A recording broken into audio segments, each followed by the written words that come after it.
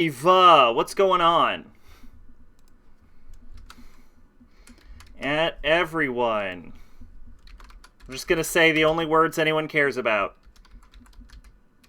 Drunk stream with a question mark. That's it. That's what you get. That's what you fucking get tonight, alright? I got booze. I got booze. That's what you get. That's what you fucking get tonight, alright? I got booze. Boom. Bitch. Get out the booze. Get out the booze, bitch. Get out the booze. Here we go. Tormented souls. How do we get the true ending? We're like halfway through the game, right? We're like we just started, right? Here we go. Boot that shit up. Switch over. Switch over. Switch over. Alright, here's the deal. Here's what we're drinking tonight. Hey, maid, what's going on? Honestly, I've just been busy. I'm sorry. I've been meaning to stream, but I've been busy. But making it up. I've been spending my nights watching the one other non-cringe VTuber. We're making it up. I'm gonna go a little extra long tonight. That's my goal. We're not gonna stop at like whatever fucking 10 or whatever it is, right? We're gonna stop a little later. We're gonna actually go for it, and I got a screwdriver right here. I had... Yo, Mac Tier, what's going on? Welcome. Drunk stream. Drunk stream. Everyone's here for the drunk stream. Yeah, we're gonna go a little extra long tonight, and yeah, so I buy about 1 bottle of vodka every year, and I've had the same bottle of vodka for over a year now, I think. Like, I think I bought that bottle...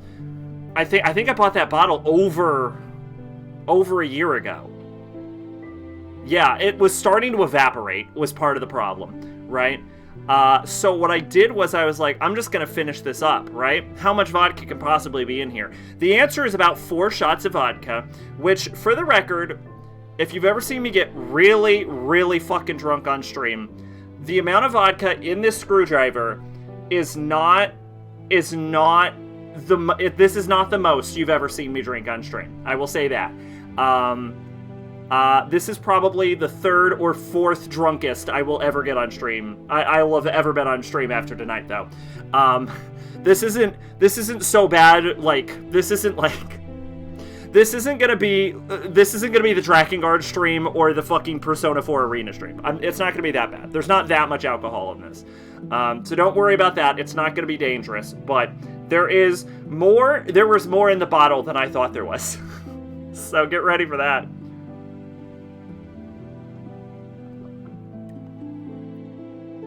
Yup. Yup, there it is. There it is.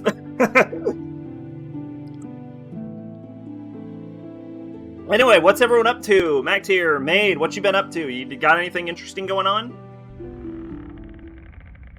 What the fuck were we doing in this game? What the fuck was happening in this? What were we doing? I have a combination. Oh yeah, that's right. We have the combination key, right? That's what we were doing. This game still has the worst map design I've ever seen in my life. Where do we? We are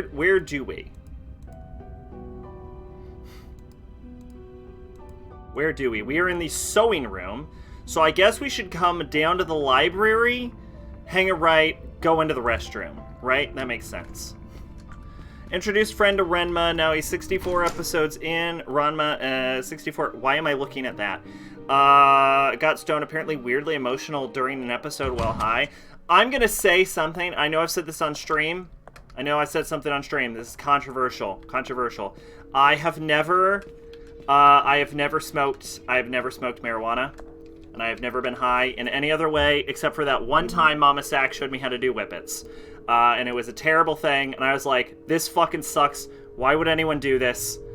Never gonna do that again. And then I never did that again, because let's be clear, it feels terrible. I don't understand it. Now, I'd be open to it. I don't think it's legal in my state. I'm actually not sure anymore. They keep trying to pass legislation to legalize marijuana in this state, but it keeps getting blocked by the governor. Don't live in a red state, kids. But Yeah, so I would be interested in, like, edibles, because you get the same effect, right? But the problem with marijuana, the number one problem with marijuana, right, as it stands, is that marijuana is, you smoke it most of the time, and it's actually the smoke that's unhealthy for you. Don't smoke shit. Turns out it's a bad idea to smoke shit.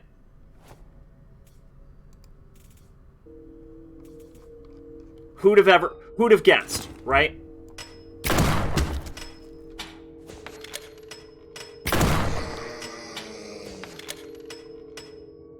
I live in AL, so I get it.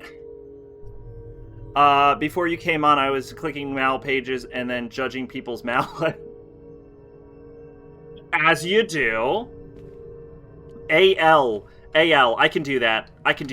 AL. Alaska? Is it Alaska? You live in Alaska?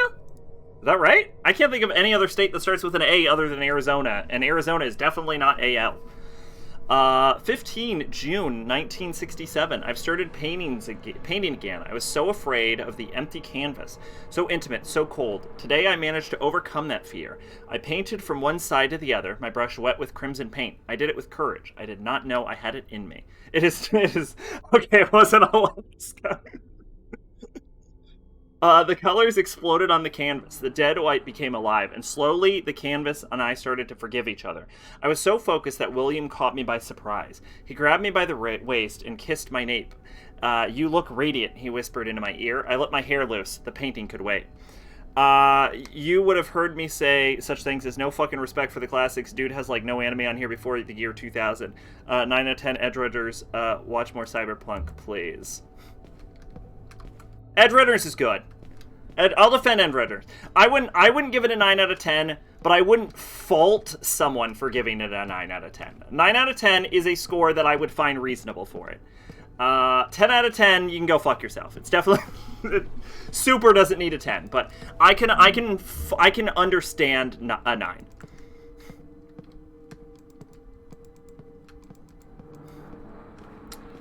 Oh, Alabama.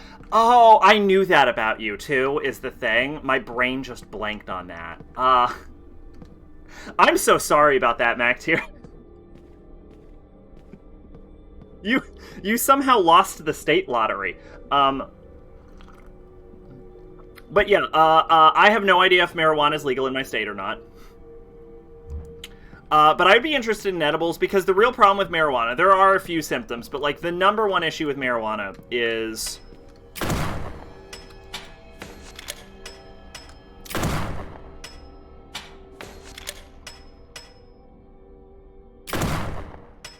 The number one issue with marijuana is smoke inhalation. And you don't have that issue if you eat it. So, the tip I am getting on this is unbreak a vase.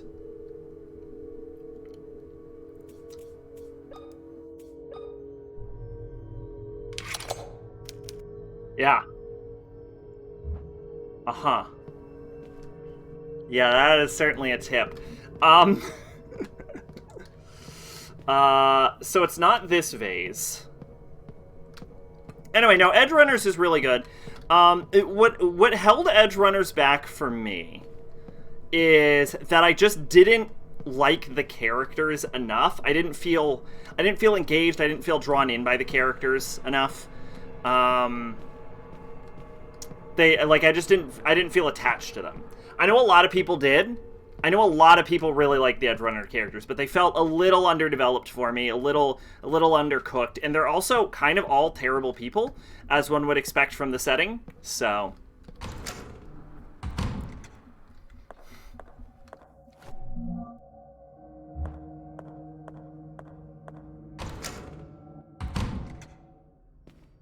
I don't know how to interpret unbreak the vase.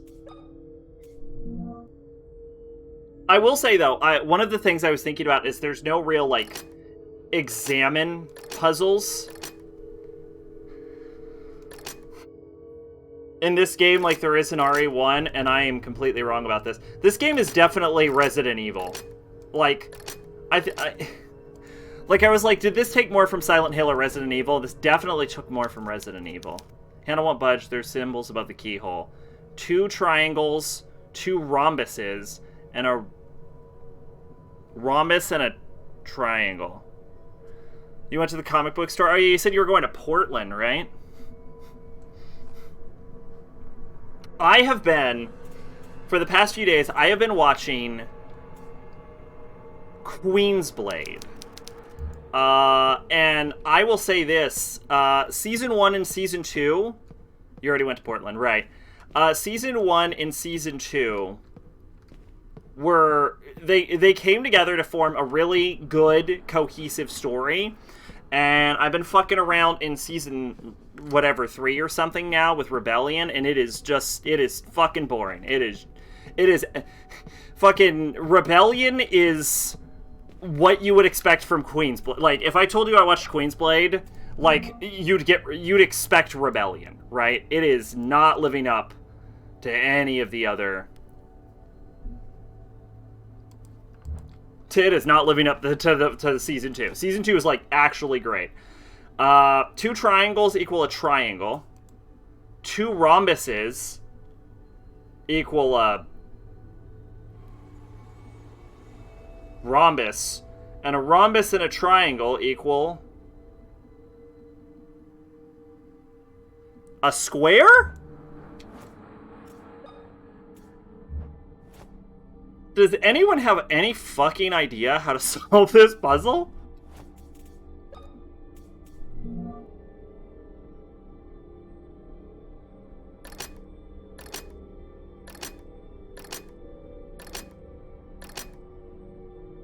No, okay.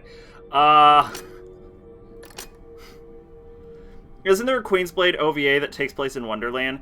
There is. You're probably thinking of Grimoire. I'm gonna watch that one last because it's in a, like, I don't know if it takes place in specifically Wonderland, but yeah, Queensblade Grimoire is like a 2-episode OVA spin-off that takes place in some alternate setting shortly after the end of Season 2. And I'm gonna watch it last. I know it comes out before Unlimited, but since it has nothing to do with anything, it seems more apt to watch it.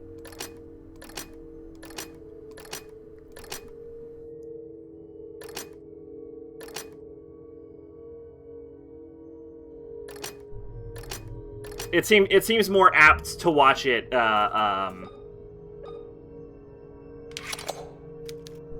It won't turn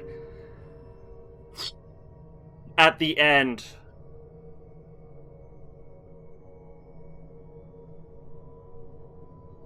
They're selling P3 for some bullshit price. How much is it going for on eBay? How many Queensblade spin-offs are there? Alright, so if we're talking main timeline, right? Then every OVA, like it's because it goes Inheritor of the Throne, then it sorry. It goes Exiled Version, Inheritor of the Throne, then it goes to Beautiful Warriors. These are all in the same timeline, right? But they're also, like, mixed in with, like, TV seasonal anime with the OVAs. Then it goes OVA, then it goes Rebellion, and then I believe Unlimited and Vanquished Queens, or maybe Vanquished Queens and then Unlimited. Although I've heard Vanquished Queens might not be canon. So all of the specials are in a different universe, except for maybe the OVA specials aren't. But the OVA specials are not worth watching. They're very bad. But, like, so the Season 1 and 2 OVAs are both set in Gyros Academy, right? And then the OVA specials are its own thing. Beautiful Warriors has no thing. I hear Vanquished Warriors is its own setting, like, isn't canon. I'm not sure about that. I haven't watched it yet. And then there's Grimoire. So the answer to your question is either 1, 2, or 3 spin-offs. Because most of Queensblade takes place in the same timeline. Fast is around 30, but Vanilla is around 80, and the limited edition of Vanilla is over 100.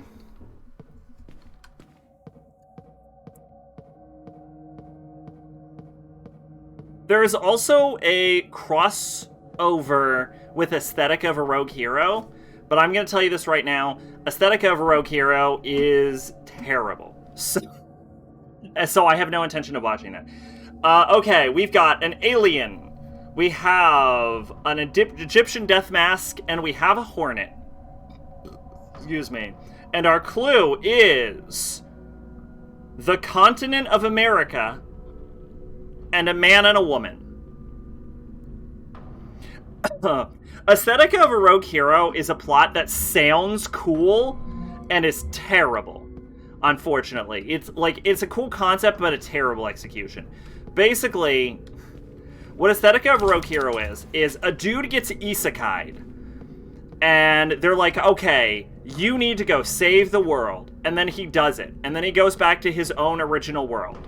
And then he gets re-isekai'd, and now he has to go to a different school where he attends the school with a bunch of other isekai protagonists, and they're trying to figure out who's the strongest, coolest isekai protagonist. But he's, like, the only isekai protagonist who, like, made it to the end of who actually saved his isekai world. If that makes any sense. Like, it's not worth... It's very bad. It's not worth watching. When you bought limited edition, it was $40. The thing is, the only edition of P3 I would care about is Fess. Like, I'd only care about Fess. And I have Fess, so... okay. I don't know how to solve this puzzle. I don't even have a clue on how to solve these puzzles is actually part of the problem. Like, what am I supposed to get from Alien? At least the shape ones kind of made sense to me. This one is like, fucking Alien. You got Death Mask. You got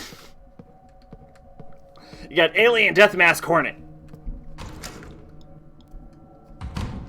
Alien, Death Mask, Hornet sounds like a Marvel supervillain. Tell me I'm wrong.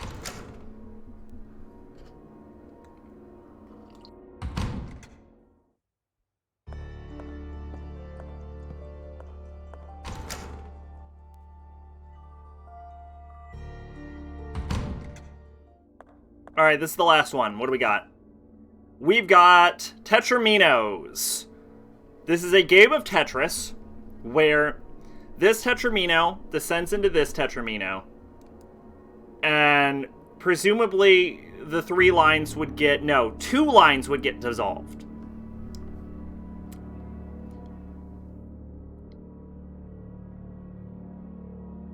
Y'all, I think that is a super villain. I wouldn't be surprised. Speaking of Persona, I thought of a basic template for how Persona 6's story will go, or at least the villain. Yeah, there's some god that comes out of nowhere. Y'all, I don't... Unless I'm supposed to mentally rotate them in my head, I don't understand. What the fuck? Okay, no, tell me this, right? Am I stupid?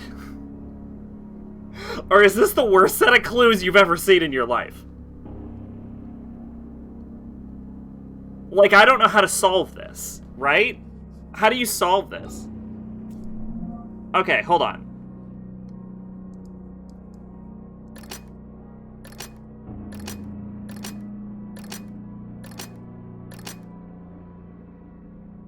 Alright, we got our clue, right? Tetramino.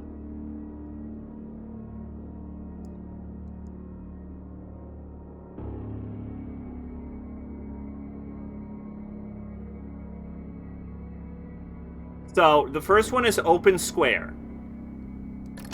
So that could mean...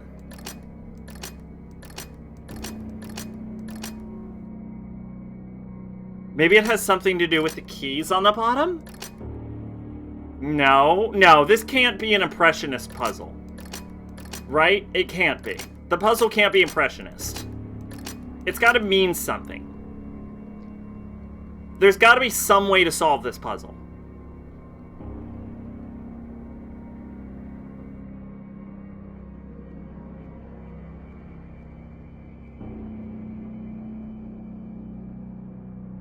How many options are there?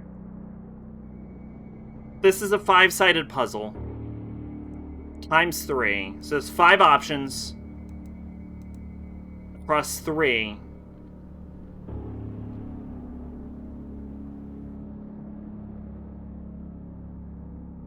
What is that? 15? 15 sounds wrong. This sounds like a probability issue. There can't be... I think there has to be over 15 combinations, right? 1, 2, 3, 4, 5, 6. Yeah, no. It'd be 15... It'd be 15 times 5. Right? Yeah, because it'd be 5 options across 3 options. So 15 times 5. No. It'd be more than that. It'd be like 15 times 15. Wouldn't it? Wouldn't it be like 15 times 15? I don't know math. I'm bad at math. Yeah, it'd be like 15 times 15. Which would be... I don't fucking know. Like 1,000. Like 1,000 combinations. We're gonna be here all night. You know the combination. If you know the combination, can you tell me how to solve the puzzle? Because I feel like once I can solve the puzzle, we're good. I just, like, I'm looking at this and I'm like, what the fuck do you want from me? This isn't a real game of Tetris. The blocks aren't long enough. This is only 3 blocks. Square, hexagon, pentagon. I mean, that's useful, but why is it square, hexagon, pentagon?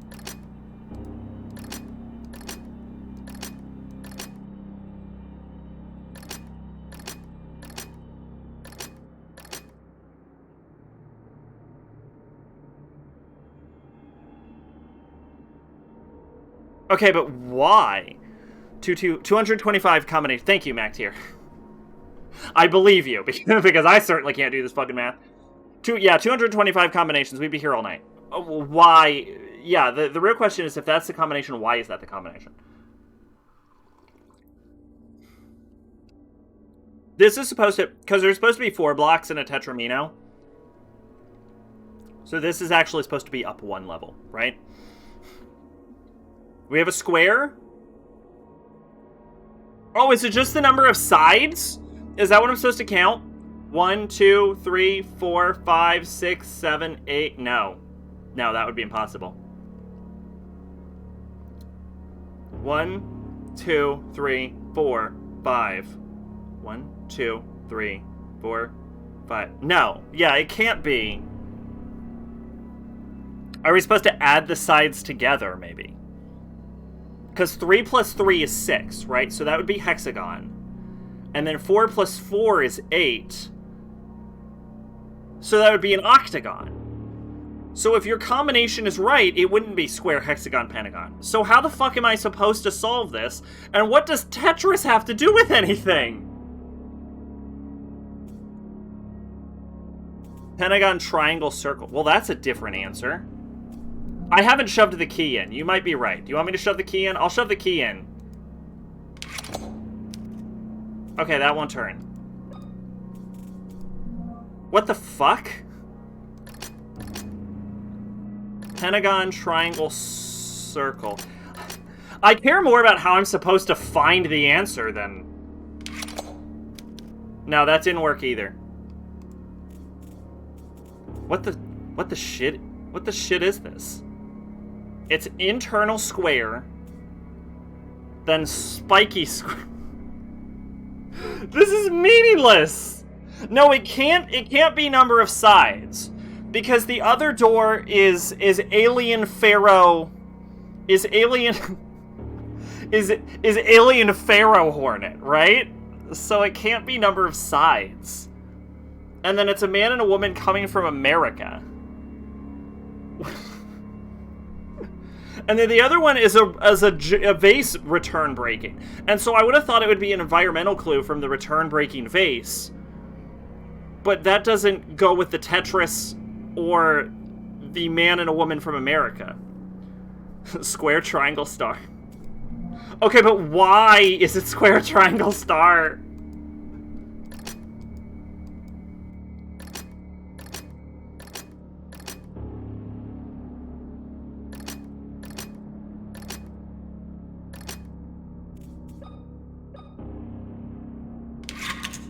Okay, you're completely correct.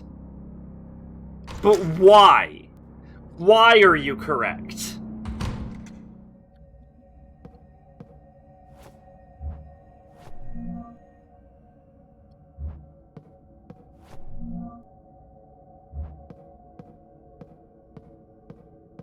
Like, I assume you're looking it up or you've solved it. What the shit does 2-3 mean? I assume you're like, hey, Thamar Max, Tetris is to complete the other half.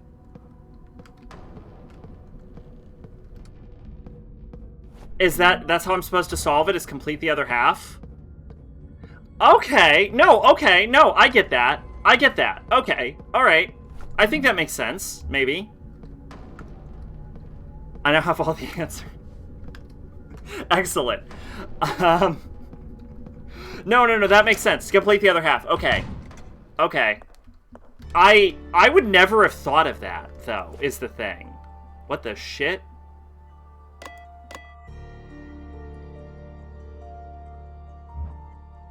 Okay.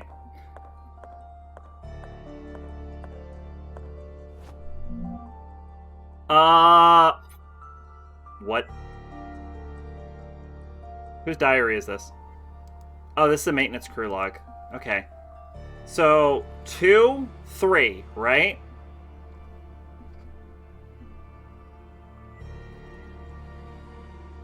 It's possible we might need to open all of the doors here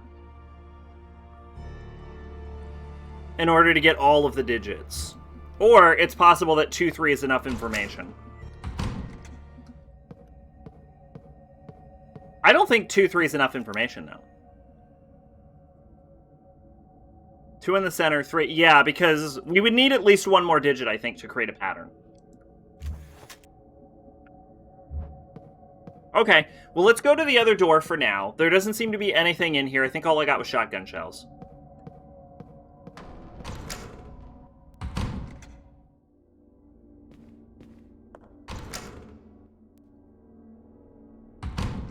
So, okay, so we're heading towards the America puzzle, right? So we've got America, we've got Garden of Eden. Well, that's what I think of when I see a man and a woman naked coming from America, right? I think Garden of Eden. Because, according to the Mormons, the Garden of Eden is in New Jersey. Right? So we've got... What do we got? We got... I once again have all the answers. I know, I just want to know the answer. We've got alien. We've got... I'm thinking Africa. But the arrow's coming from America. When I think alien... Alien Pharaoh Hornet, I think Africa. All of that screams Africa to me. I've seen the South Park episode. We have an alien looking to the top left. And our clue... Okay, our previous clue was complete the other half, right? This puzzle is indecipherable. Man and a woman coming from America. Okay. We've got a planet. Humans live on Earth, and the Earth is round like a circle. Uh-huh. Okay. I hear that. Is the answer circle, circle, circle?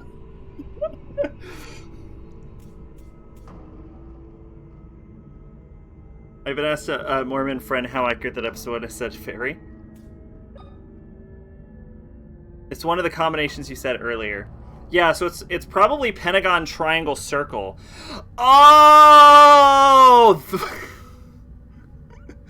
Okay, no, that makes sense. Pentagon, triangle, circle would be aliens. Aliens come from the Pentagon, and then pyramids of Egypt, and then hornets come from Earth. So circle. Is that right?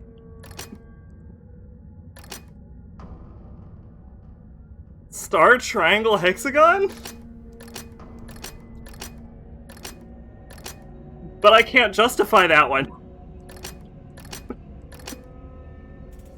This puzzle is inscrutable. Okay. Maybe getting drunk was a bad idea. Maybe I shouldn't be drinking.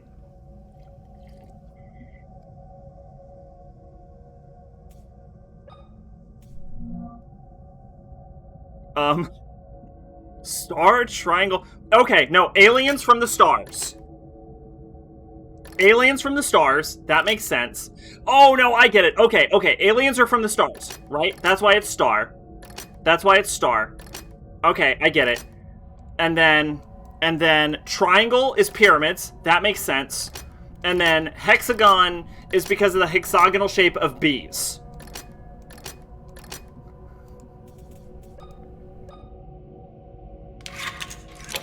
They definitely took notes from Konami. Have a long big ass poem. Can I be honest?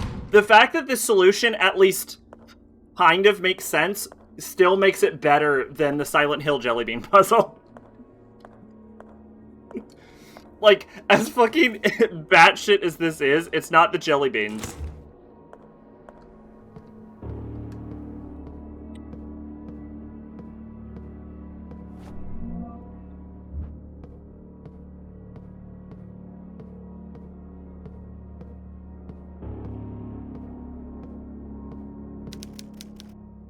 Entrails have been placed on a weighing scale. Okay. Those are lungs, Carolyn. Lungs are not entrails. Like, by definition. High power charge can be used with an electric lance. Oh, we saw something like that, right? We saw something like that. That's not that crazy. We know what to do with that. Car battery. Yeah. Okay.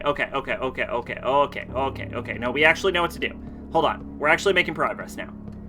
Alright, now it's up to me. I'm gonna do it. I'm gonna solve the final puzzle. Alright, watch me. You're gonna be like, damn, Zach, you're super smart. You figured it out.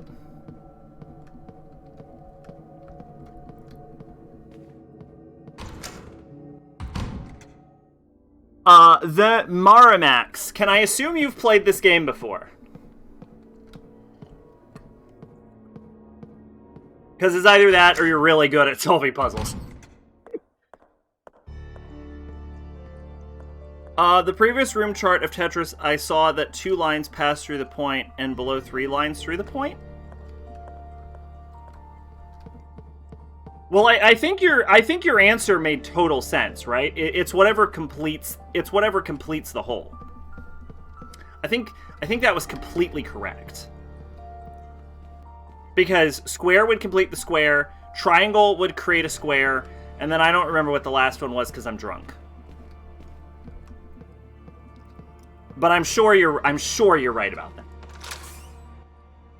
And then I think the idea of like Tetris completing a square, I think that all tracks. I think that's absolutely the correct answer. All right, here we go. We can do this. We've got a vase. Right? Here we go. Vase time. Broken vase. You've got to reassemble the vase.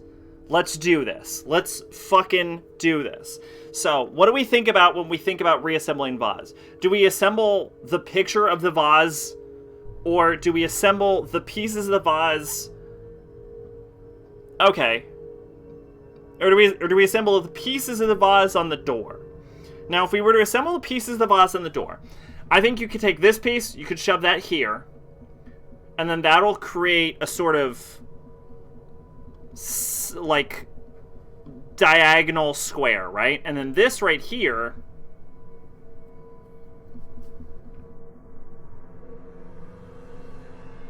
I'm not thinking clearly enough. I'm gonna get more alcohol. There we go. That fixed it. Now I've solved this puzzle. I know you already said the... I've got to try, maid. I've got to try to solve one of these. Reassemble the vase.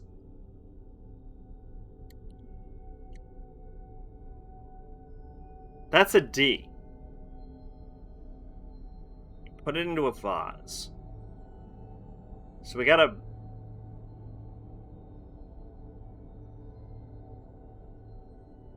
His past sister.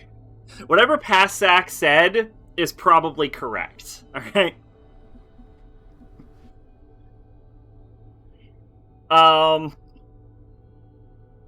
We could put these on top of... No. Here's the thing. Even if I mentally assemble these pieces, which I've kind of just done, that doesn't solve the puzzle. So let's... Oh! Okay, hold on. Hold on. The answer is triangle. The answer is triangle. Triangle. Hold on. Watch this. The answer is triangle. Yes. The answer is...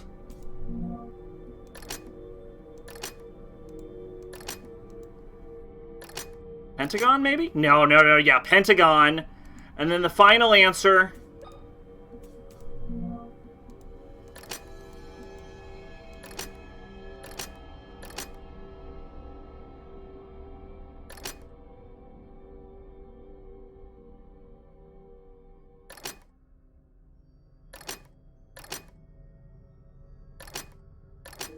The final answer is star. Watch this. Watch this shit. Go in. That didn't work. Okay, hold on. Hold on. Hexagon?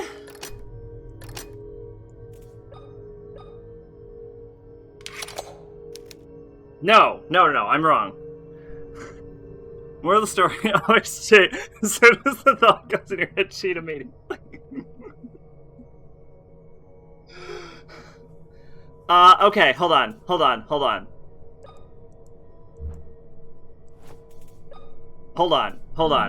It's not... I would have thought triangle, pentagon, hexagon. What if it's triangle, hexagon, star?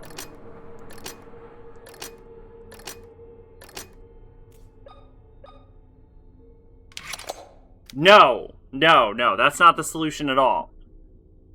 I'm dumb. I'm stupid for thinking that. What if it's... No, because that'd be too many sides, wouldn't it? 1, 2, 3. 1, 2, 3, 4, 5. Yeah. How many parts up make the whole of the vase? Like in total? 1, 2, 3, 4... It's hard to tell. 1, 2, 3, 4, 5, 6, 7, 8, 9, 10, 11? 11, I think. I'm not sure what you're getting at with that. I better drink more.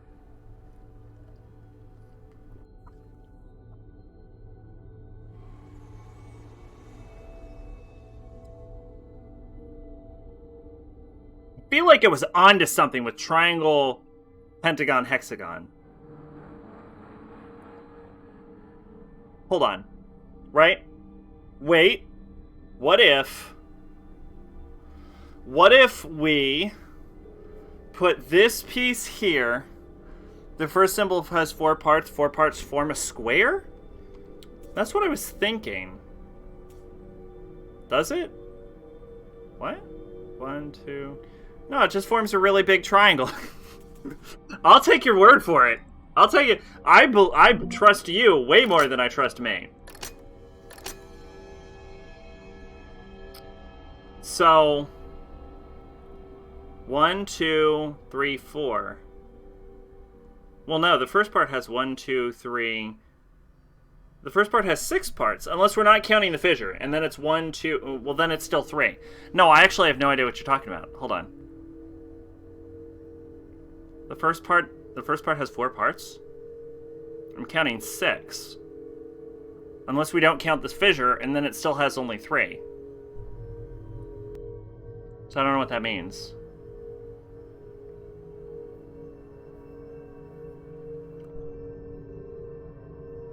Yeah, I don't know how to get 4 from that, actually. Unless it's 1, 2, 3, and then the line down the middle counts as 4? Is that it, maybe? So then 1, 2, 3, 4, 5, 6, 7? Count the lines of the symbol minus the middle one. Lines of the symbol minus the middle one? Well, the top one would still be triangle then, right? If we're not counting the middle, then 1, 2, 3. Oh, wait, maybe 1, 2, 3, 4, right? And then 1, 2, 3, 4, 5, 6. So hexagon. And then 1, 2, 3, 4, 5 would be pentagon. Is that right?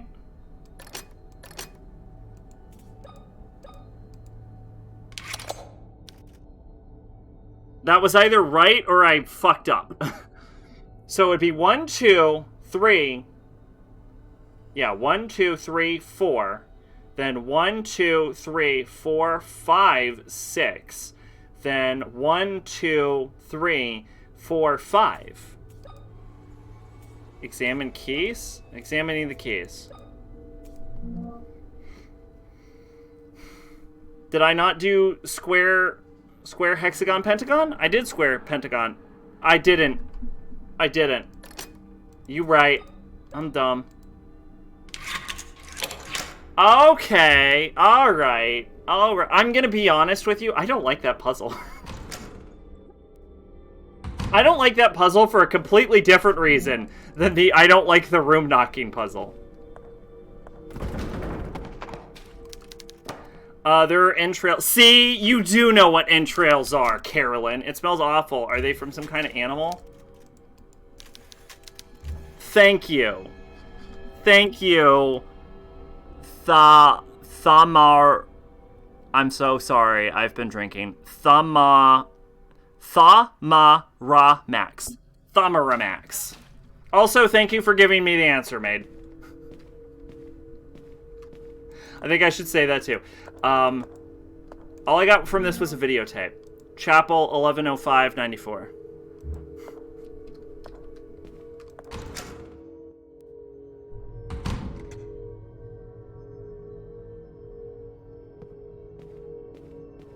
I at least know what to do with this videotape.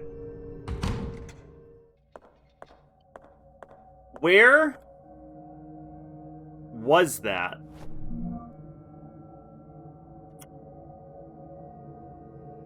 Was it on the second floor? It was on the second floor meeting room. So it's across the hall from me.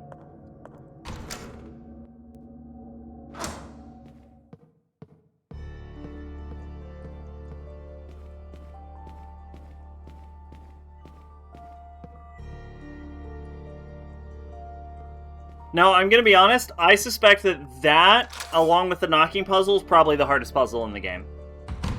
This just goes right to the meeting room? Oh, shit. Okay. Alright. Wait, hold on. Eject button. Haha! I was alive when we had tapes.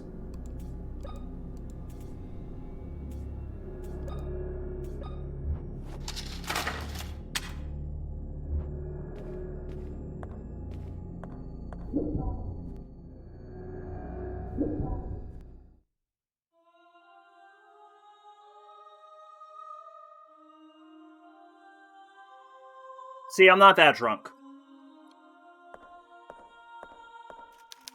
Vending machine. It's out of order.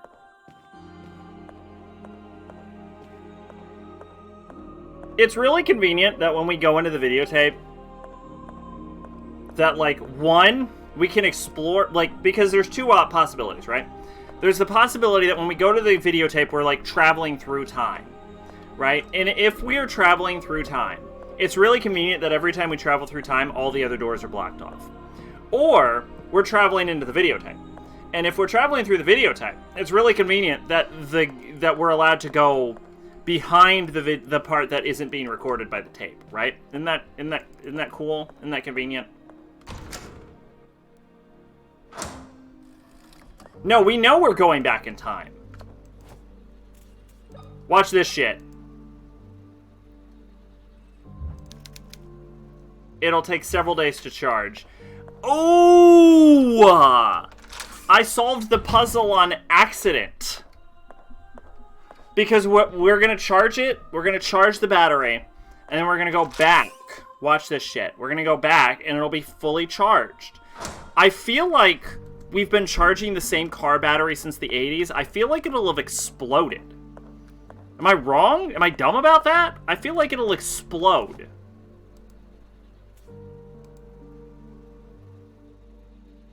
There's gonna be something with this. Wouldn't it be overturned? Yeah. It definitely would be. Don't think about it. We're gonna use that refrigerator to time travel at some point. Okay, so we can time travel. You came back and the whole church is just gone. Okay, now hold on. Are we gonna act like burning down the entire building wouldn't be a positive? Like Jar Jar made. I feel like we win. What happened to the statue of Christ? What the fuck? Did you fix it yourself?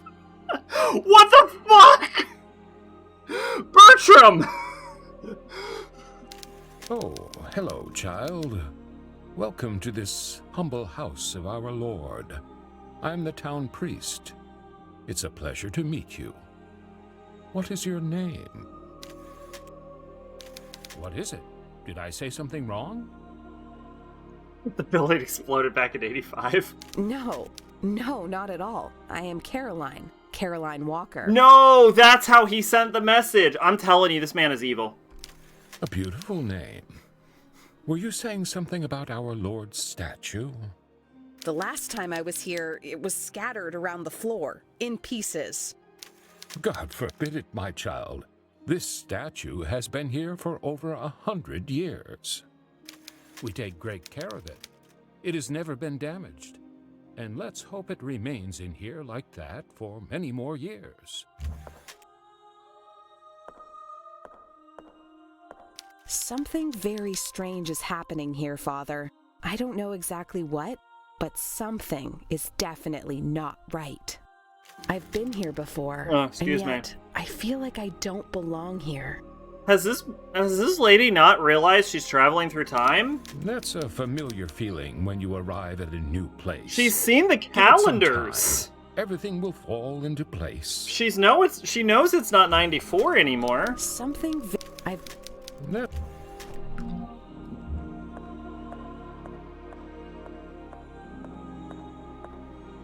That cut's on the wrong side. Longinus pierced the other side of Jesus' chest, I think. Unless I'm too drunk to... No, I'm pretty sure about that. I'm pretty sure Longinus pierced the left side. Because it hit his heart, and that's why he bled out. She's just watching a movie. It's so engaging. It just sucks you right in.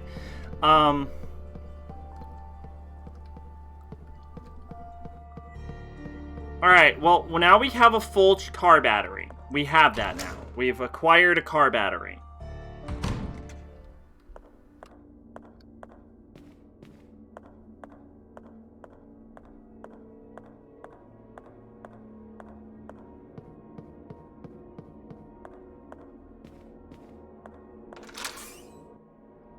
How have I never played a horror game drunk before? This is fun as shit. Take that. We took it. I don't know why I need a car battery, but we have a fully charged one, so, like, always thinking about fucking puzzles. Next thing we're gonna do is solve the puzzle that I definitely don't think we have enough clues to actually solve, but I'm sure we'll figure it out if we really use our noggins, right? So, we know that center equals 2. We know that left corner equals 3. So if we assume... Let's assume that... We're going to have to make an assumption, right? Bottom left corner has to equal 3, center equals 2. Right? So we don't know what equals 1. But we're going to need to. So top left corner... But we know that we need half points, right? In order to solve the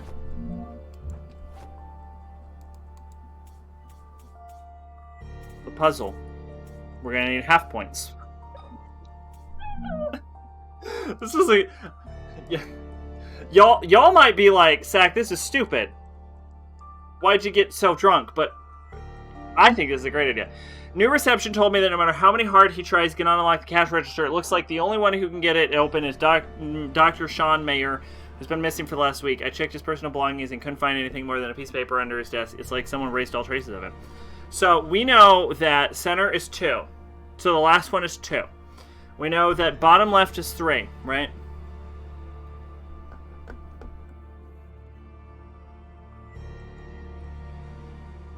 I don't get it. I don't understand. I don't get it.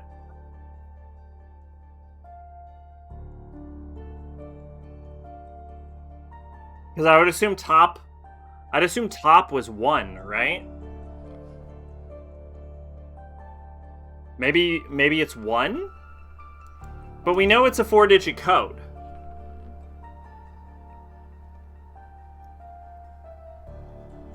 We know it's a 4-digit code, though. Half answers are possible.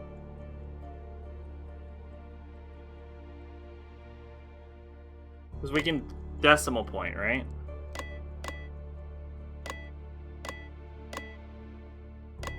No, decimal point resets it. Okay, hold on. We can do this.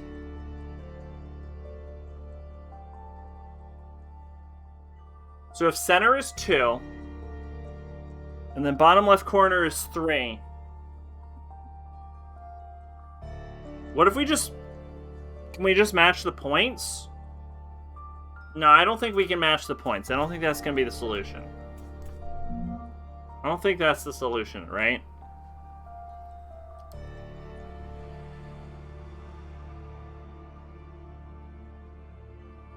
What would that be? That would be...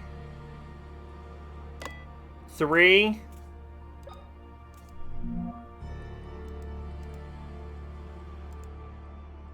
8...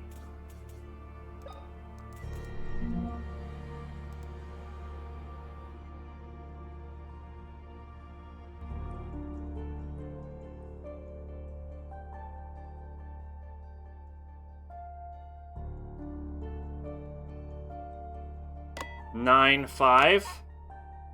Could be 3, 8, 6, 5. Could be 3, 8, 9, 2. Could be 3, 8, 6, 2. It isn't that. I feel a little sick to my stomach. I drank too much. Receptionist told me no matter how much open to Dr. Sean, who's been missing for last week, read his personal belongings, couldn't find anything more than a piece of paper under his desk. It's like someone erased all traces of him.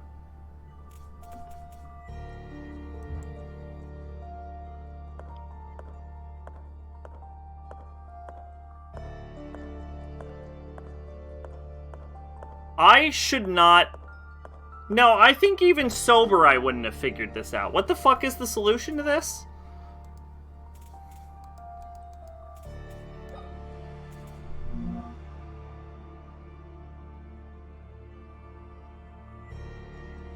What if we rotate it 180 degrees? Does that solve our puzzle?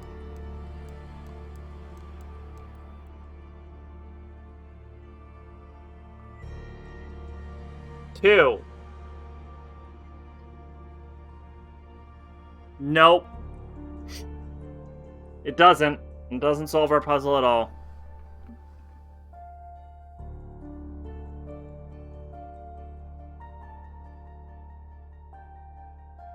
I wish I knew if there were clues elsewhere. Or... okay, honestly, it feels like... Since we got this key, it feels like the game's just not giving me enough clues to solve these puzzles anymore. Like, up until that point, I was like, okay, no problem. But, like, right here, I'm starting to feel like I have no fucking clue what's happening anymore. Wait. Wait? Is it the number of lines?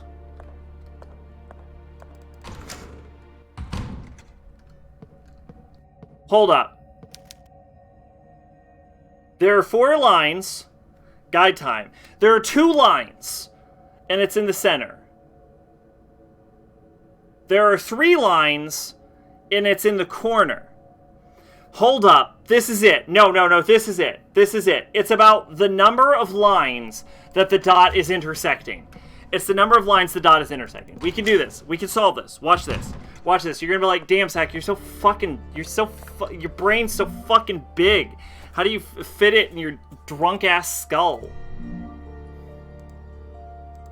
Number of lines the dot's intersecting. So the dot is intersecting 0 lines. So the first digit is 0. Then the dot is intersecting 1 line, 2 lines, 3 lines, 4 lines. So it's 0, 4. Then the dot is intersecting 1 line. 0, 4, 1. Then the dot is intersecting 1 line, 2 line, 3 line. 0, 4, 1, 3. 0, 4, 1, 3. No, wait, that's wrong. I'm wrong and I'm stupid. Fuck you. Hold up. Hold up. That's wrong. It's 0, and then it's intersecting 1 line, 2 line, 3 line, 4. No. Yeah, no, I'm right. I'm right. What are you talking about? Why are you second guessing me? 0, 4, 1. Yeah, it's 0. It's 0. It's 0, 4, 1, 3. It's 0, 4, 1, 3. Watch this. Watch this. Watch this. 0, 4. I messed up. 0, 4, 1.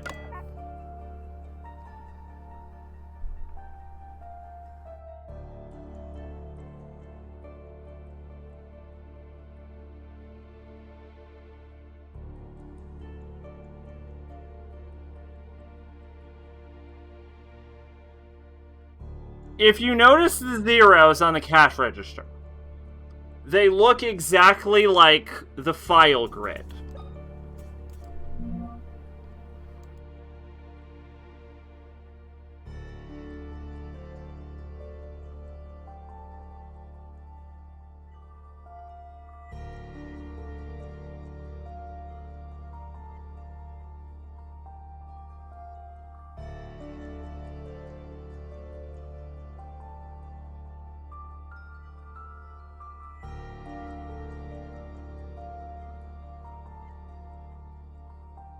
Motherfucker, I don't understand.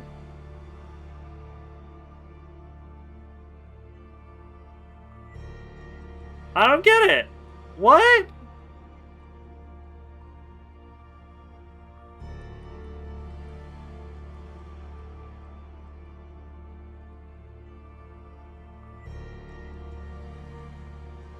We're out of booze.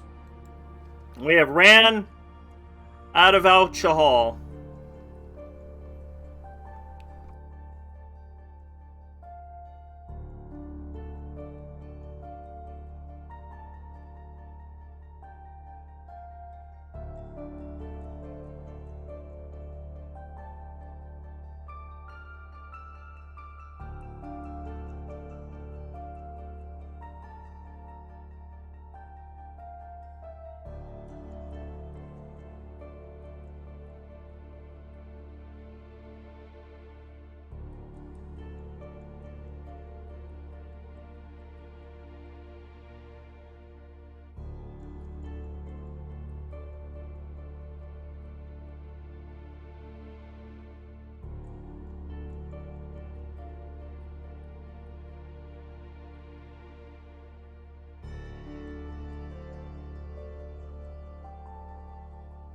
Hidden one.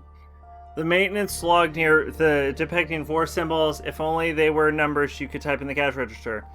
On the archives wall, you see similar symbols, this time corresponding numbers as well. Use these to verify your theories by converting symbols into numbers. Though there is 1 dot and verifying the amount of lines.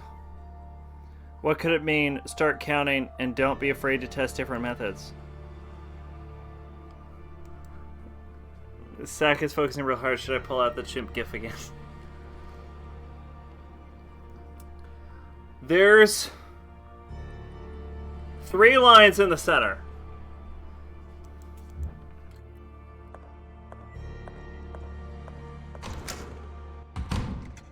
Any rum? No, it was a screwdriver. I would have thought it was the amount of lines that the dot's intersecting.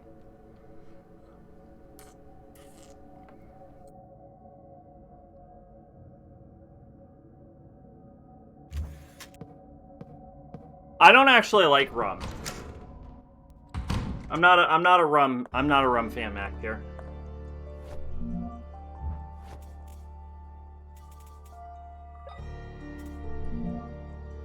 I don't care if I find out the solution of the puzzle. I just want to know how to find out the solution of the puzzle. What if it's in quadrant 4? What if it's what quadrant it's in? No, because the center wouldn't be a quadrant, wouldn't it? Because a point's 0-dimensional.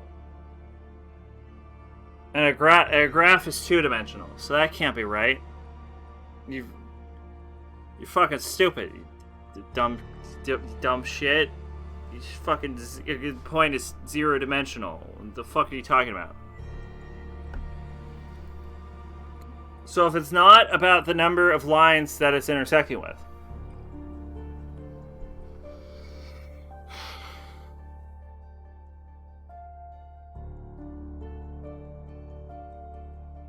It can't be the number of lines on the paper. Because the first one would be 3. It could be the number of lines on the paper. Couldn't it? No. Yes? Maybe. Maybe it's the number of lines on the paper.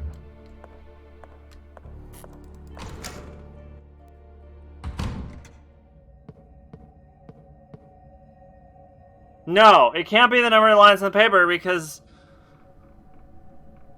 maybe it's the number of vertices it's touching. Could that be it? Could be the number of vertices? No, it can't be the number of vertices, you fucking stupid piece of shit, dumb asshole. It can't be the number of vertices because if it would equal 2, then it was only touching 2 vertices. When it's not touching 2 vertices, it's touching 4 vertices. So it can't be, the point can't be the number of lines springing off from the point.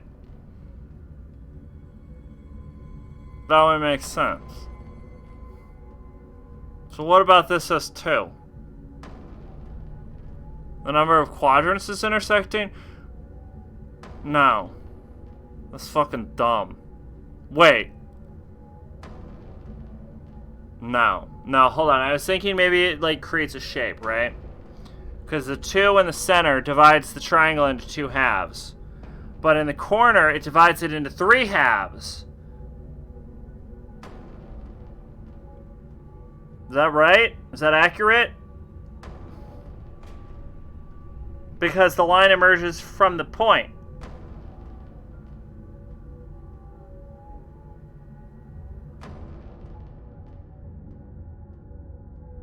So it bisects 3 quadrants?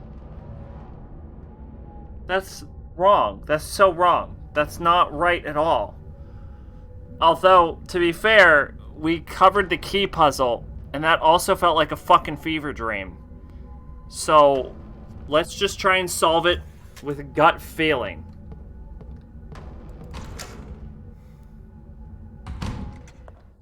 It's a good thing I'm out of alcohol.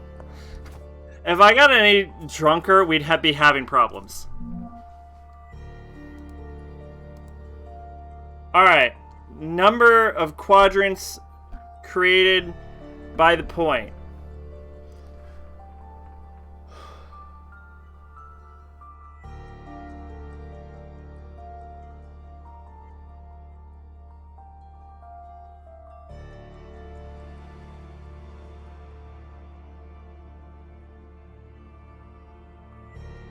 All of them. 1, 2, 3, 4, 5, 6. Then this one would be 1, 2, 3, 4, 5, 6, 7, 8. Then this one would be 1, 2, 3, 4, 5, 6. And that one would be... That's wrong. That can't be correct.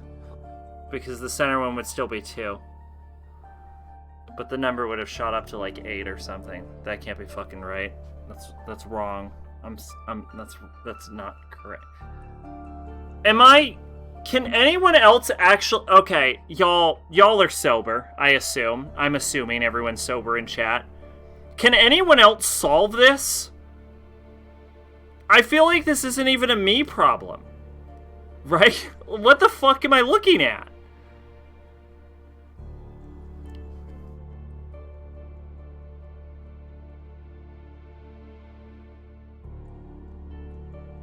I know the answer, but not how to solve it. Yeah, right? What the fuck?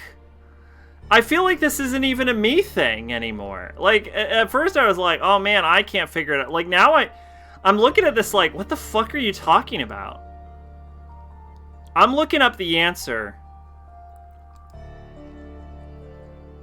And we're just gonna see. We're just gonna see what happens. It's 0, 4,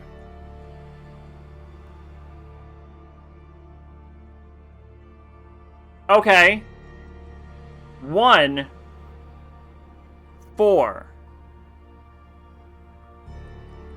Oh.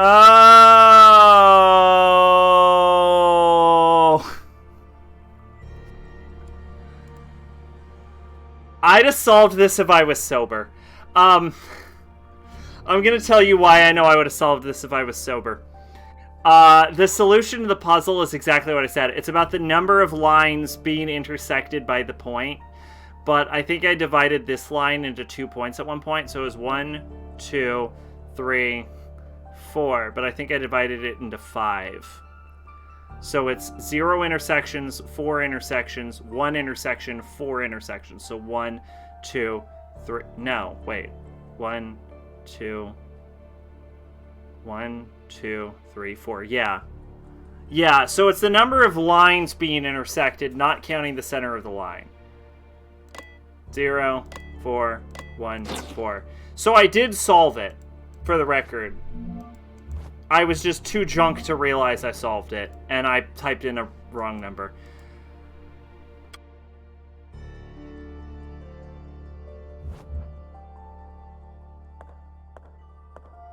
Excuse me.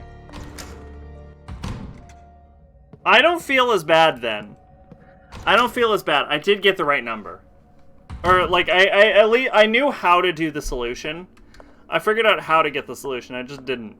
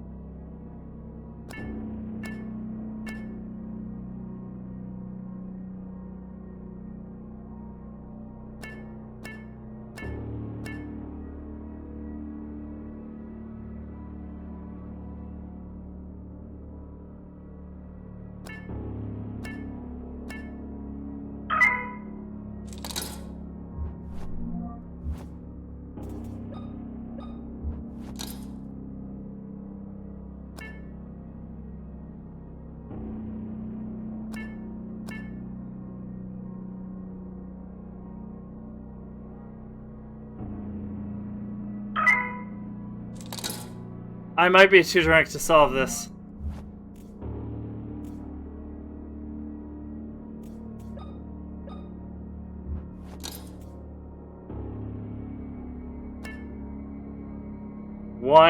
One.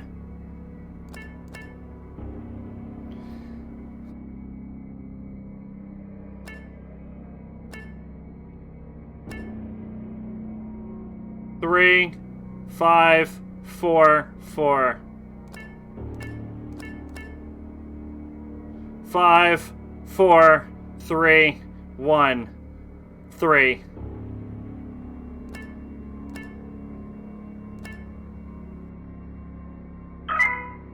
Fucking Christ.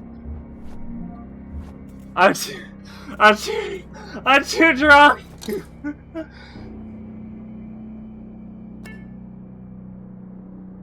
5, 1. 3, 2, 5.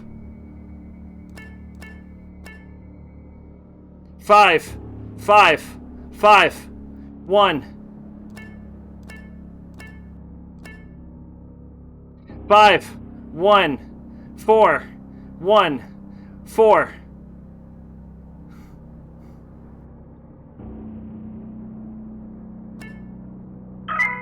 Fucking goddamn it! The alcohol's fucking with my short-term memory. 1, 3, 4, 2, 5, 2. What? No, that was right. What the fuck are you talking about? 3, 3, 1, 1, 5, 3, 1, 3, 3, 1.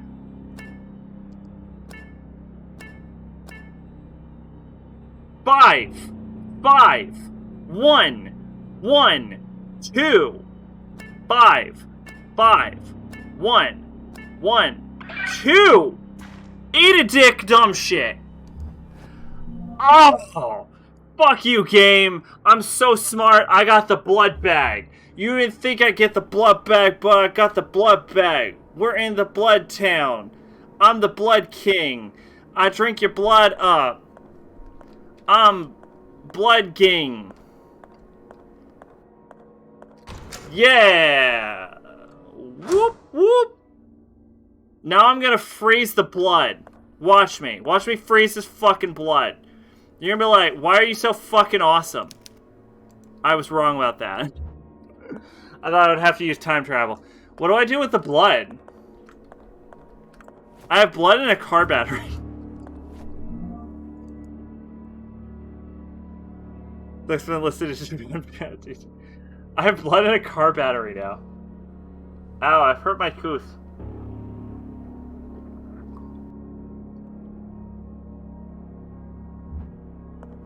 What do I have? I have blood. I have a car battery. I have blood in a car battery. I have blood in a charged car battery. What do you do with...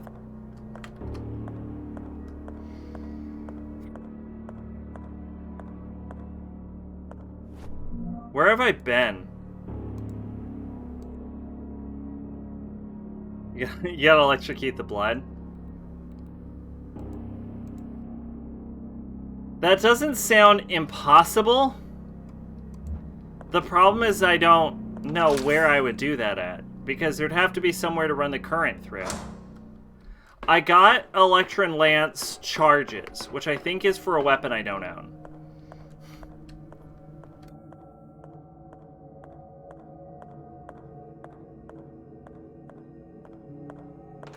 Maybe I can hook the car battery. Hear me out. Maybe I can hook the car battery.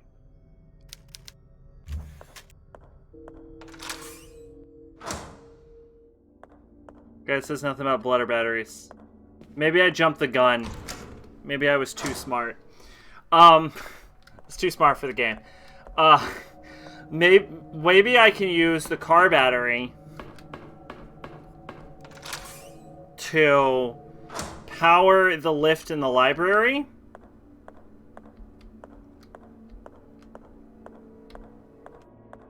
Maybe that's the correct answer.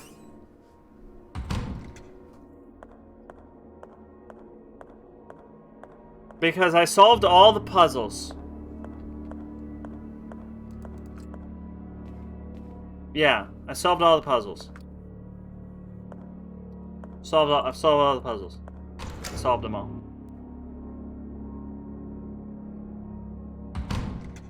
I was gonna say with my big brain, but then I remembered I got most of the answers from chat. So I solved all the puzzles with chat's big brain. Thank you, chat. You're the fucking chattiest.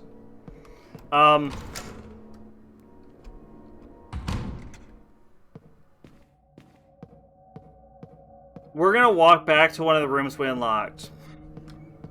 Because it's gonna remind me what the fuck we got in this room. Here's a book! We got a book from William Wildberger. It's September 17th, 1941. As I crept quietly behind my father, the clock struck 1:30. I saw him enter the mausoleum board. I saw him enter the mausoleum after placing 3 elements of some kind on the board. He went through quietly. I followed him at a distance, trying not to make a sound, for I did not want to be caught. At Mother's tomb, my father sank to his knees, and he rested his hands on the cold, sculpted marble figure of his wife. He began praying. I felt guilty following him, seeing the cold and calculated man this way moved me. I was about to leave when Father stood up, approached the angel statue, Mother's marble tomb, moved slowly to the side, and exposed a narrow staircase leading into the darkness. He climbed down the stairs, and I hesitated for a moment, my legs not wanting to take another step, but I was able to stand and follow him. On the inside, I heard a metallic sound and the echo of running water. A few moments later, I bumped into a ladder. I climbed down, found myself in a long stone tunnel covered in pipes and sewage, and I saw a fellow silhouette turning a corner and hurriedly followed. Before me, a huge metallic door and a group of men wearing strange suits like those worn to protect from radioactivity. Each carried a giant hammer, and my father joined the group, and they received him by hitting their hammers together. Poosh, douche. A hospital bed on each side of the group carried what appeared to be bodies covered in sheets. My father put down one of the disturbing suits. In my frightened stupor, I loosened a brick from the wall, and it smashed against the floor with the sound of 1,000 buildings crashing down. I could feel their eyes turn to me as I fled back the way I had come, their guttural voices screaming to catch me while they hit their hammers on the ground. I feel like we read that exact passage before.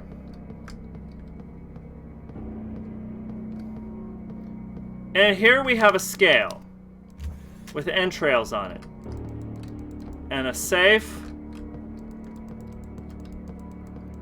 The scale can't be interacted with. It's not a puzzle.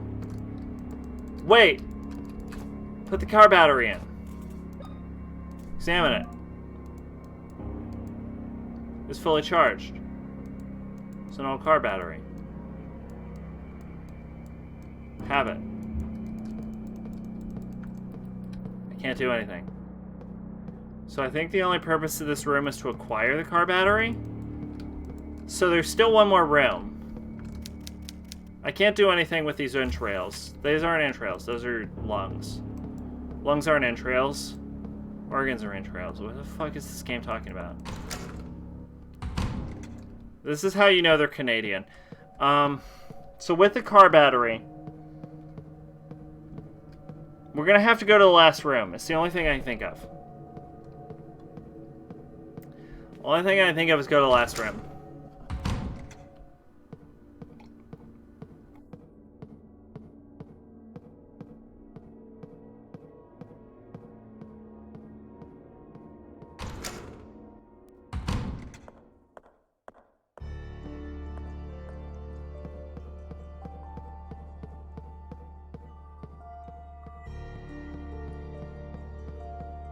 I'm hearing sounds. Why do I hear sounds?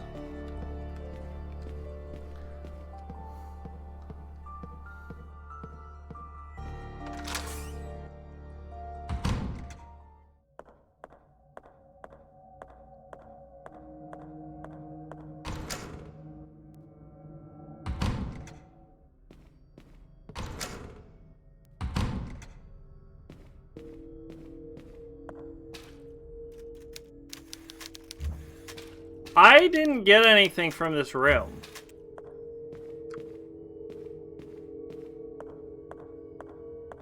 Right? This room didn't progress my game state, so there's got to be something going on in this restroom.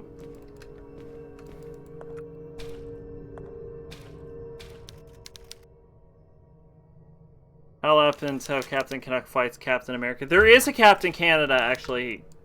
That's a real Marvel character. I need a guide. I'm sorry. I feel like I let everyone down, but I have no fucking clue.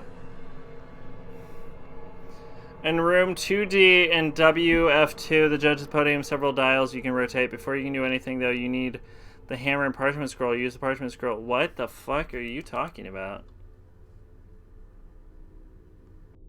Just tell me what to do. Just fucking tell me.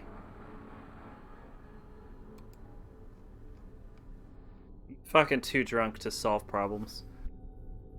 Use the coin in the vending machine blood bag. Trade out the VHS tape. Head to the closet. What?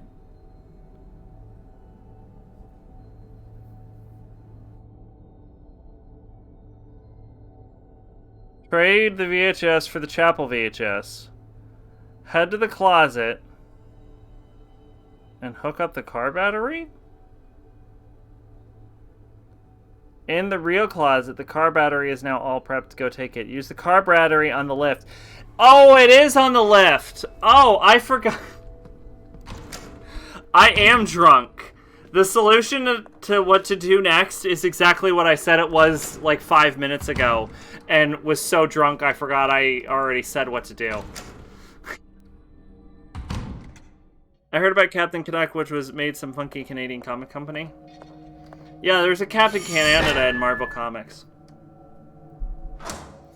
I fucked up. I fucked up. It's completely goddamn real. It was the exact solution I already said it was.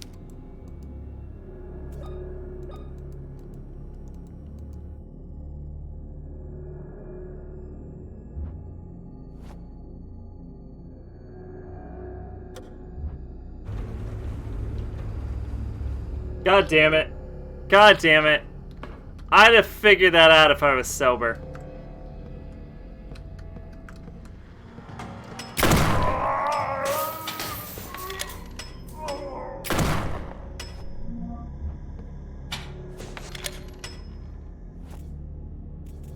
Damn it, chat. Why'd you let me get so fucking wasted? What's wrong? Ah! I don't like it. Make the monster stop. I don't want to fight a monster. No. Ah! I'm scared. Oh, you die, you son of a bitch. You fuck off and die. I hate you. I hate you and your dumb fucking face. Don't you fucking attack me. I got scared. I got actually scared. Do we count that as a scream for horror month? Does it count as a scream for horror month if I'm fucking shit-faced? A metal disc with a handle. The dials are adjustable. Okay. No, I get it. I understand.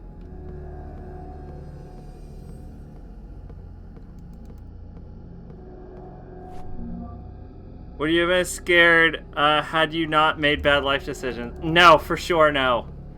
Absolutely not. I knew the enemy was up here too. That's the thing. Absolutely not. Then no, okay.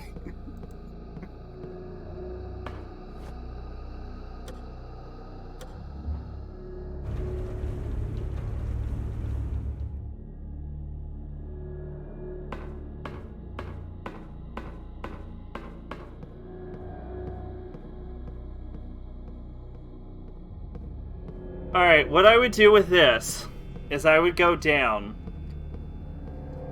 And the only thing I can think of putting this for is the door on level 1. The level 1 door. The level 0, the basement. Like, this could be the key to the basement.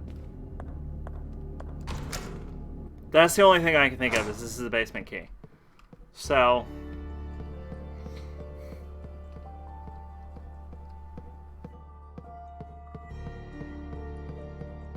I don't know if y'all are entertained by Drunk Sack, but you know who's entertained by Drunk Sack? Drunk Sack. I'm having a fucking blast right now, so...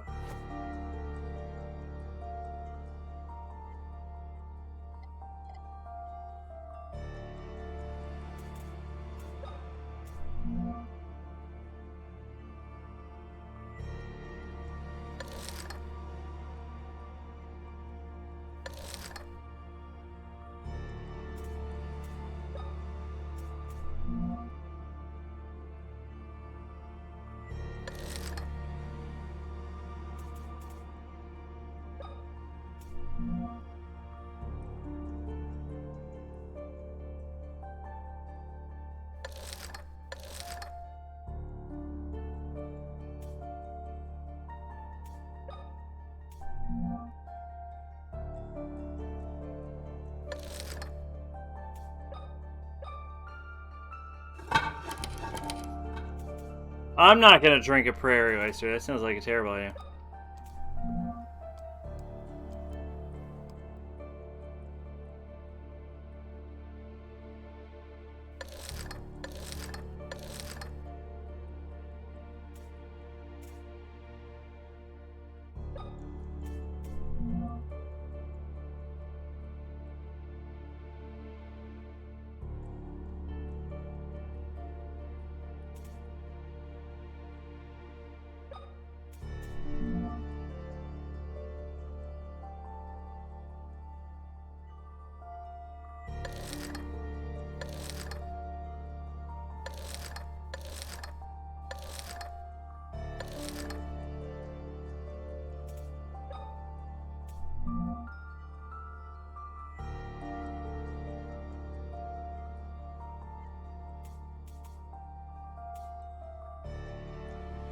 This is unsolvable.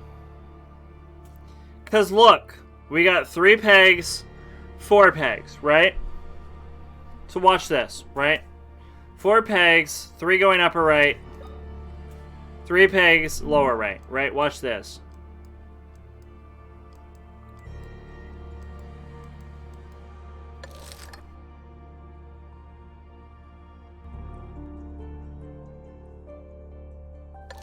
So that's the alignment for that, right? So 4 in the upper right, 3 in the lower right, right?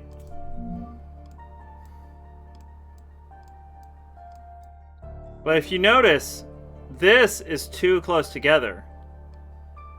And this is too far apart. But this right here is too close together, and this is too far apart.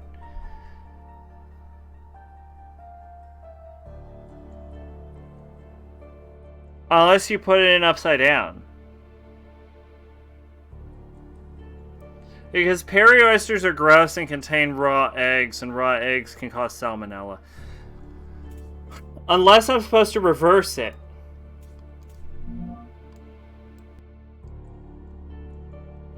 In which case it would be lower right, upper left, and then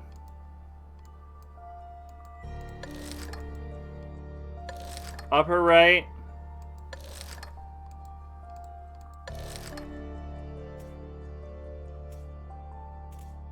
yeah, it would be upper right for this.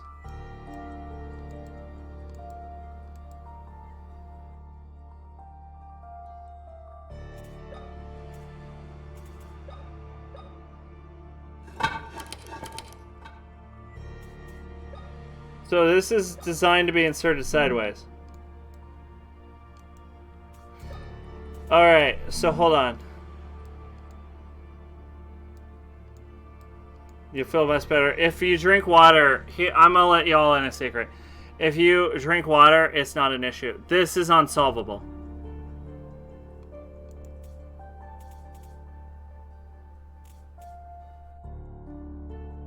Alright, we're gonna have to orient things by center. So, towards center, away from center, right?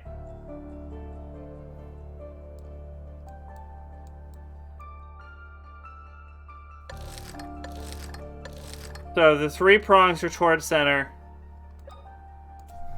The 4 prongs are away from center.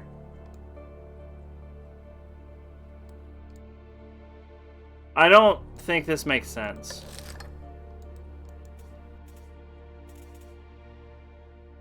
The closed prongs are towards center, but towards 3 center.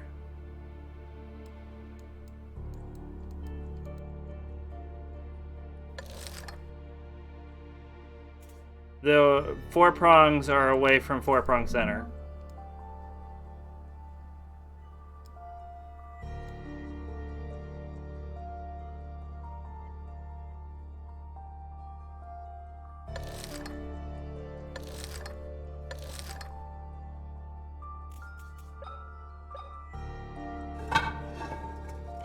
Fucking genius.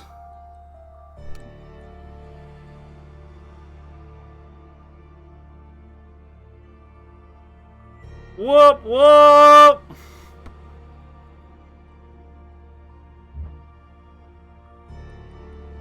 Now what? The problem is now what, though?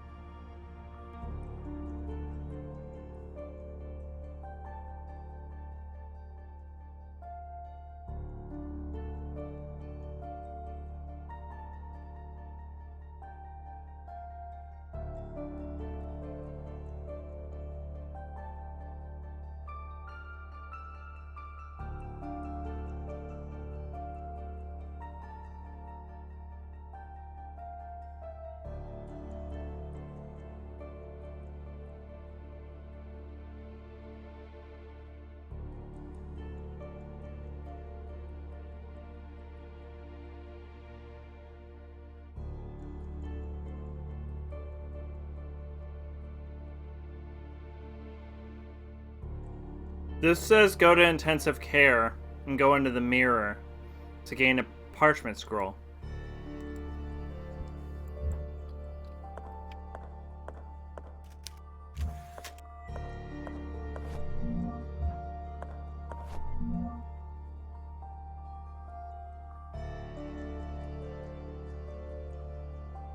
What? What does the game want from me?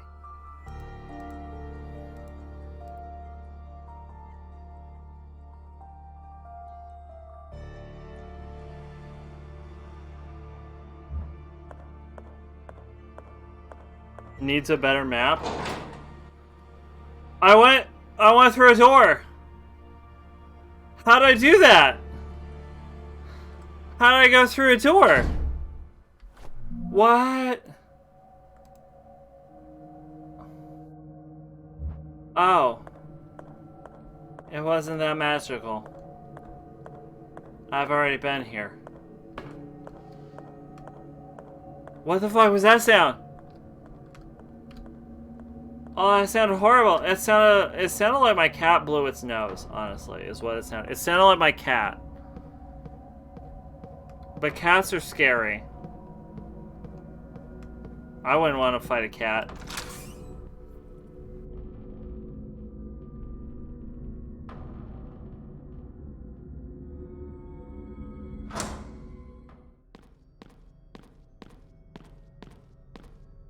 What was that?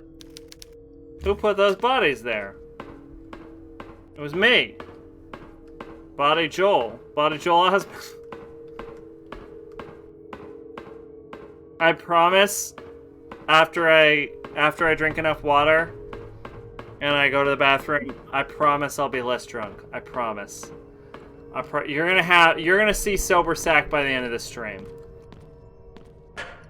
Sober Sack will be back. And you'll be like, damn, you sobered up so quickly. And I'll be like, can't keep the alcohol in me, baby. I call you baby in this scenario. I hope you appreciate that. I don't call many people baby. I don't think I call anybody baby. I don't call anybody baby. Zach will come back with a new shirt. I could do that. I did laundry recently. I have a new shirt.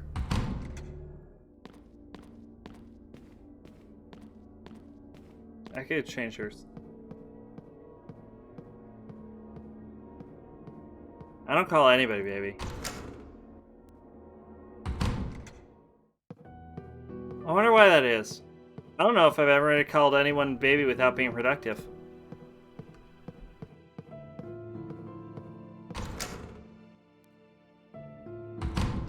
I'm more of a dear kind of person. If it's romantic, I'll be like, okay, dear. I'm not much of a baby person. It might have something to do with the fact that I hate being called daddy. I like hate being called daddy. So many people call me daddy. I don't know why. Maybe I give off daddy energy, which is a good thing. I don't think anyone would be upset by giving off daddy energy, but like, I don't know. I don't like it. I'm just not a fan. I don't want to be your daddy. That's what I'm gonna say. Please don't make me be your daddy. I don't know what I'd rather be called, but fucking daddy ain't it. Daddy ain't it, dog. I don't want to be anybody. I don't want to be daddy. You can call me daddy if you're like my progeny. And I like made half of you. But like, that's about it. That's my criteria. So I heard Daddy by Korn and discarded for life. I actually don't think I've ever heard that entire song. No!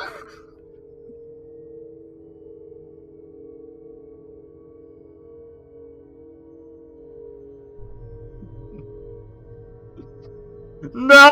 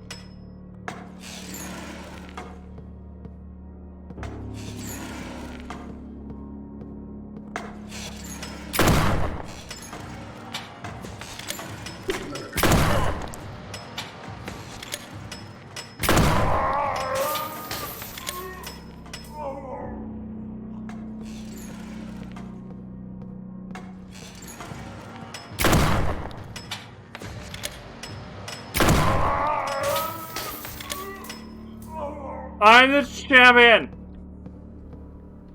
of the world. I once killed 2 monsters in a single round of combat.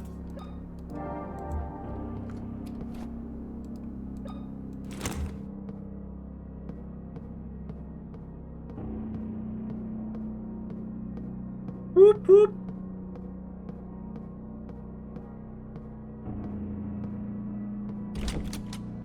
Shit's locked.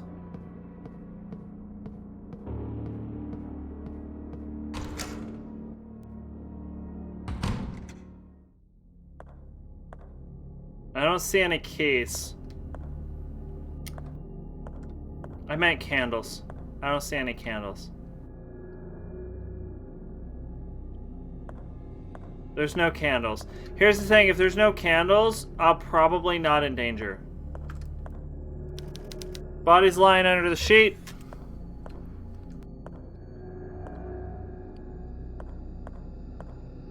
Oh, here's the thing. I'm not touching any of that. I found a tier list maker of Persona 5 demons, I think.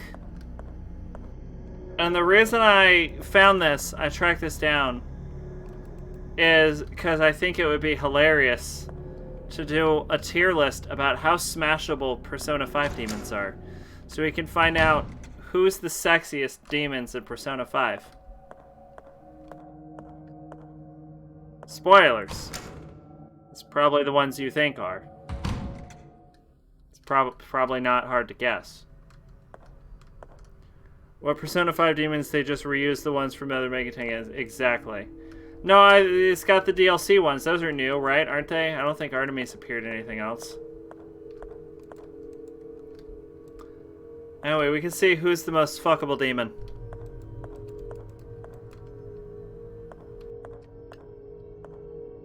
Zeus. Zeus is the most fuckable demon.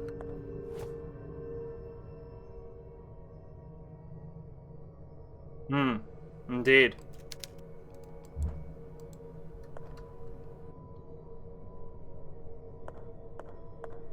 What the fuck was I saying? Oh, was I saying Persona? I meant SMT. You gotta keep in mind how much alcohol is in me right now. Because it's not a normal amount of alcohol.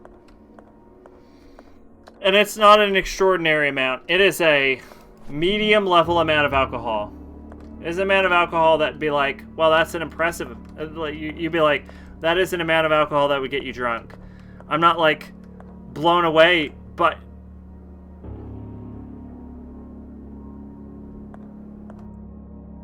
The fuck happened to you, Bertram? Father, what happened to you? You're in shock. We need to take care of your injury before you bleed out. He's lost an arm. I must find a way to help him. He's lost an... I got blood. You want some blood? I got blood. I can give you some blood. You want some blood?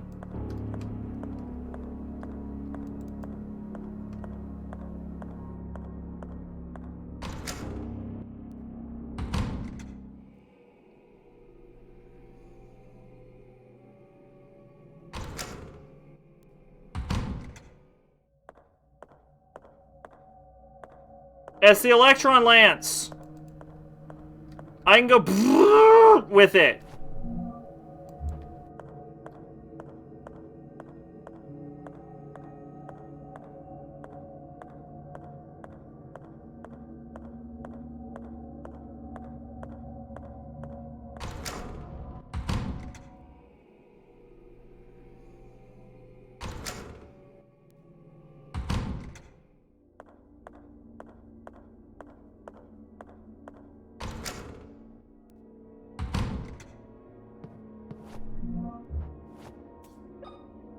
This is type A.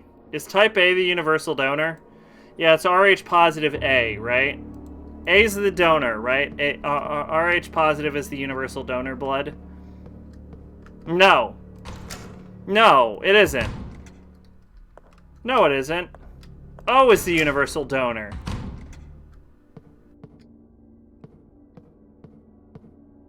Yeah, O is the universal donor blood. R is the universal... Carolyn, you can't just shove blood into a guy. Please tell me you know that you can't just shove random blood into a guy. He might not be an he might not be an A positive blood man.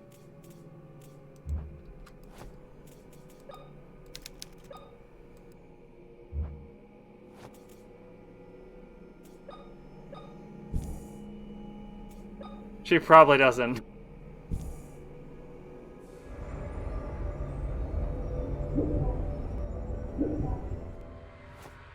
Yeah, A I think is the I could be Keep in mind I'm fucking shit-faced. Keep in mind I'm fucking drunk, right? But I am pretty sure that A is the universal acceptor and not the universal donor. I think O is the universal donor. So I'm pretty sure you can't just put... That's a man's face. I'm pretty sure you can't just shove A blood into a guy. I don't think that would... Like, I think that'll kill you. This arm is missing. So this is fucking Fog World.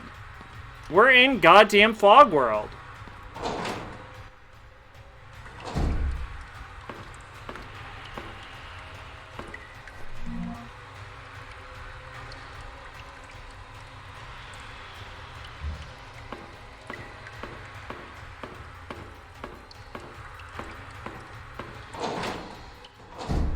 Can I almost be honest? I almost think this game would be more interesting if it was just Resident Evil.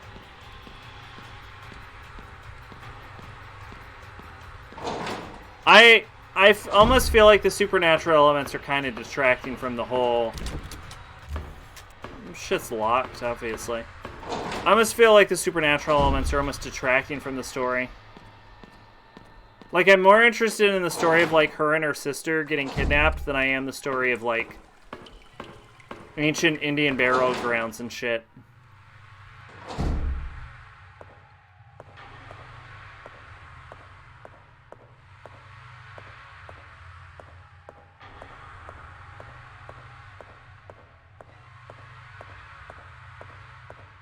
It seems like I'm getting drunker, but I actually assure you I can feel myself getting more sober.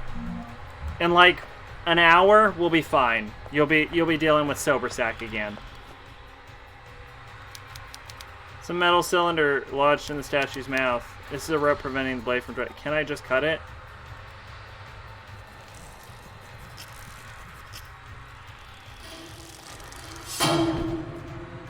I cut it. It's a decorative parchment. Open it. Open it, you dipshit. Open it. Open it. The monkey thief! The judge read the sentence aloud in an unwavering voice. His fingertips sliding rapidly all over the small bumps that cover the surface of his paper. The defense attorney seemed hypnotized by the angry movements of the judge's lips. The accused mother wrote in capital letters frantically on a slip of paper that she lifted over her head in desperation. The gavel hits. Its victim resigned. And so the cold blade inevitably fell onto the innocent's neck. That's all I needed to solve the puzzle.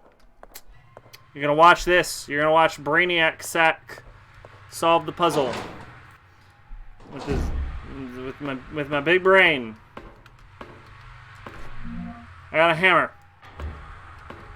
Love it. Love hammers.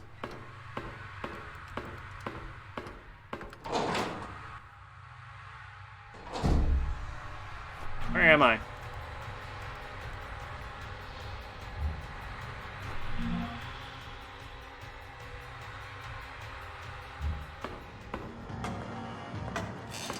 That's a monster.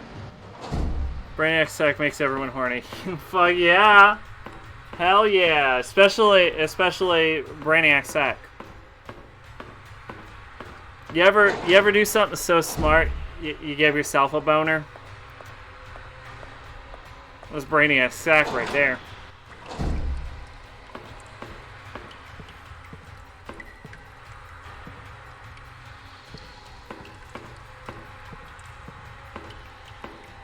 There is an enemy I can't kill. Because it's dark. What am I gonna do?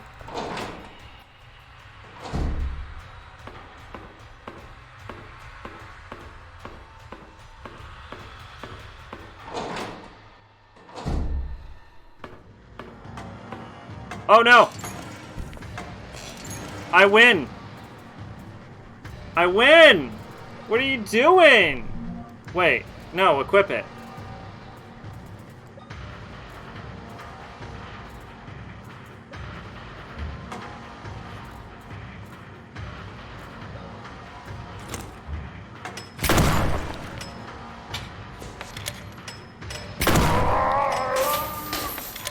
I'm the champion. I got a doll arm. And I'm a champion. I've already solved this puzzle. I'm like 6th level. Why are there hanging men? I've already solved the puzzle. I'm so fucking smart. I've already solved it. I don't need this shotgun shell. Shotgun shells are for pussies. This is a body hanging by a makeshift noose. That's suicide. This man killed himself inside a fog world. This is... Am I fucking wrong, or is this just Fog World? This is just Fog World, right? Or not Fog World. No, that's fucking dumb. I'm wrong. I'm fucking stupid and wrong. This isn't Fog World, this is Otherworld. Fog World is where there's a bunch of fog. This is Otherworld, though, right? Ah!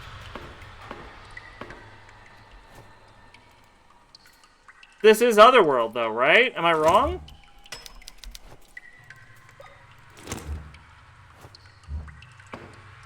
I can't kill that guy. There's no light. I gotta come on from the other side. But yeah, I'm in Otherworld for sure. This is just like... This is just Silent Hill. Watch this. I fixed him.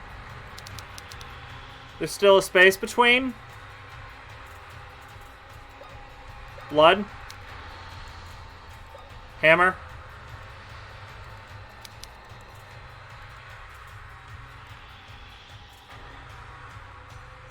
Lighter.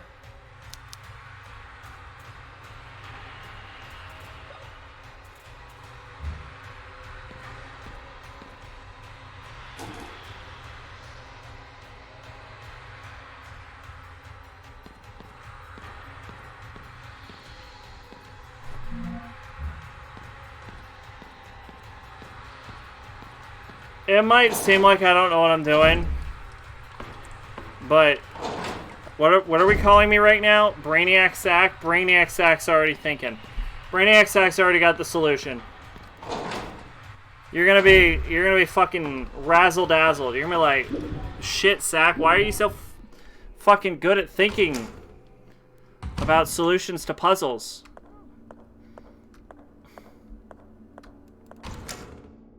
I swear in an hour I'll be sober. I swear, I'll be sober in 1 hour.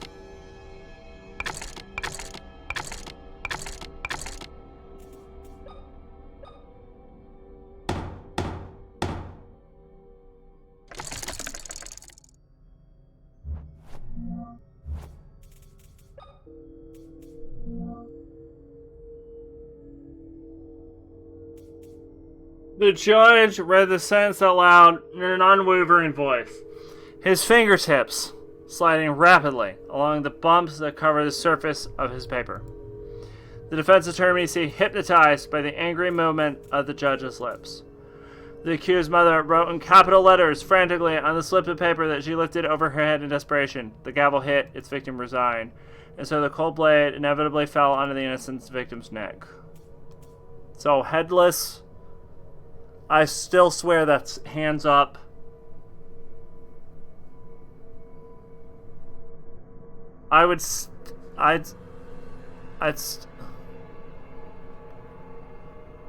Hypnotized by the angry movement of the judge's lips. I would have thought that would be mouth, but maybe it's something else.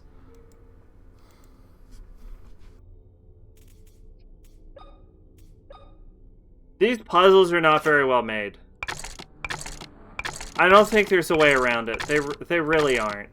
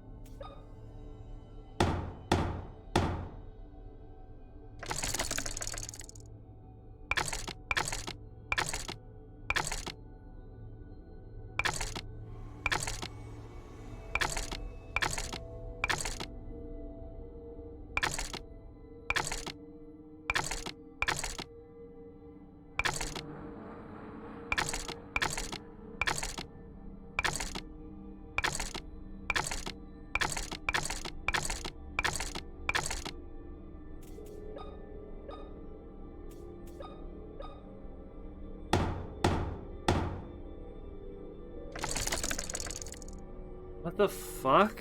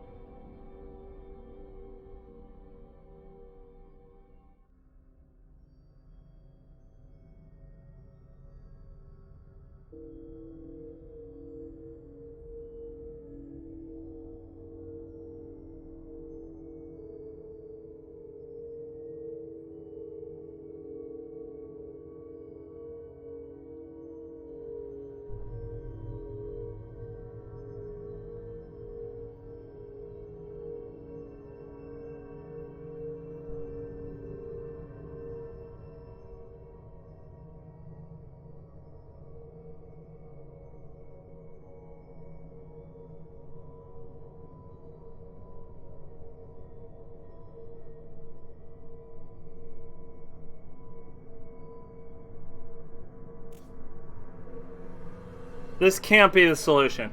The solution I'm getting is eyes, hands up, mouth,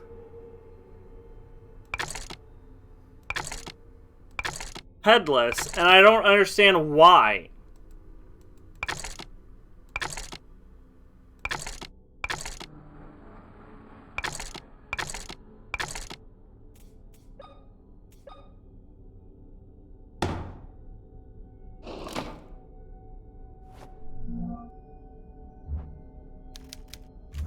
That doesn't make any fucking sense.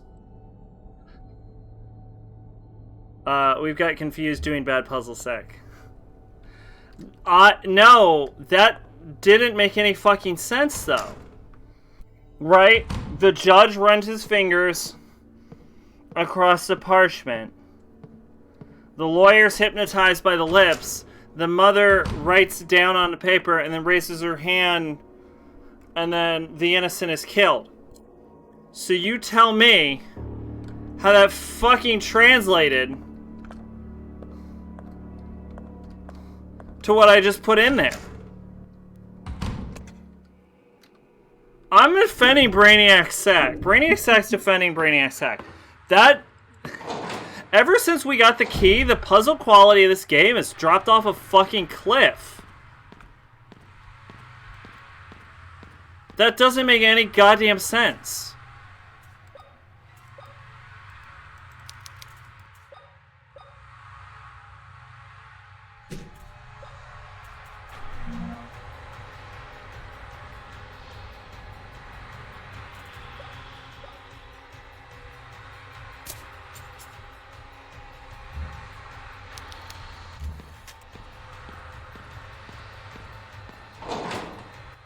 It's like they fucking changed puzzle designer. Like, it's like they swapped out a Resident Evil puzzle maker for a fucking Silent Hill puzzle maker midway through. Like, it went from making sense to just being complete and utter bullshit. Father, are you okay? Carolyn, my child, that thing has stolen my Bible. Stay there, Father. Right now, it's vital that you keep calm. Yes, you're right. I don't know how I'll be able to thank you All you for need is a taking care dog. of my arm, my child. What are you talking about, Father? It wasn't me. But I saw you. Oh, you are right. I'm getting confused. Now that I think about it, it was Dr. William who treated my arm. Carolyn! This doesn't make any sense. No, hold up. Hold up. I'm fucking drunk. And even I think this is fucking retarded. Okay, hold up. Carolyn, let's look at things from Carolyn's perspective, right? Carolyn claimed, unless she's playing the I don't know what happened to your arm card, like, unless she's fucking faking it. Let's actually think about things from Carolyn's perspective, right?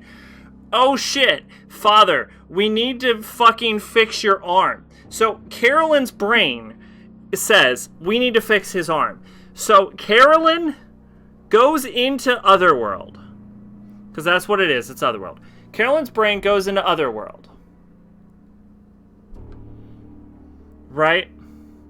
And then she fucking solves... What does she do? She gets a scroll from Otherworld. She fucking guillotines that shit. Acquires a scroll. Comes back to the real world. Bop, bop, bop, bop, bop. Slaps that shit in. Solves the monkey puzzle. Gets a staple gun.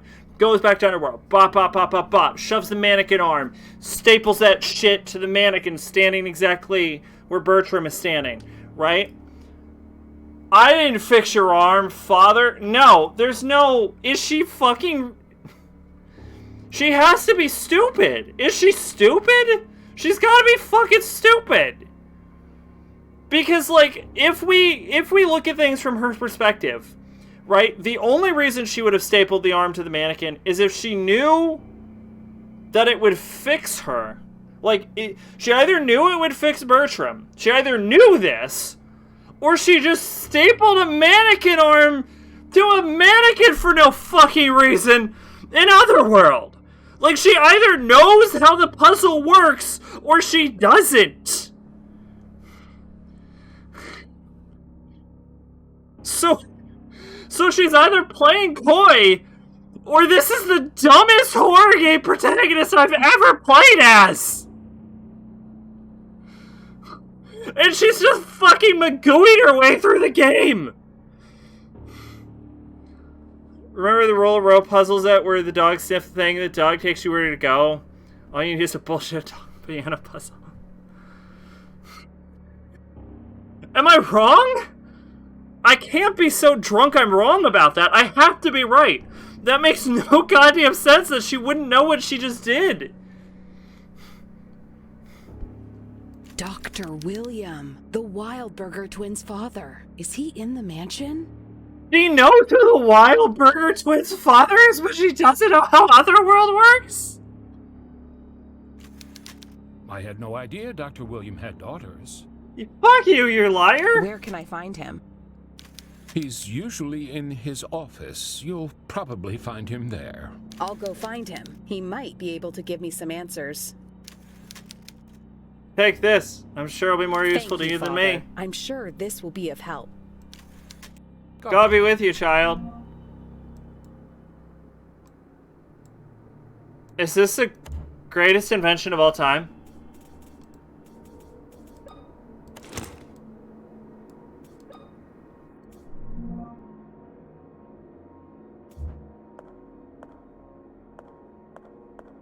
Y'all. Check it out. Now. At some point, this light's going out. Now. Wait. But if we can kill dark monsters. Let's go to bathroom 2A. This still remains this light. They also have one of these in, like...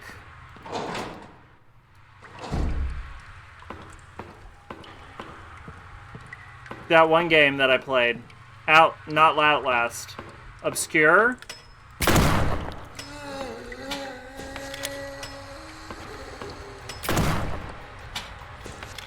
Now I can fight dark monsters, which is weird. Isn't it a weird decision? Like, the entire game, they made the active decision that you have to run in the dark and then find a candle. But now they're making the decision that you can just fuck around in the dark whenever you feel like? It's like they abandoned, like, it's a cool upgrade, and I appreciate it, but it's like they abandoned an entire mechanic. It really feels like they, like, changed designers midway through the game. Like, it's like they fucking swapped fucking level makers. Like, once you get the key. Did this game have, like, problems in development or something? What the fuck is happening? Because the puzzles got really fucking stupid all of a sudden also. Like, the puzzle design was pretty good. And now it's fucking dumb. And like, they had, like, the darkness mechanics. And now they've just abandoned the darkness mechanics. So, like, I don't know if I've ever seen a game fully abandon a mechanic like this. If it was the end of the game, sure, I've seen it. But, like, I've never seen one do it at the midpoint. What is happening? Like, from a development standpoint, giving me this light is baffling. Like, they have to take it away, right?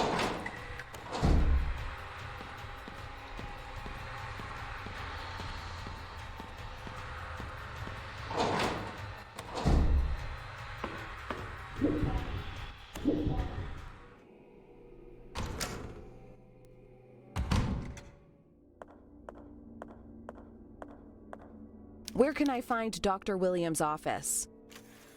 You on the second floor, East Wing.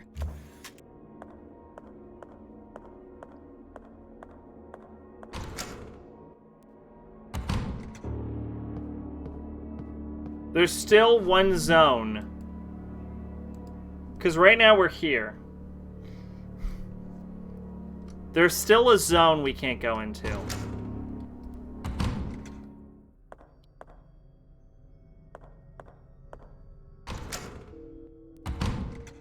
Is it that monster in the basement? Yeah, there's a monster on the first floor. That's like shuffling around and we couldn't fight him.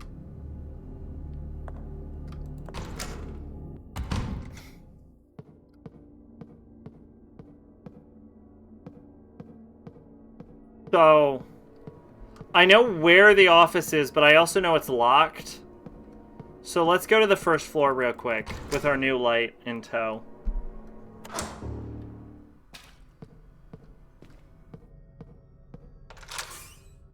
I can't find anything about the game's development. It's just, it's so weird. Like, the only time I've seen a horror game abandon a mechanic like this is... It was like Lust from Beyond, but it didn't do it till the very end of the game where... So, like... All I've learned was to develop it in Chile and Italy, but it did have multiple delay. What the fuck?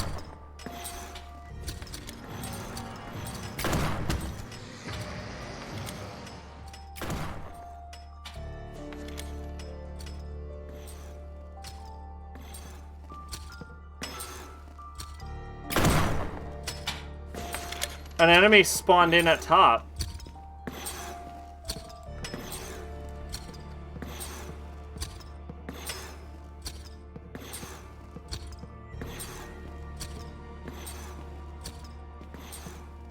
Okay, so we've had enemies spawn in. It did have multiple delays. Yeah, I wonder if maybe at one point it changed level designer. Because the quality dropped. Like, noticeably dropped.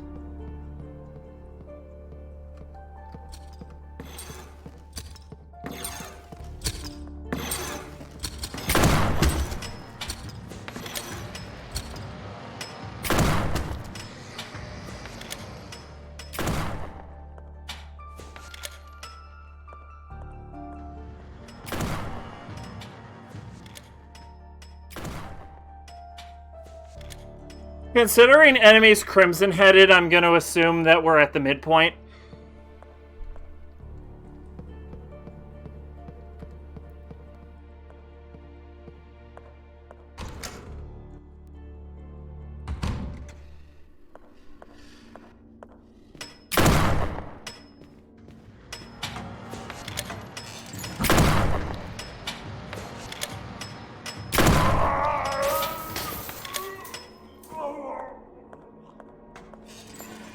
Which is something I've been saying is going to happen the entire playthrough. Yo! You're a fucking tanky boy.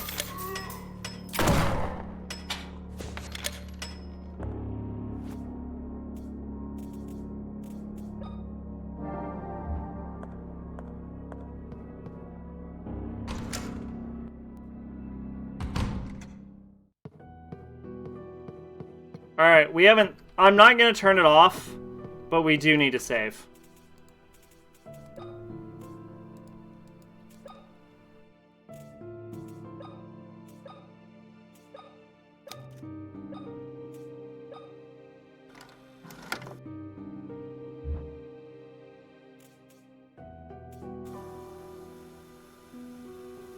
Something tore off one of the priest's arms.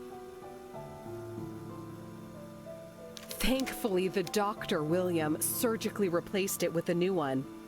I didn't even realize a procedure like that was possible. I also discovered that William is the father of the twins in the photo. I should go to his office to see if he can give me some useful information. Alright, I'm gonna save. And I'm not gonna stop the stream. Stream's still going. Stream is still going, everyone. But I am gonna go take a piss. I'll be right back.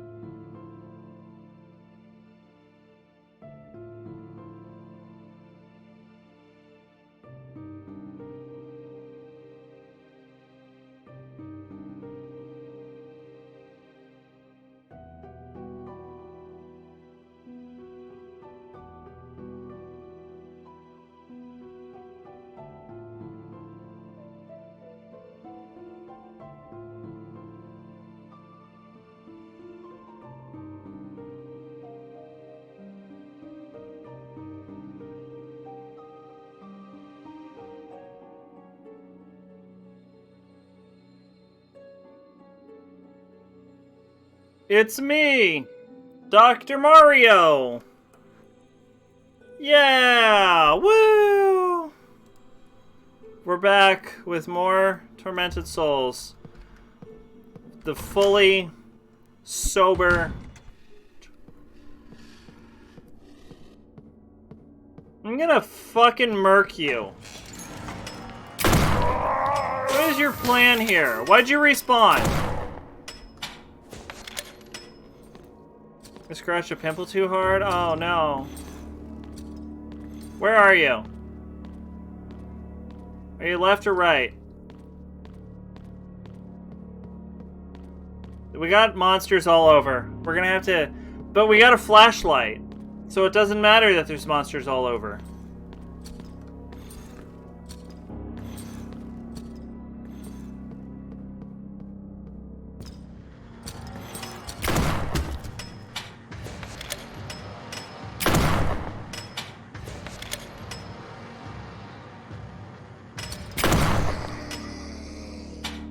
I'm a serial killer! Yay! Now watch this. Eat a dick, dumb shit.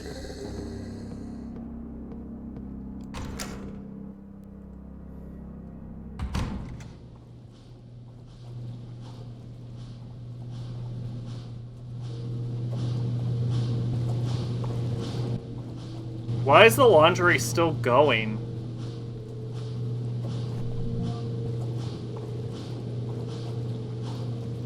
That gets us to the generator room. But I don't need the generator room. The main thing about the generator room was I could turn the lights on so I could kill the monsters, but now I have a flashlight.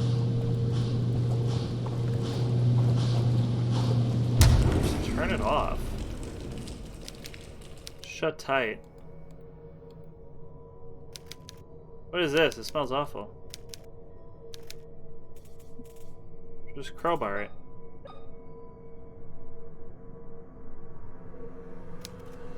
The button's stuck.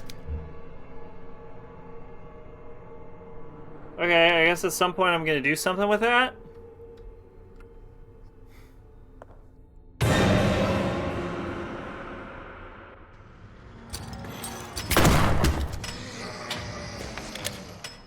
You just made me jump for no reason. That wasn't even anything. You just shot a fucking case on the ground. It's an empty box with a medallion-shaped mold.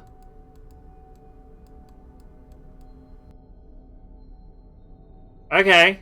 No, I understand. I understand what to do with this at some point. I get it. I get the concept of what this is for.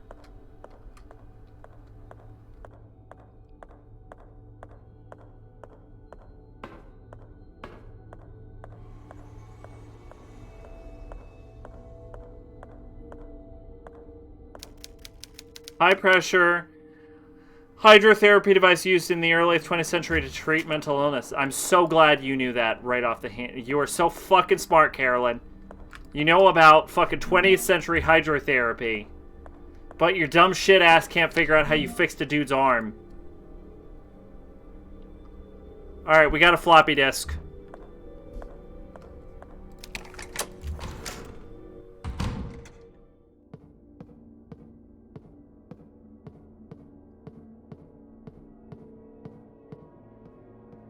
Alright, now here's the problem. There are so many places in this game where a floppy disk is used. Oh, hold on. We can see it on the map.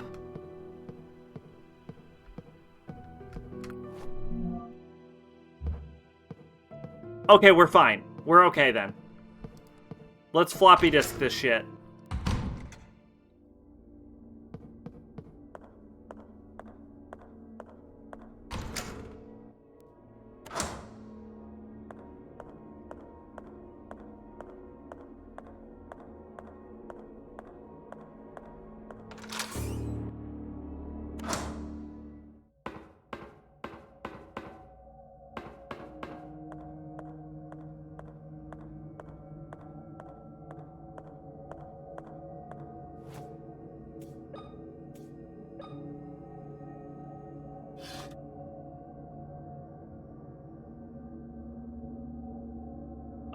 We get to write a new keyword. Our new keyword is... QWERTY.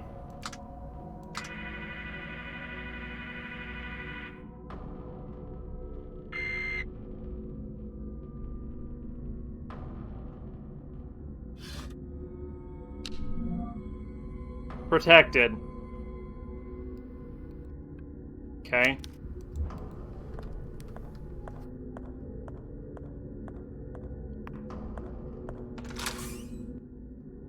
Saw a floppy disk on eBay labeled Daggerfall patch. Never changed Bethesda.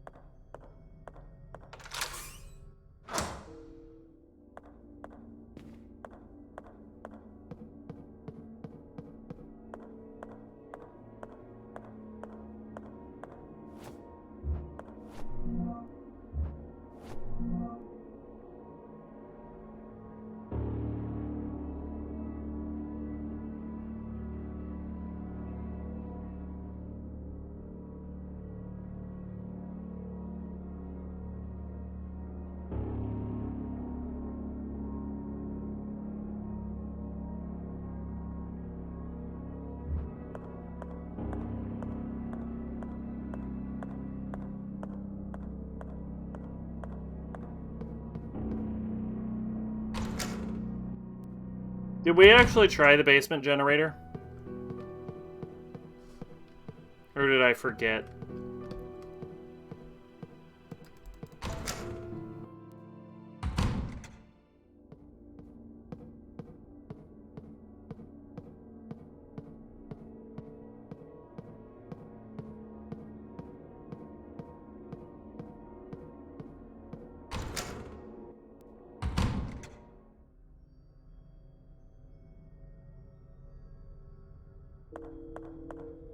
No, we did.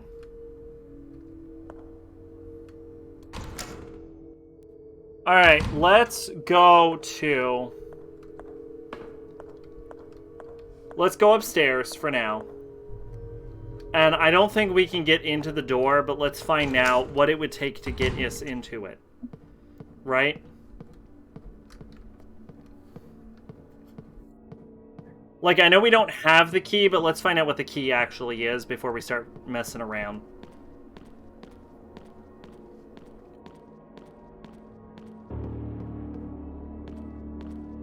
I'm starting to sober up, by the way.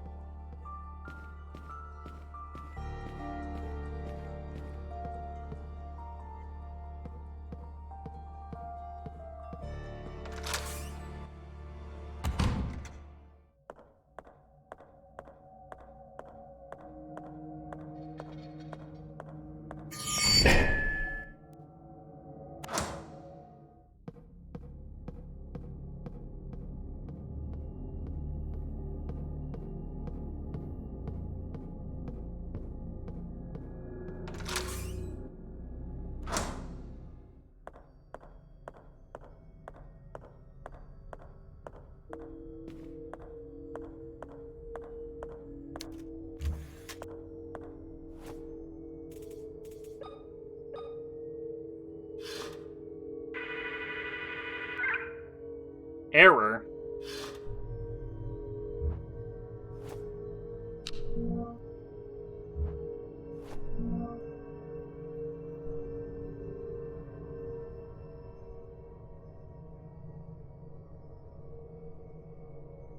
Alright, realistically, what are we trying to get into? The bedroom?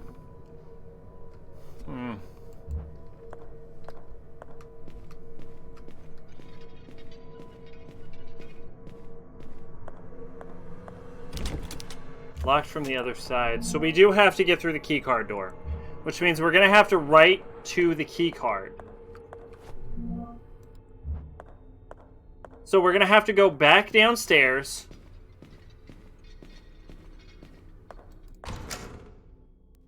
think it's funny when people get mad when Alan Moore says he hates superheroes. He wrote Watchmen. What did you expect?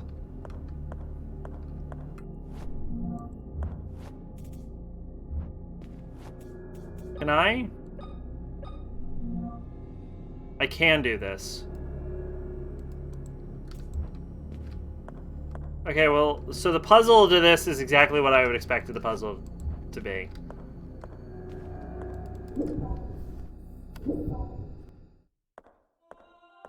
Yeah, watch this.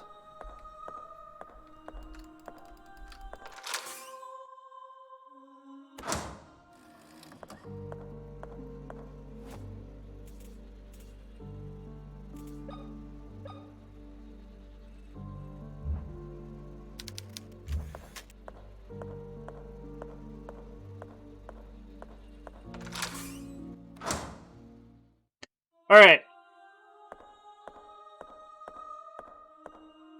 Bet you didn't think I would solve that with just my brain.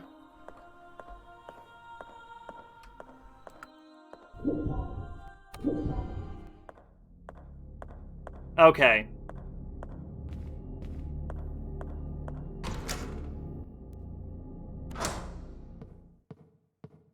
Now, what do I need to do? I need to write. So, first floor.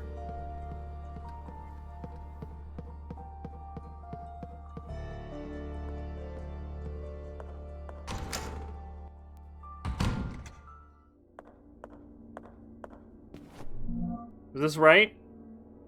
Yeah, first floor warehouse.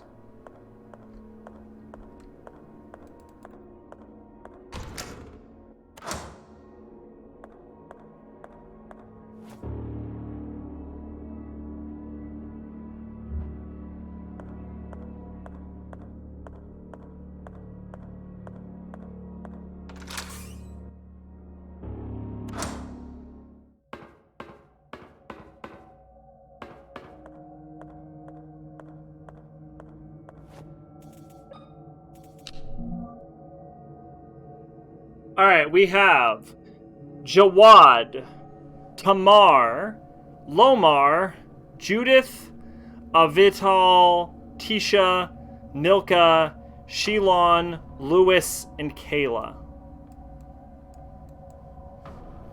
So let's just start with Kayla.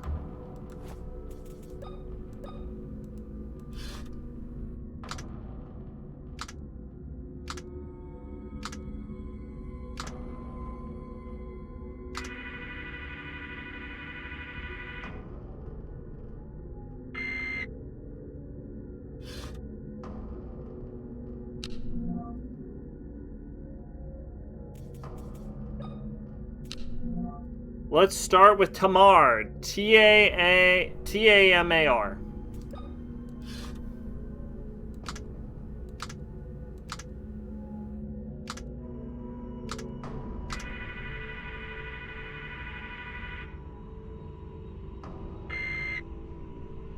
Disk is write protected. How do I get it not write protected?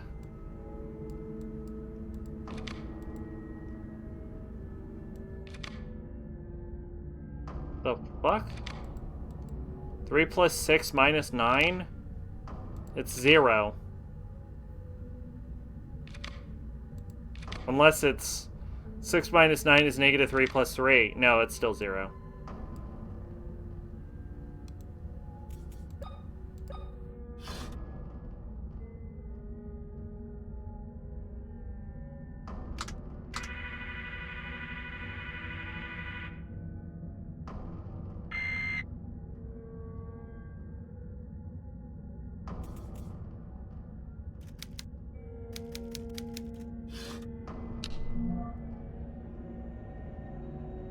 Let's try Lois.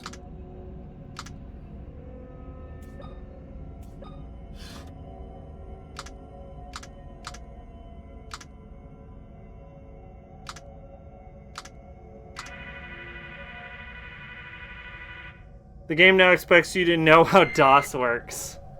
No, it's not even how DOS works. What the fuck is it asking me?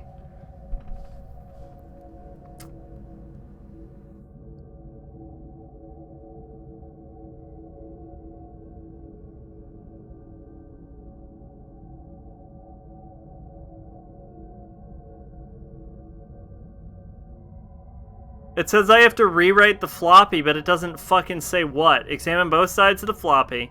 You need to examine both sides and play around with it. What a shitty fucking guide. What does that mean? Just tell me the answer! Literally just tell me the answer. What the fuck is wrong with you?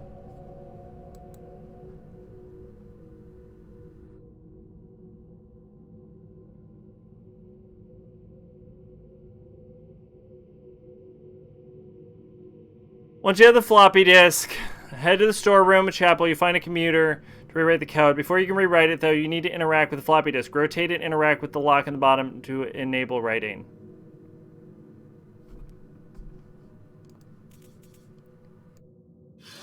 You're fucking with me right now.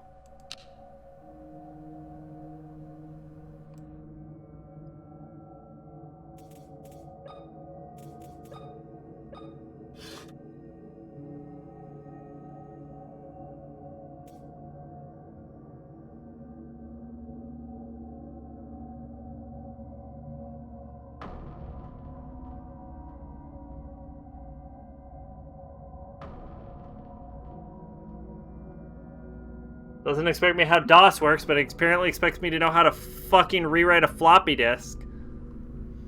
The solution is Martha. Don't know how I'm supposed to get that. Martha isn't on here. Oh, because it's 3 plus 6 minus 9. So 3. So Lomar plus 6. Tisha minus 9. Lois. Sure. Okay, I get it.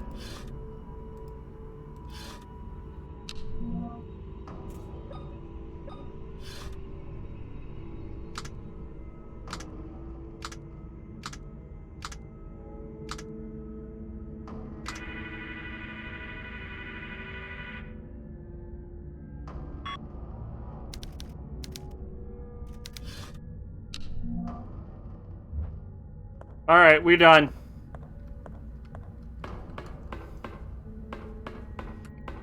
We're past the point where I'm trying to solve these fucking puzzles anymore. To be fair, I probably could have solved that one if I had known about the unlocking mechanism part.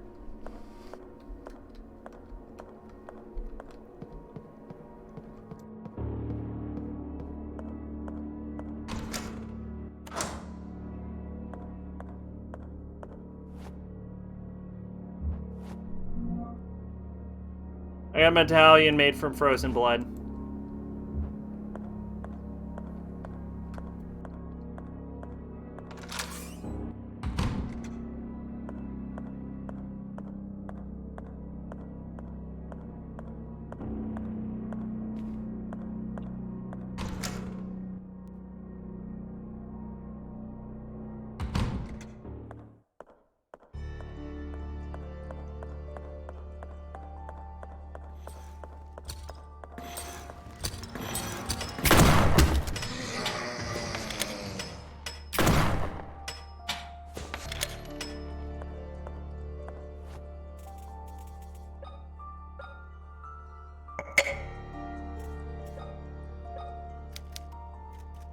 Oh, that's like a special key? Okay.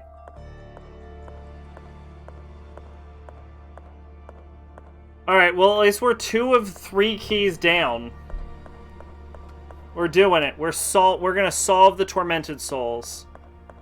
And then we get to fucking please ourselves with an amazing Mega Man net battle playthrough, I think?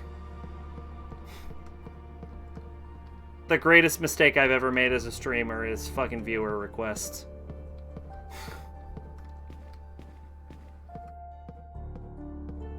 The second greatest mistake I've ever made was horror.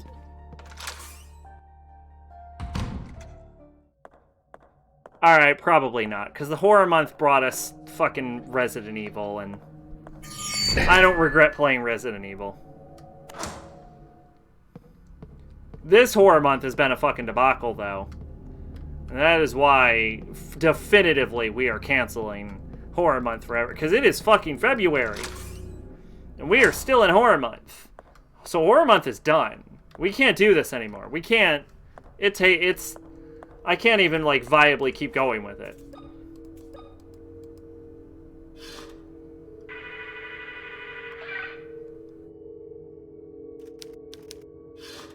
Give me my disc back. I feel like if I don't take this disc, I'm gonna very much regret it. Resident Evil 6 is to blame. It was other factor. Oh. Ow.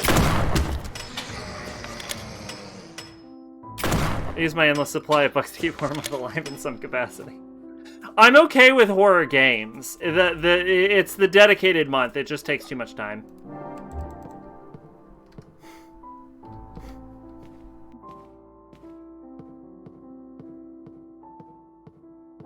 Like, I have no problem with playing horror games anymore. This is a worn vinyl record. I will use this for something. I don't know.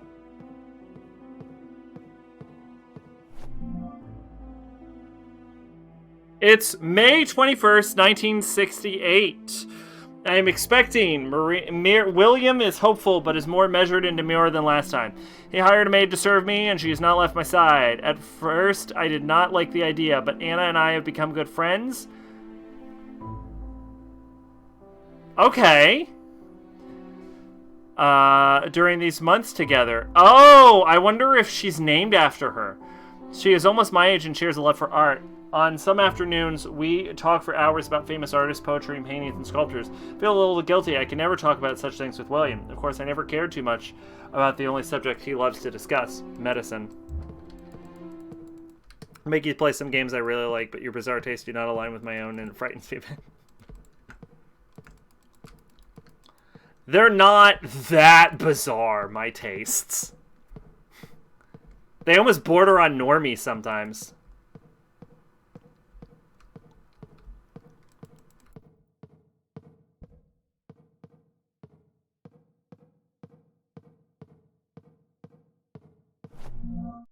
Morphine. Now, we're heading into his office. We need to get an antidote to get the true ending of the game. What happened to the music? I don't know, it just stopped. Who cares?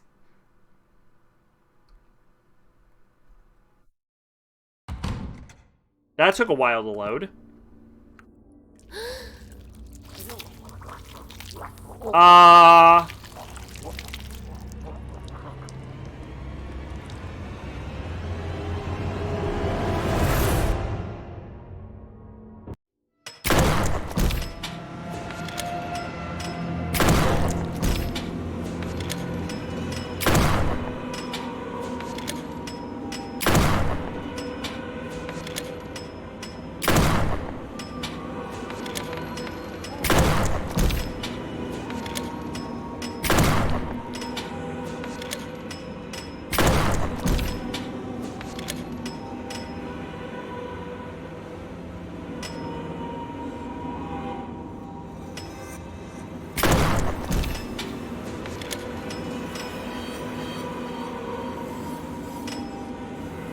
I'm hearing them simultaneously.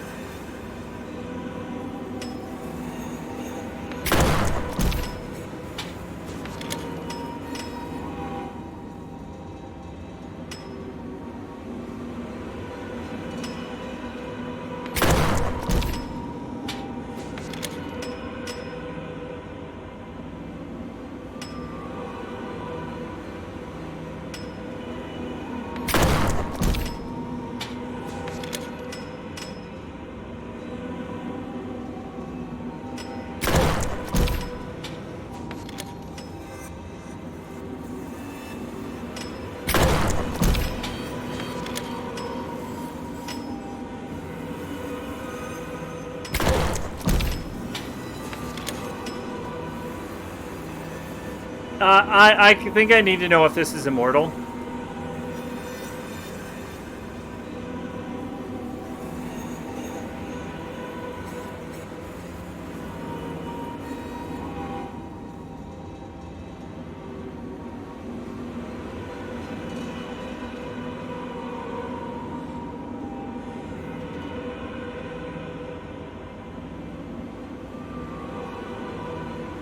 Must your characters and face this frightful creature, or walk through the door and come back and then walk back again to find it despawn. I mean, I'm trying to kill it, but it is not... I'm not even, like, intimidated by it or anything. It's just not dying.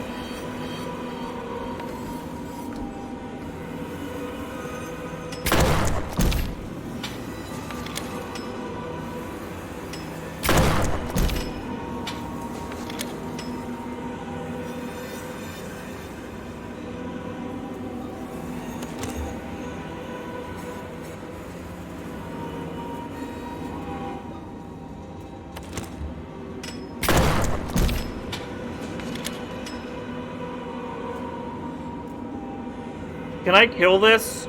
It seems to have infinite health.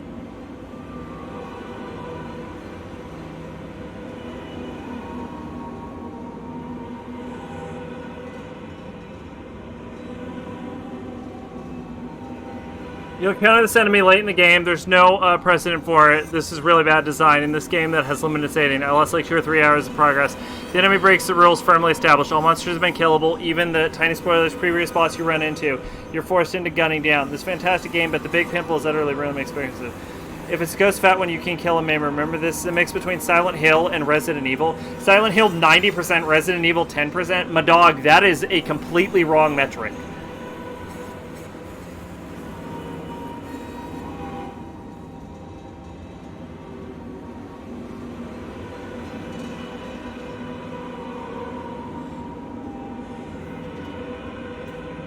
Yeah, okay, it's immortal.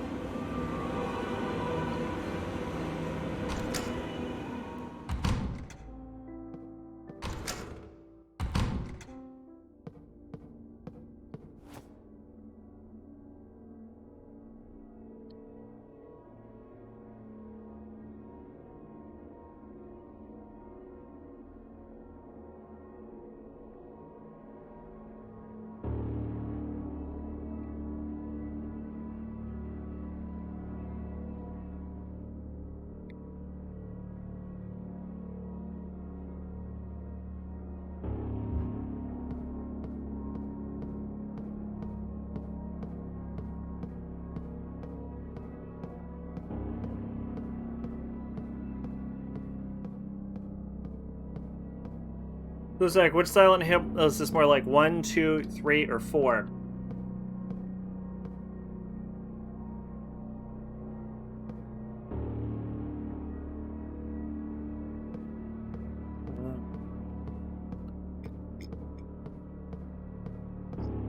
It's a mixture of 1 and 3. What a gruesome experiment.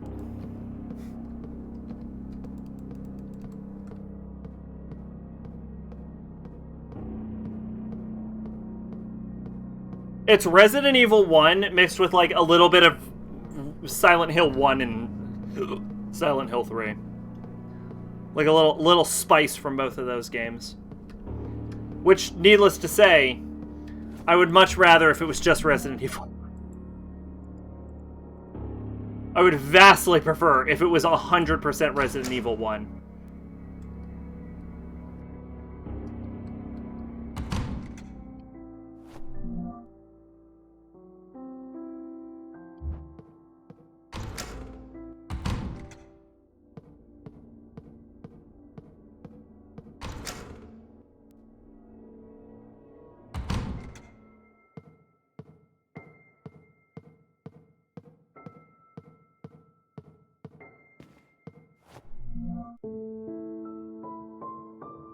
September 15th, 1980. We fled the mansion making as little noise as possible. We went to the port down the hill. Mother was agitated. She was having trouble breathing, and huge blisters were appearing on her skin.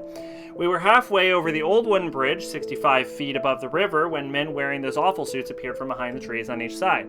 Mother held my sister, and between me and her arms as we inched closer to the railings, the men approached us slowly as the bridge started to moan and crack. Mother pushed us closer and closer to the barrier. One of the planks broke, and my sister screamed and fell over. I caught her by the arm, but it wasn't strong enough to hold her for too long. She fell, and I couldn't do anything to stop it. Mother didn't have any time to react and lost her footing too.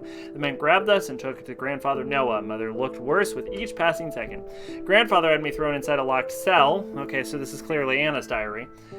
He told me that no one would hear me, no matter how much I screamed. He also said that since my sister had died, I was no use because he needed both of us to open the vault's entrance. Okay, interesting.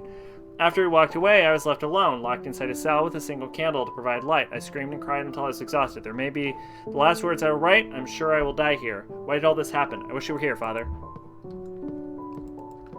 So this is Anna's room. Something could fit in this slot. Record? No. Hammer. Key. Probably something I don't have then.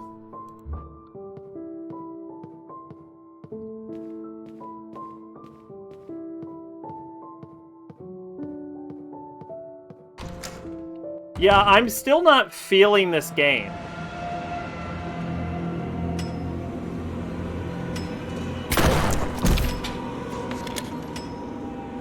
I don't, like, dislike it by any metric.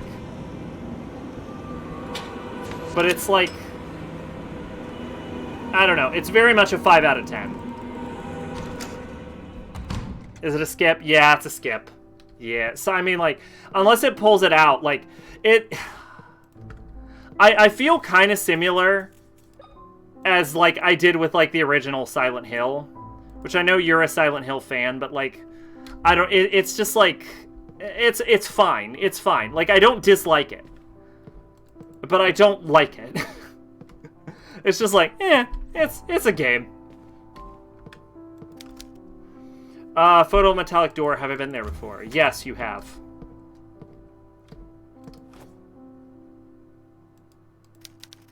An old man, one eye socket is empty. Is that the same eye socket we have empty? No, it's the opposite one. Loosens rusted sticky metal parts? Okay. Oh, it's WD-40. We acquired WD-40.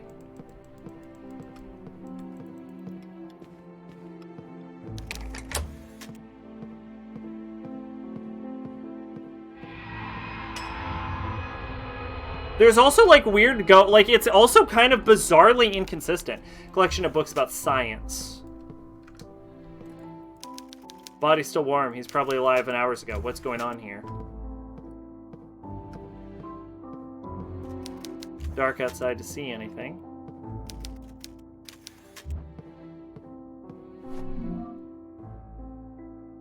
Is that William? Is that Daddy?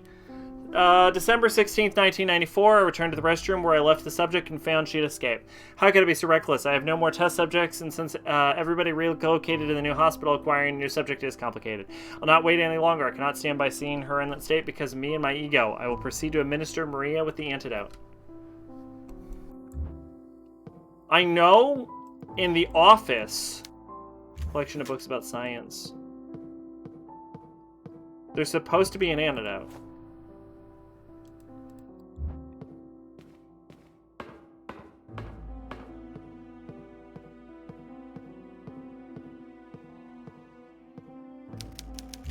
Fireplace recently lit.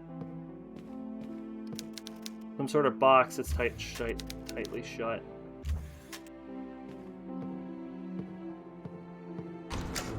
My gut reaction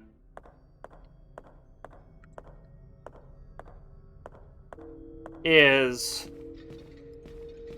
return to Fog World. Keep calling it Fog World. Return to Otherworld.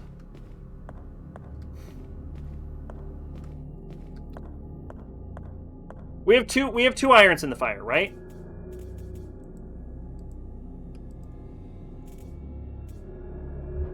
No, I think we just have the WD-40.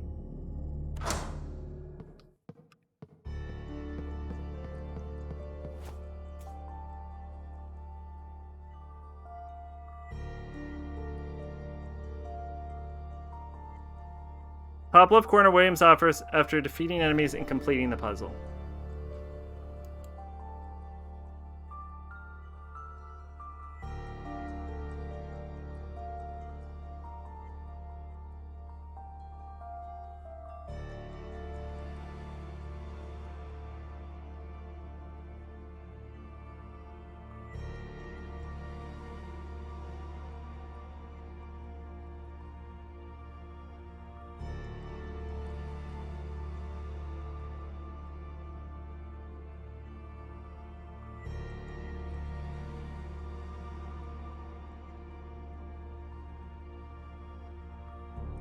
I don't want to not get the best ending, so we're gonna look up how to get the antidote.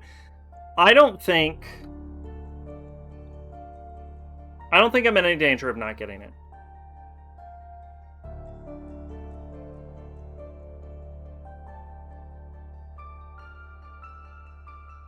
First item's the antidote. You found William's office after completing the puzzle, assuming you completed the puzzle by passing through the doors, taking out the enemies, and obtained the antidote.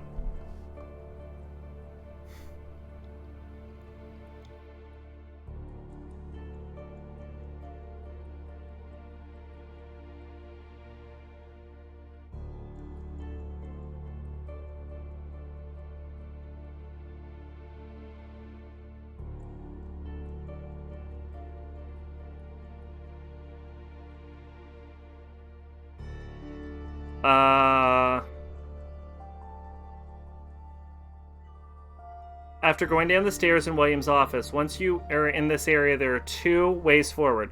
One of these leads to a door that takes you to a strange room with a compass in center. This room is a puzzle. Okay, alright. The inscription changes at each puzzle step.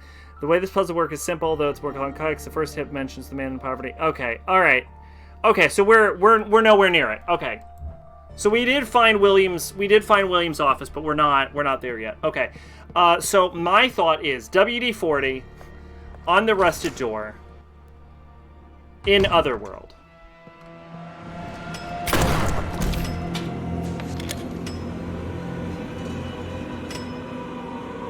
Oh, we just have a nemesis now?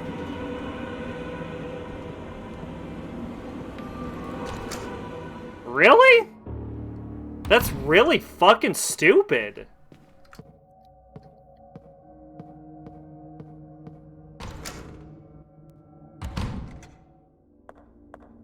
Oh, God.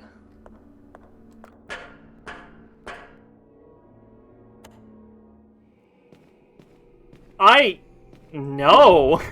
The only thing that makes Nemesis work as an enemy is the fact that he is beatable.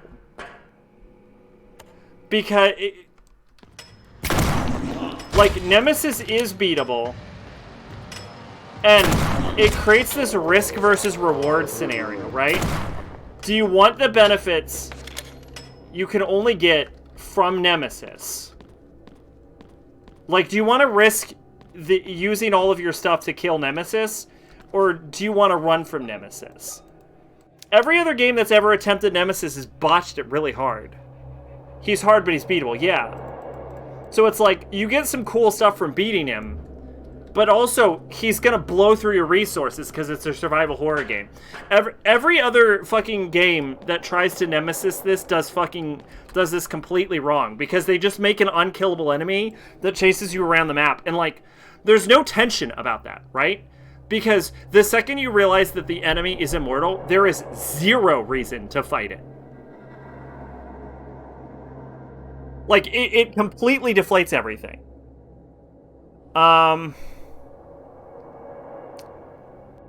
Upon entering, don't forget to unlock the door and check the chair. With that, William's Diary and WD-40. Original spray, do not say. Open the door. You now have all the items you need. Consume the shotgun shell. Head to the mirror. Delivery room mirror. I think I was just in the delivery room. Paintings on the wall. Collect Maria's diary, some morphine.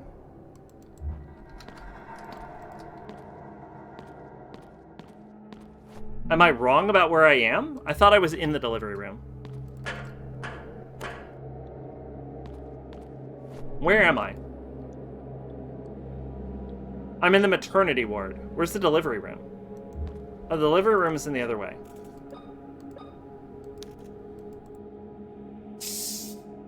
Sure.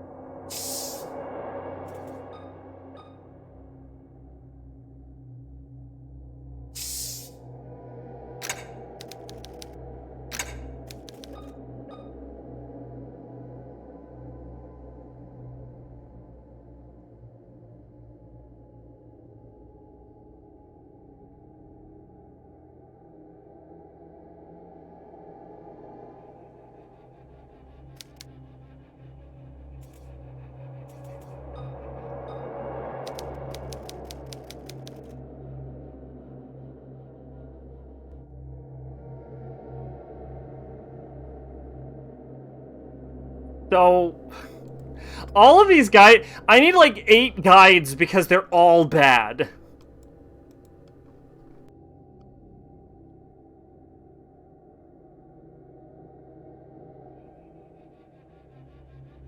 Head into the mirror. Head to the east door. Kill the 2 arms before tackling the clock puzzle. What the fuck are you talking about? God, why is it every fucking guide bad?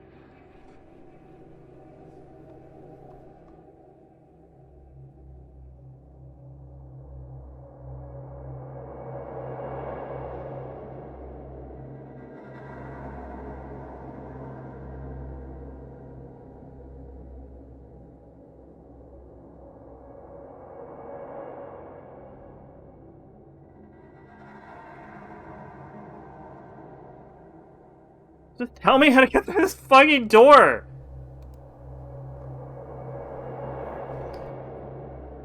It's, sinister still looking so otherworld, sure. It was early on in the adventure. Shut up. It's in the maternity ward. There are 3 interactive zones in the door. Each of the 3 zones you need an item. If you don't have the lubricant, if you don't have something blunt force, go to the intensive care area? The gears need to be lubricated and the handle needs to be forced. Oh, you use the hammer?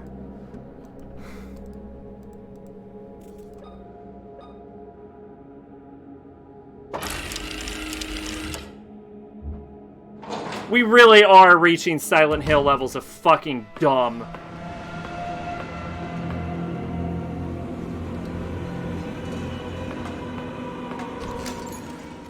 Oh yeah, I'm gonna get the electric lance while we're here.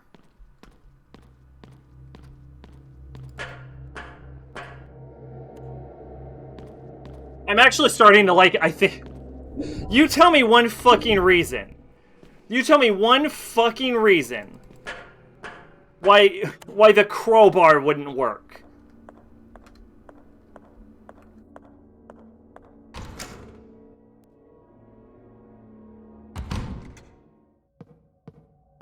I think I'm starting to like the game less as we get into the late game. Ever since I picked up the key, I swear the game is getting worse. Piss off the edge of my dick and die. Fuck off, Noah. I'm assuming you're Noah, because, like, who the fuck else are you? You gotta be someone. You're immortal, right?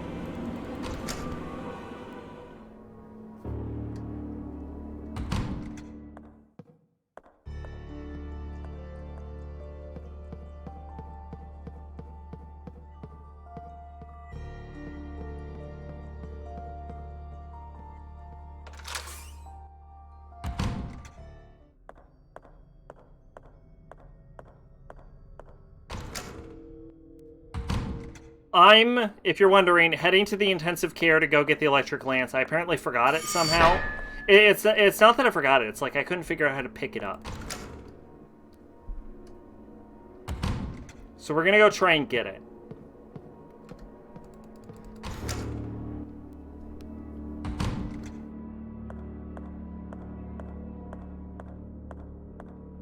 Although apparently it's like a melee weapon, so like I don't care about it. But, because there's no reason to use it over the shotgun. But, what am I going to do? Not pick up the item?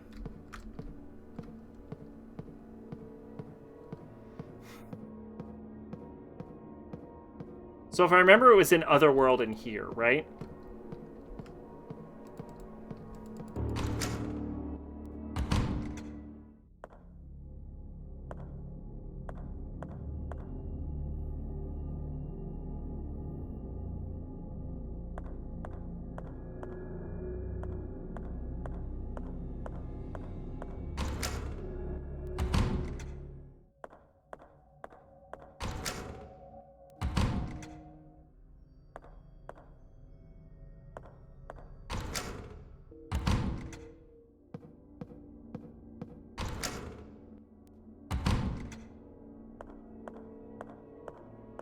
Oh, hey, you're still here. What do you want?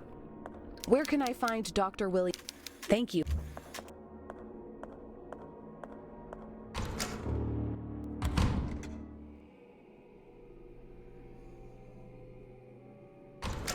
Oh!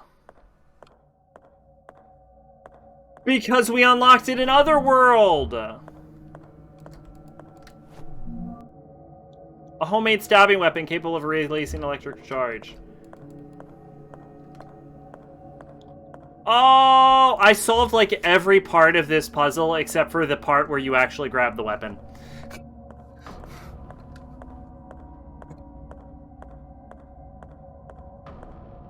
Yeah, that makes so much more sense. Because I was like, why the hell did I bother unlocking that door?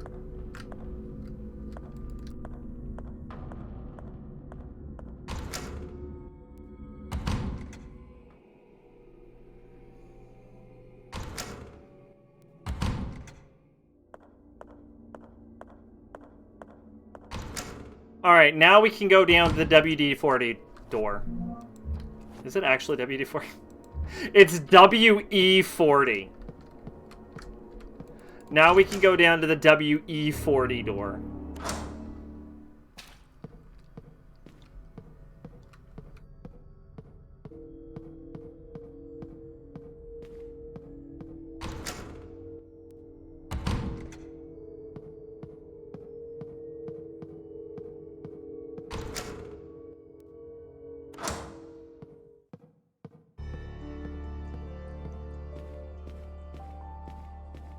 I just dropped my phone on my tits. Oh no!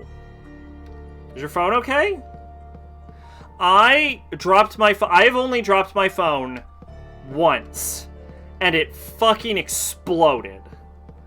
So when I bought my new phone, I have just covered it in protection.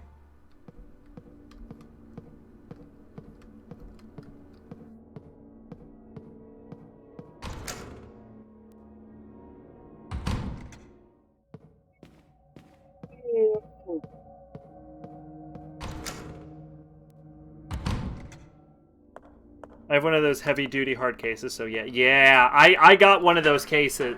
I didn't use a screen because I never dropped my phone, right? So I didn't have a case and I didn't have a screen protector because I didn't need one because I never dropped my phone. The one time I drop it, it fucking shatters just into a billion pieces. Had to buy a new phone. And then I was like, well, not gonna make the same mistake twice. Coded it. Coded it in protection. New case, screen protector, the works.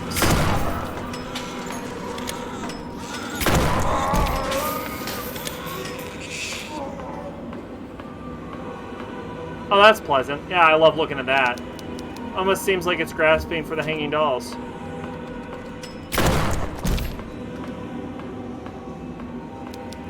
Skeleton and Siamese twins joined at the head. Pleasant. Incubator hasn't been used in a long time.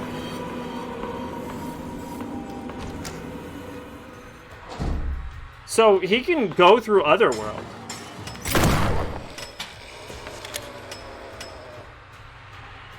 $400 sheet of glass. That's what you get for buying an iPhone for. $100 sheet of glass. I use Android, actually. I use the cheapest available Android. So another issue, I think, with this game's Nemesis, because let's be honest, it's a fucking Nemesis, right? Another problem with this game's Nemesis is it's just not intimidating. It's just like a big, flabby fat man. Like, every other monster in the game is scarier. Human face has been stretched into the frame. Who could do something like this? Like, I'm not afraid of fat people.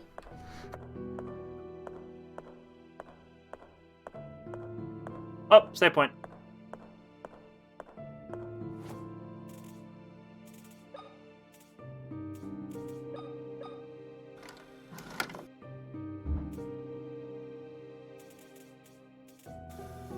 Looks like one of those giant chubby monsters from Silent Hill 3. It looks like a bloater from, like, Dead Island or something, right? It doesn't look like a Nemesis. Like, if we think of, like, Nemesis as, like, a class of enemies that are, like, immortal regenerators, right? It doesn't look like a Nemesis-type monster. It looks like a generic... It looks like a generic monster you kill on the way, like, in a room full of Like, you kill like 800 of these as Nemesis comes at you. That's what it looks like. Oil painting of an archangel brandishing a weapon. Considering it is an archangel stepping on the dick of what appears to be a devil, I imagine that is the archangel Michael, and underneath him is, of course, Hallel ben Shahar, Satan.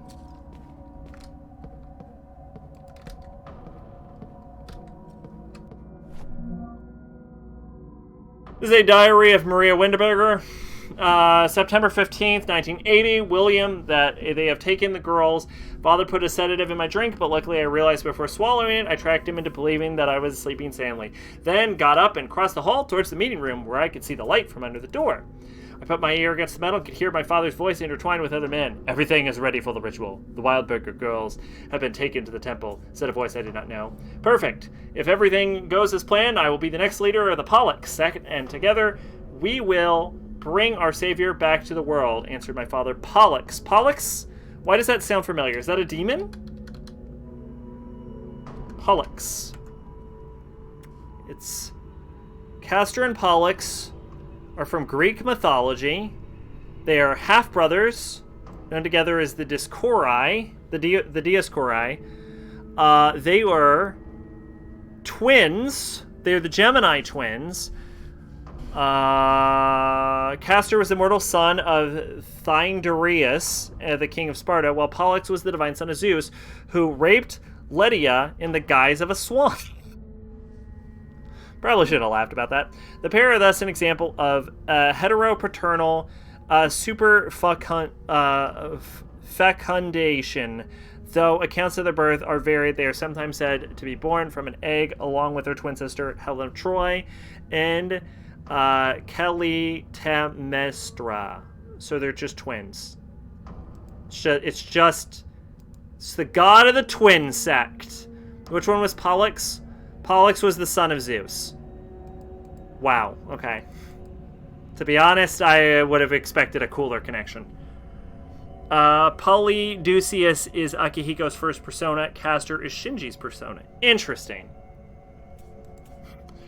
After that, they walked in line towards the mausoleum. I must rescue my girls. If I do not come back with them, I hope you can forgive me. I know that you will do what's right. I love you.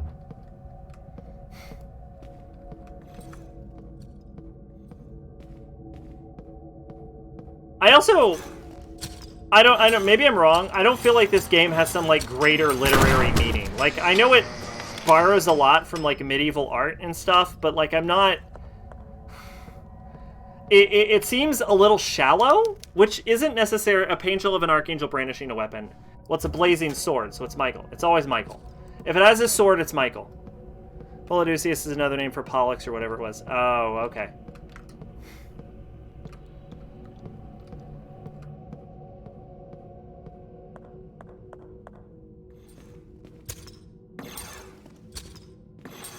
Yeah, I don't know. The game also feels a little shallow to me.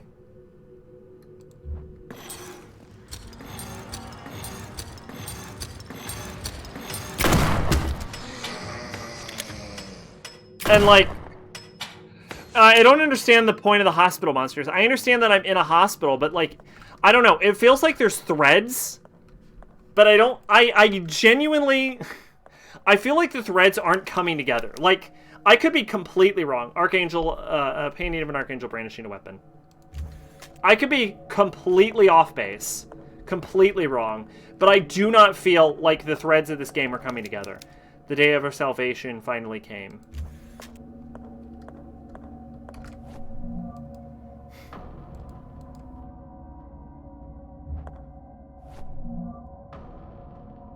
This is the door unlocked.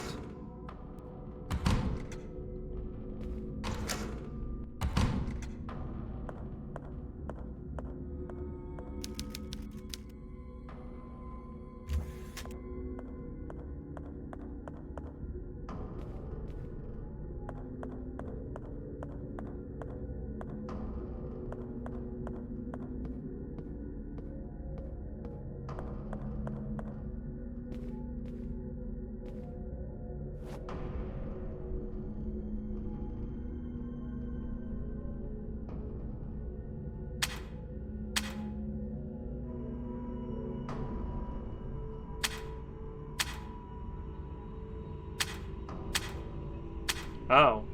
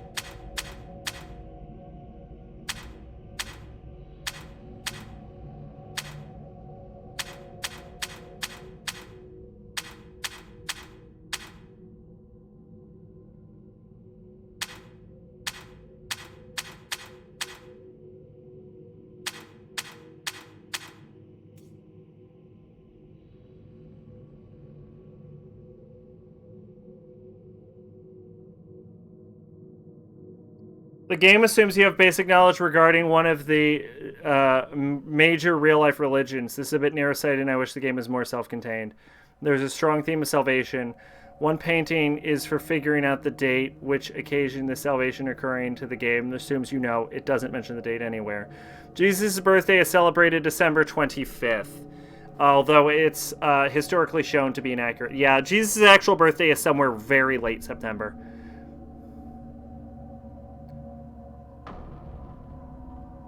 Something happened, I can't get the new item. You have to grab it quick, it's just about timing. Fucking great. Awesome. Fucking great.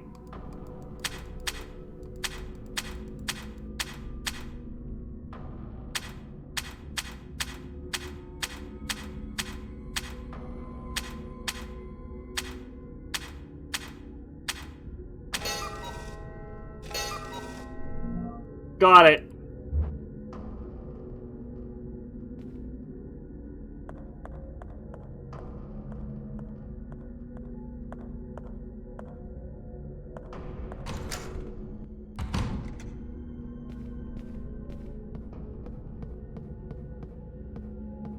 You know, I can't stand pickup trucks. Okay, interesting. Why?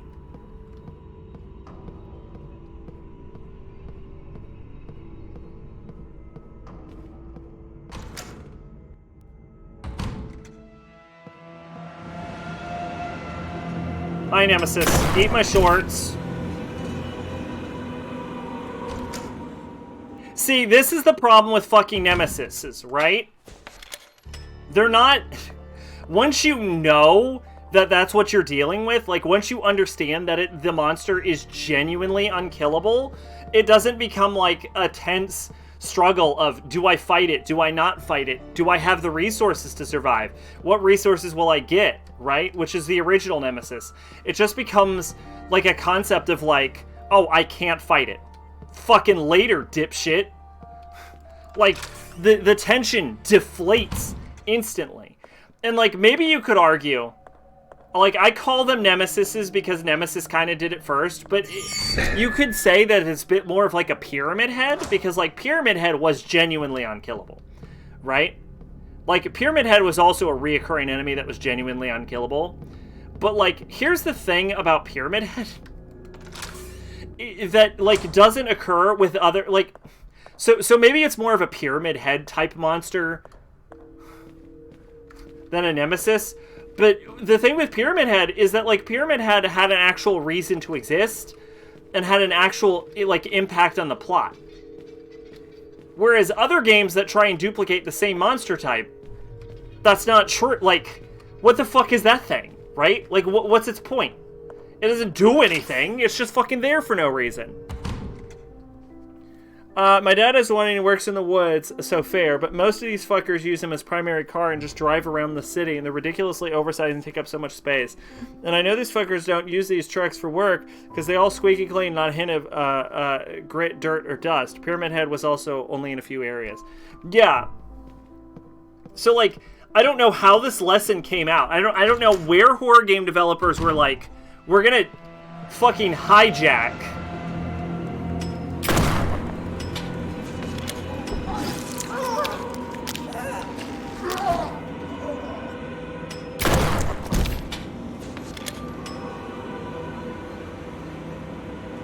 I don't know where these developers came up with the idea to, like, hijack fucking Pyramid Head.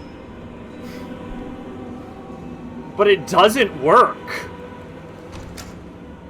Like, I'm not afraid of this guy. Like, what the fuck is he in here for?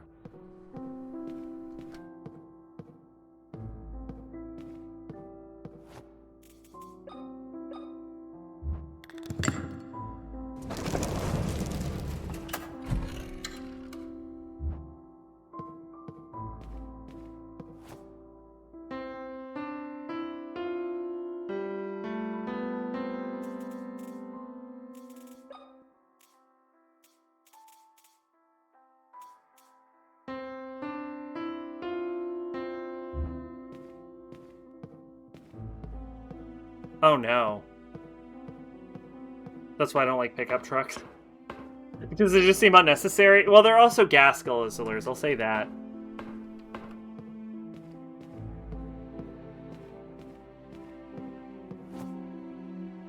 Y'all, we have a problem.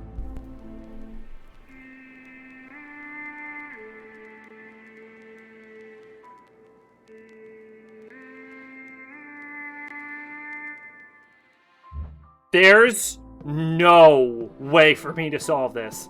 I'm tone deaf.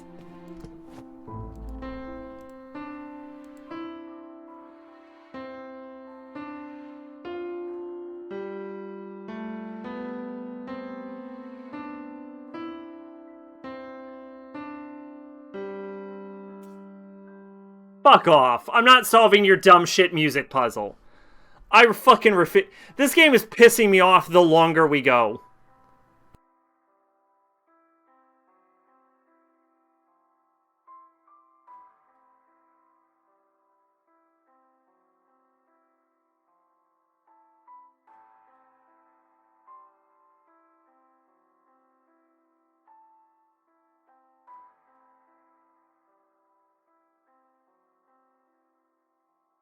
Melody's only using 3 different notes. There's a section of the same button is pressed twice in a row.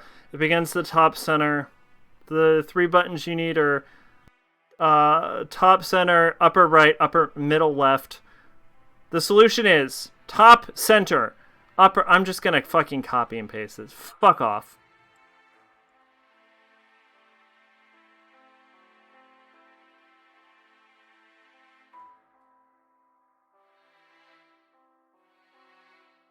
As tone deaf as P5 Striker's plot. That's a joke, don't be upset with me. Top center. Upper right. Middle left. Middle left. Top center. Upper right.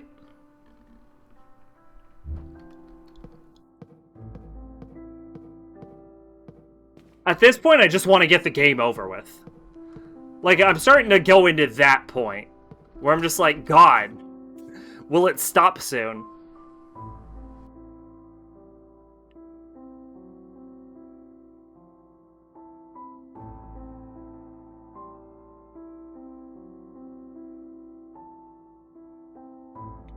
TV dial puzzle. Check Anna's diary for hints about the safe combination. Also pay attention to the room layout in both realities. The TV was a safe. It would be easier to apply the combination between the numbers you missed. What the fuck? Don't try to count the clicks to make the dial. Just what? You have yin yang, tricycle, four-leaf clover. I clearly haven't gotten here yet.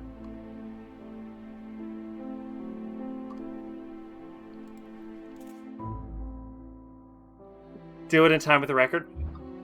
I wouldn't even be shocked anymore. Pumping room. My favorite.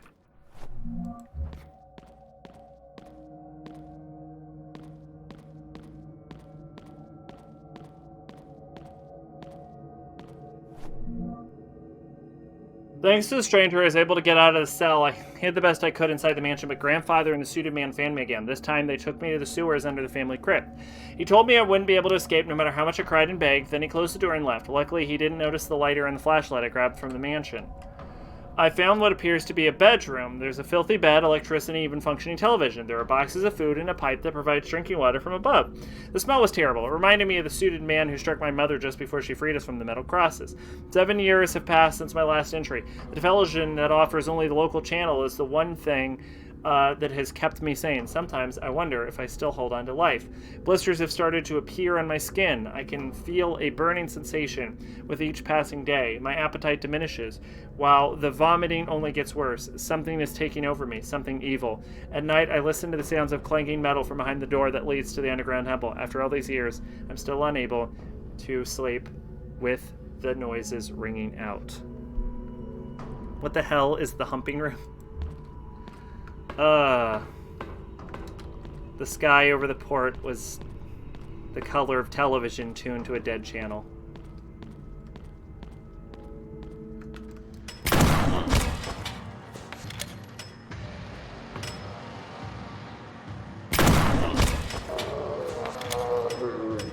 And you're dead.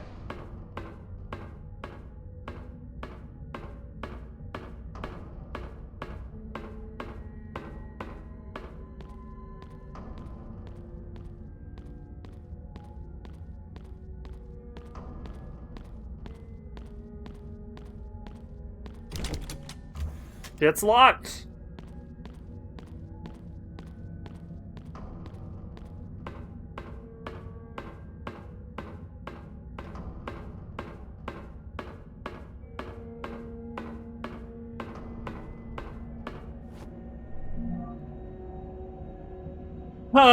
March 20, 1927. I finally found my purpose in life. The truth came through this book from the hand of the Creator.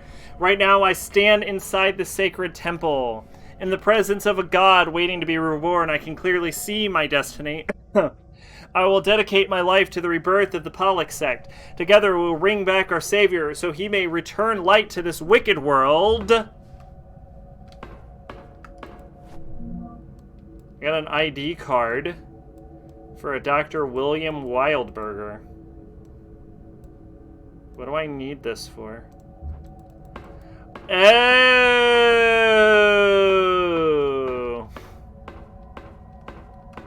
I understand. Okay.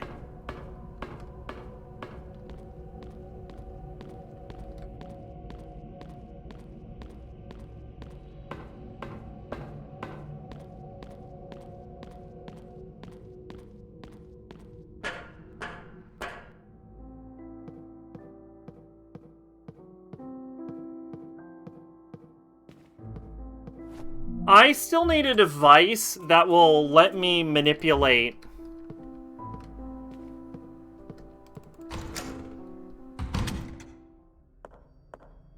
Alright, for the meantime, let's save. Just in case.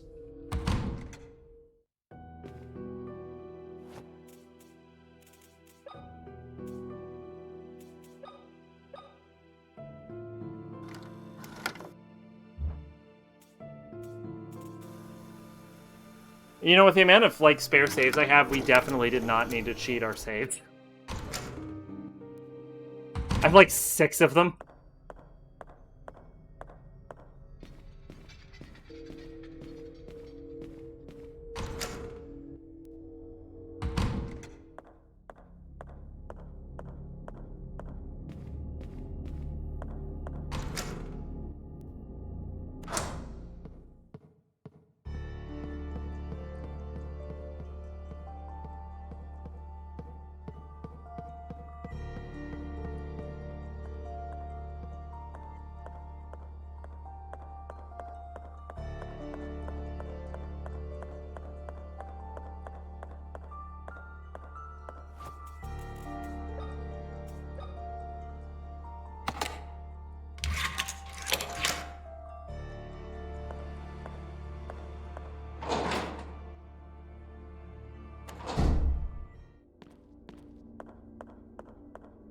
beer is for pussies. Real women just run downstairs with wild abandon.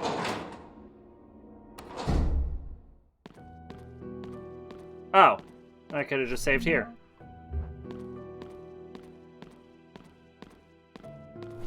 Fuck yeah! I'm not going to save here, because, like, why would I bother? But I want the highest possible endgame score I can get.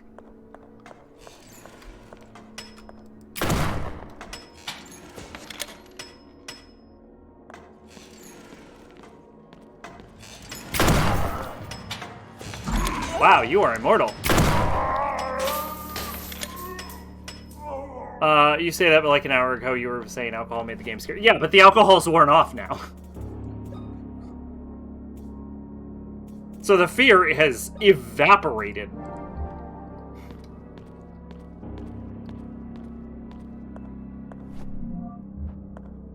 Which I think is interesting. I didn't know alcohol made things scarier. I think this is the first time I've ever done a horror game while drunk, though.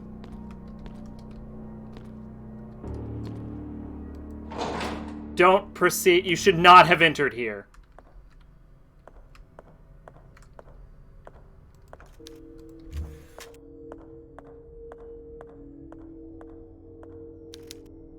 Wooden door. Oh, okay. The basin is filled with embers. The basin is filled with water.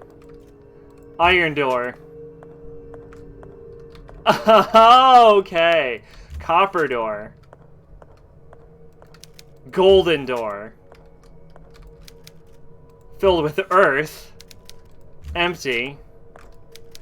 I'm preparing to start a new adventure. Excuse me. I wish only to find what every ambitious man looks for to escape poverty. So you want gold?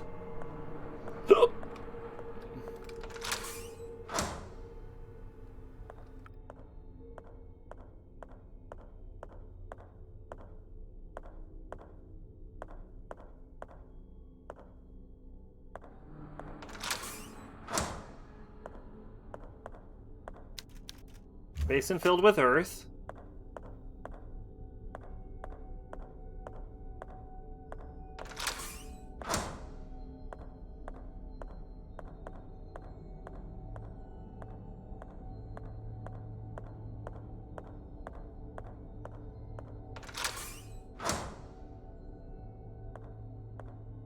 Okay, gold has rotated clockwise 1.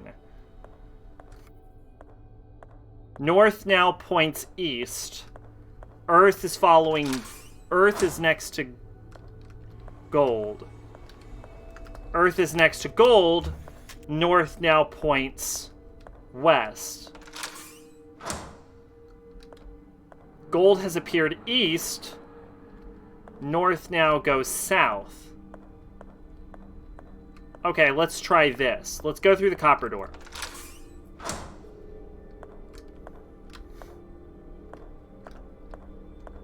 So, basin filled with earth. Gold door. So the basin filled with earth always follows the gold door.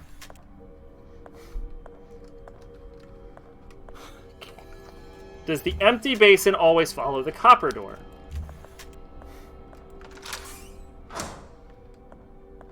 Empty basin, copper door.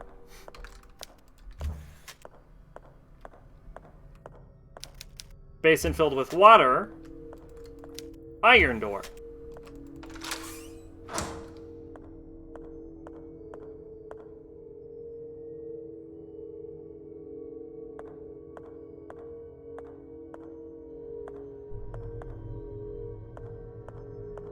Empty basin, copper door.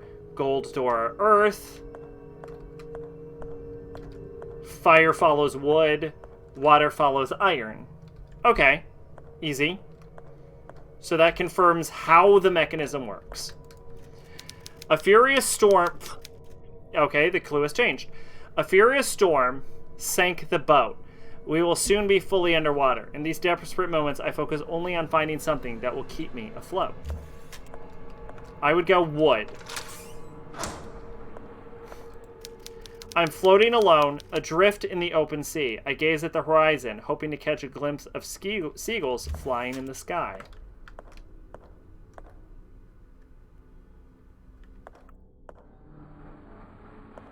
I would go iron?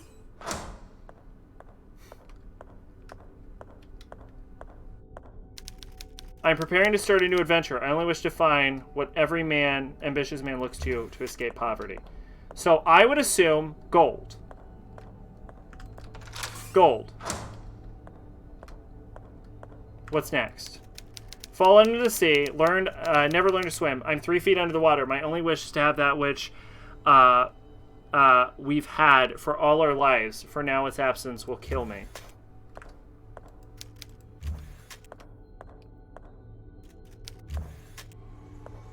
Now its absence will kill me?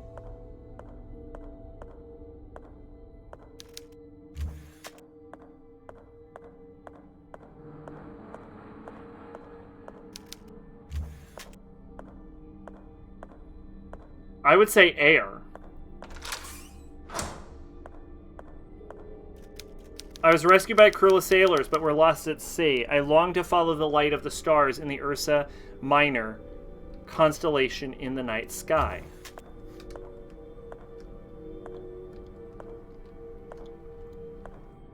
Ursa Minor constellation. Iron, copper, gold, wood. I don't know how to interpret that one. I would go water.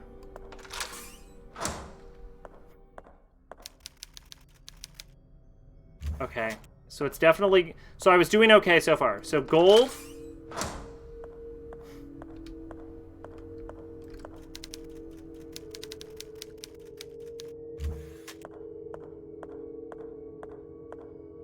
Copper.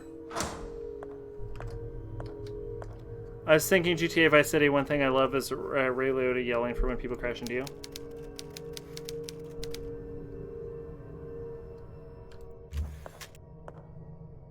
I would go gold, copper, wood?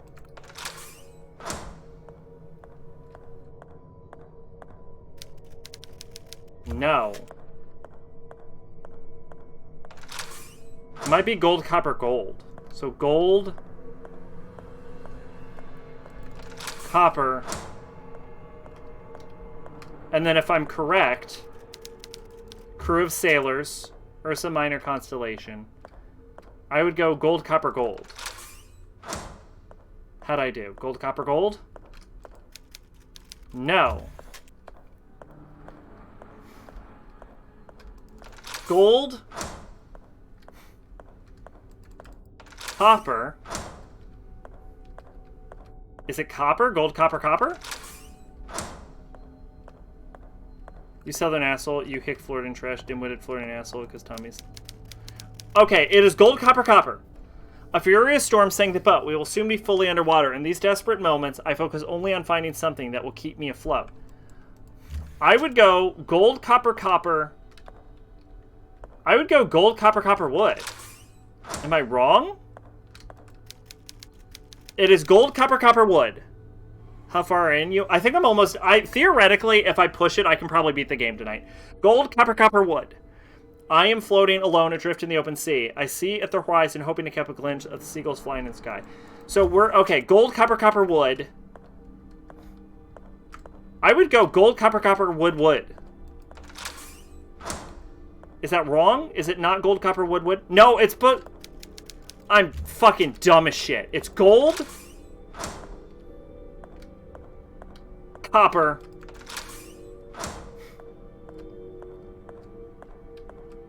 copper,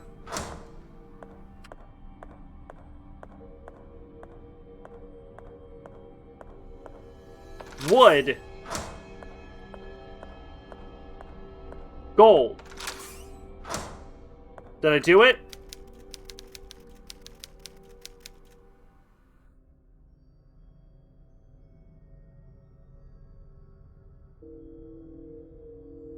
I fall into the sea and never learn to swim. I'm 3 feet under the water. My only wish is to have that which we've had all our lives, for now its absence will kill me.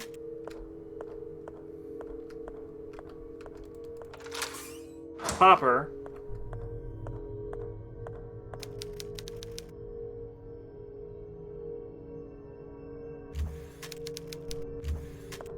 Gold, copper, wood. It's gold, copper, wood, right? No, fuck. Alright, starting over. Gold. Copper.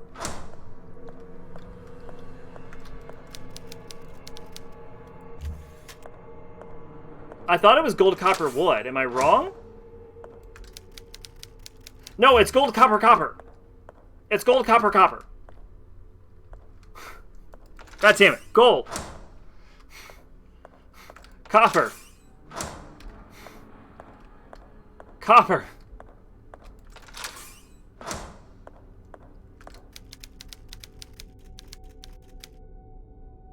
Gold, copper, copper, wood. It's double copper. Gold, copper, copper, wood. Is it gold, copper, copper, wood, iron? No! What the fuck? Okay. Gold. Copper. Copper. Wood. It's not gold, copper, copper, wood. It's not gold, copper, copper, wood, wood, iron. Is it gold, copper, copper, wood, copper?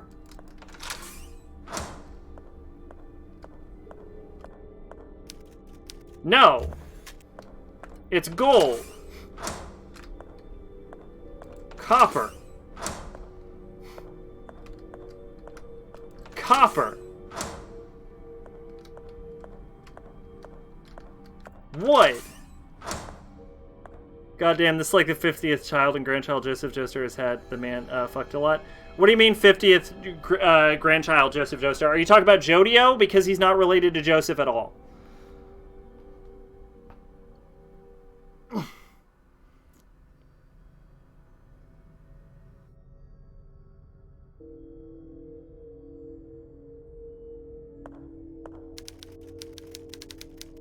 Okay. Gold, copper, copper.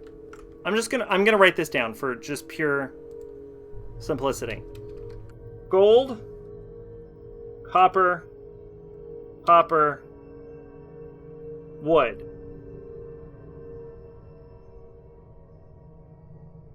I'm just pairing what I was told by someone else. Yeah, I know part 9 came out recently, but and introduced Draguna and Jodio Joestar, but they're not related to Joseph in any way. I am floating alone adrift in an open sea. I'd be interested watching JoJo Part 4, but Part 3 was so fucking bad. Part 4 is good. I'd say Part 4. If I have to recommend JoJo parts, I would say 2, 4, 7. 2, 4, and 7. I'm floating adrift. Okay, so there's only 4 options, right? Gold, copper, copper, wood. So let's just go piece by piece. Gold, copper, copper, wood, gold.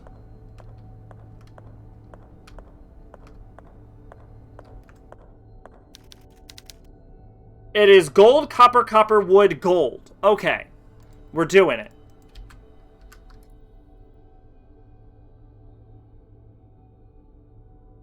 I awoke on a desert island. The night draws close, but there is something I must do before the darkness falls and the cold pierces my bones.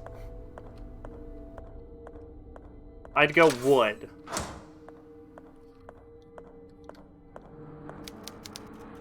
It was wood.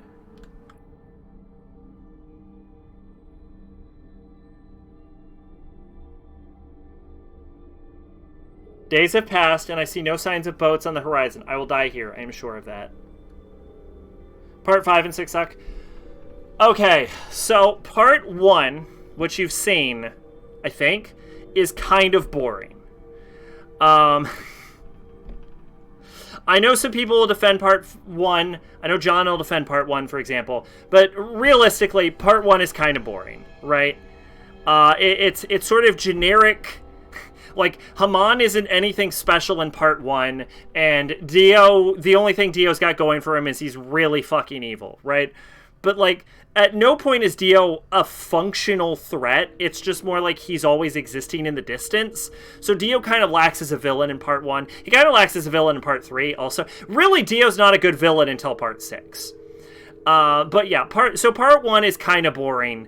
Part 2 introduces the Pillarmen, and Part 2 is a fucking treasure. It's short, it's punchy. The Pillarmen are interesting, intimidating threats. Haman is more well developed in Part 2. Joseph is a fucking treasure, and it is basically like the shonen formula, just the generic basic bitch archetypical shonen formula, but distilled and perfected. Part 3, which people go fucking crazy for, introduces the concept of stands. Now here's the thing. Part 3 is boring as shit, and Jotaro is an asshole. And I know people will be like, oh, Jotaro is a cool protagonist. Jotaro is a fuckhead, and he only becomes cool in parts 4 and 6. Jotaro is cool in parts 4 and 6, but in part 3, he's a dickhead, and part 3 goes on for too long, it's too episodic, and nothing really fucking happens. You could cut it easily in half. You could easily cut part 3 in half, and nothing would be fucking different. Like, they go through the tarot cards, and then they run out of tarot cards, so they just start grabbing Egyptian gods. It's awful. It's fucking... Part 3 sucks dick, right? Part 4 is like Persona 4 if it was good. Because it's a bunch of fucking friends hanging out in a small town, and, like, some episodes are dedicated to them just hanging out. Like, at one point... Josuke just tries to fucking scam Rohan out of money in gambling by like turning one of his friends into dice and fucking cheating at dice. It's fucking great. But also the villain of that is Kira Yoshikage, who is awesome. He is a fucking great villain. He's like top 2 villains in all of JoJo. He just wants to live a normal life, and the cool thing about Part 4 is that there's a back and forth, right? Because normally Araki's thing is like the villain has to be super overpowered. But the thing is, like, Kira, for most of it, isn't. So it's about this like noose of the characters trying to figure out Kira's identity while Kira gets away, and there's a back and forth. Sometimes they gain ground and Kira's almost gonna get got, and you're like, oh fuck, Kira's screwed. And then sometimes Kira will get away, and then Kira will get an edge on the heroes, and they're like, how the fuck are the heroes gonna get out of this? So it's not just like the heroes are just like beasting through it, or the villain is just unstoppable and then they pull it out of their ass. It's like a back and forth, like a tug of war between two people, one trying to discover the killer and the other trying to get away. It's fucking great. Part 4 is a delight, right? So Part 2 and 4 are definitely recommended. Part 5 is okay. It's kind of Part 3, but done better. Because it's centered around the Mafia and about trying to take out Diavolo. And I think Part 5 could be better if Diavolo is a better antagonist. Because there's a brief period when I was reading Part 5 where I thought Doppio was the main antagonist, and I was like, Doppio is an amazing villain. But no, Diavolo's the main villain, and Diavolo sucks. He's like Kira, but worse. He's like Kira if Kira fucked, like, Dio, right? He's awful. He's just like, I'm evil gangster man. Brrr. So yeah, and another problem is that fucking Giorno's stand is batshit. Like, it keeps gaining new powers. Like, the initial power that it has is fucking broken. Because Giorno's original ability was that he can use it to create life.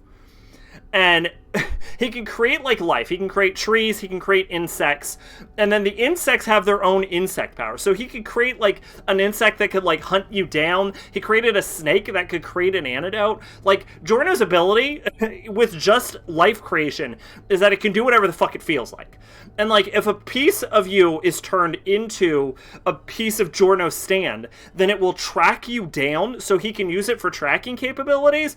And if that was all it did, it would be an absolutely ridiculous bust. Oh, and if you fucking hit one of Giorno's stands that's been transformed by gold experience, the damage fucking rebounds on you, right? So he can use it as armor. It's fucking... Oh, it's super overpowered. And if you think that sounds overpowered, he's not done, because it has more abilities than that. Right? Because the other thing it does is if it hits you, it causes your senses to go into overdrive. So it dissociates your senses from your physical body and, like, completely fucks up your coordination.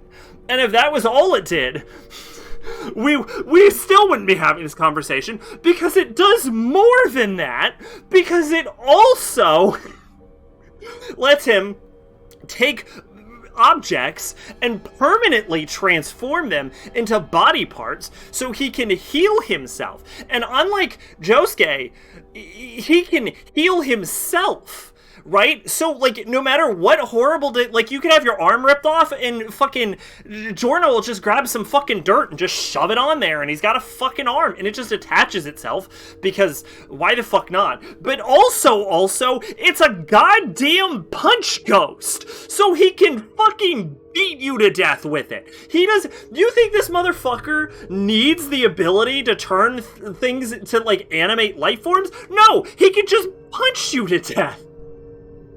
Giorno's abilities are so fucking ridiculous. It literally, it's anti-fun. It sucks the fun out of the part. Giorno is fucking busted.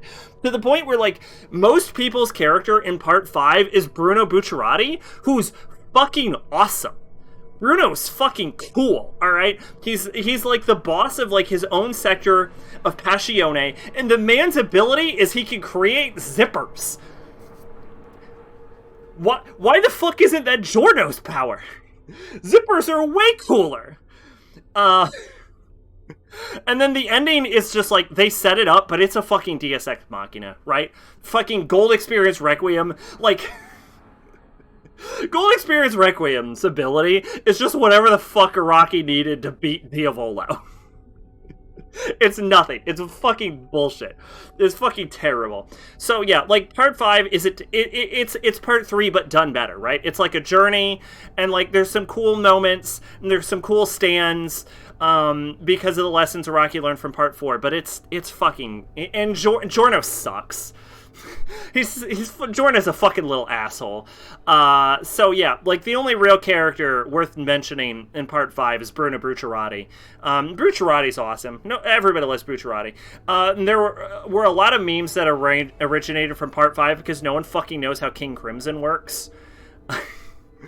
And to be fair, part of the problem with King Crimson is that Araki fucked up because, like, because when Bucciarati fights Diavolo the first time, King Crimson works differently in that fight than it does in every other fight.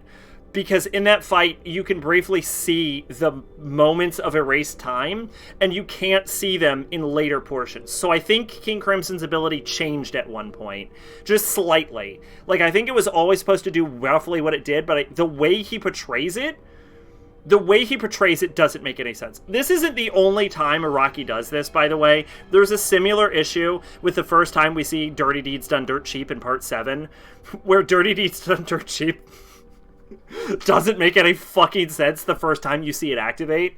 And D4C not making any goddamn sense is a problem only matched by King Crimson not making any fucking sense. But King Crimson makes sense after its introduction, so does D4C, right? I've heard of them. I don't think Araki forgot. I think he straight up retconned it. I think he intended for D4C and King Crimson to work differently than they actually do. Like, I think the original idea didn't quite play well on paper, and he changed it because they straight up don't work like that at any other point other than their introductions. D4C is actually so confusing that, like, YouTuber Xforts commissioned someone to create a 3D model of the area around Boston to prove that it didn't make any fucking sense. But anyway, yeah, so part 5, it's okay.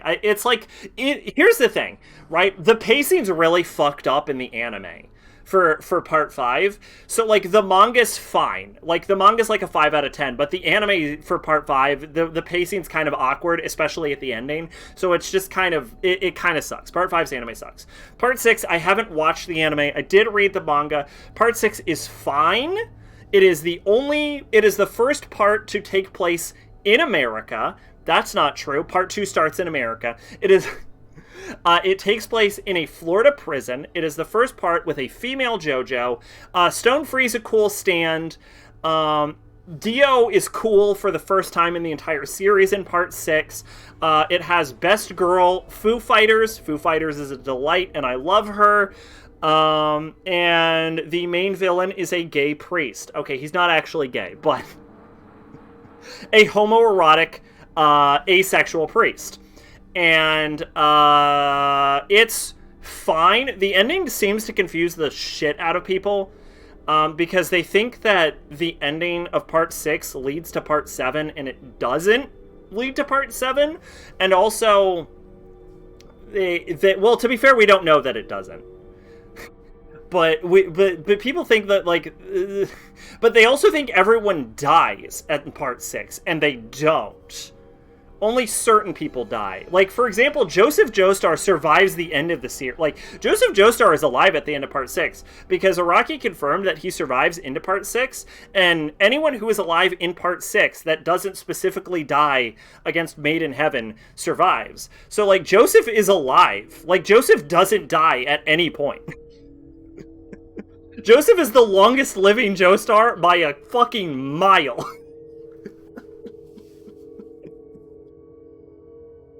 Joseph is the only surviving Joestar, other than Shizuka, and Josuke, and Giorno.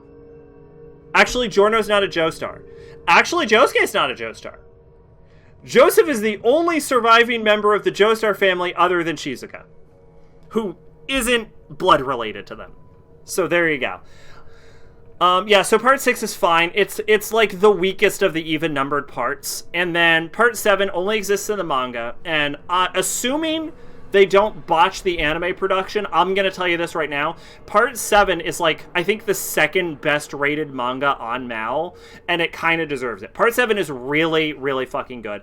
It is not set in the same universe you're familiar with in the first 6 parts. It is set in a different universe, referred to as the Steel Ball Run universe, and is centered around the character of Johnny Joestar, who was a hotshot equestrian racer hotshot jockey who ends up in a wheelchair, and the president of the United States declares that they're going to be a cross-country race, literally cross-country, from like California to New York, I think, on horses. And so the whole thing is this huge fucking horse race, where you're following this like dude in a wheelchair. It's hard to it's not my favorite part. I do prefer parts 2 and 4, but like part 7 is really good all the way around, and it has my absolute favorite arc in all of JoJo, which is fucking Sugar Mountain Spring. Anime battles on horseback. Yes. It has Sugar Mountain Spring, which is my absolute favorite JoJo arc, like, of all time. So when they do create a Part 7 anime, you're gonna want to watch a Part 7 anime. I can guarantee you of that. Part 7 is gonna fucking blow your socks off. Then you're gonna go into Part 8, which is around a different Josuke Higashikata from Part 4. They have the same name, but they are different characters, because Part 8 takes place in the Steel Ball Run universe. And, oh, that's the arc, that's the sewer fairy from Silent Hill 3 New Game Plus. Yes, exactly, yes. Sugar Mountain Spring, yes, the sewer fairy. And then Part 8 is centered around like people who are also rocks and also fruit. Like, it's centered around fucking Zelda Gorons and Full Metal Alchemist fruits, basically, right? And it and it's about this dude who wakes up with amnesia named Josuke Higashikata. Araki takes LSD, that's all I'll say. It's centered around this dude named Josuke Higashikata, who is not the same Josuke Higashikata that's the Part 4 protagonist. He's not the same as the Part 4 protagonist. It's a different Josuke Higashikata. And to differentiate between them, JoJo fans call the Part 8 protagonist Gappy, because he has a gap in his teeth. Because otherwise, Part 4 and 8, his character has the same name. And it's solid. I have not finished it. I think I stopped around like chapter 80, and there's like 100 chapters. So I have like 20 chapters to go on it. They were like narrowing in on the head doctor the last time I checked. But yeah, basically there's like these fruits that can like exchange, like create equivalent exchange, and they're trying to track down who's trafficking these fruits. And while also trying to solve the mystery of who is Josuke Higashikata, the Part 8 version, not the Part 4 version. And then JoJo Lands just came out, which is Part 9, after a year and a half after the Part 8 ending.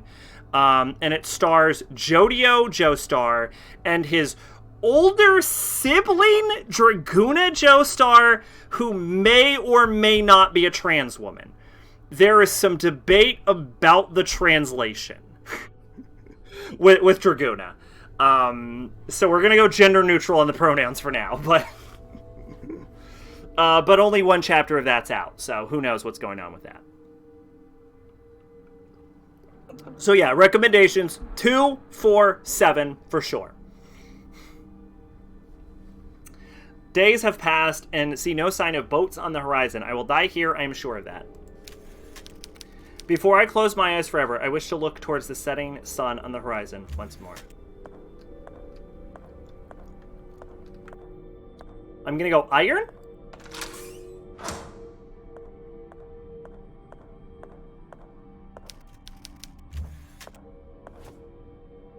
Alright, luckily I wrote down the solution so far. We have gold, copper,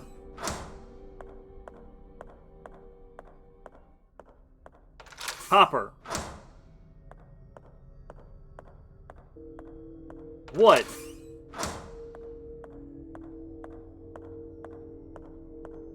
gold, wood,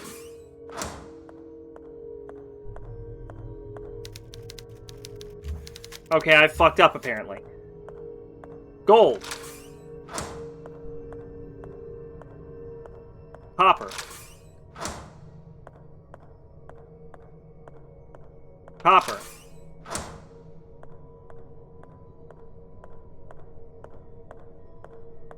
wood,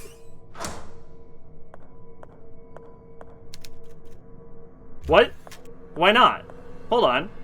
Gold?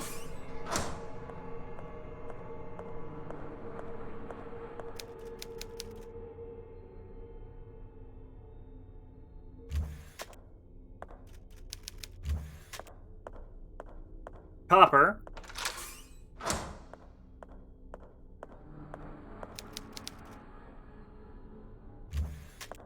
Copper?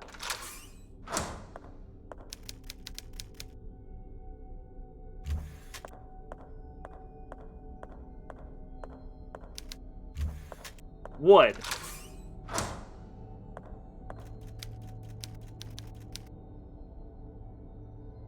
Gold, copper, copper, wood. Gold.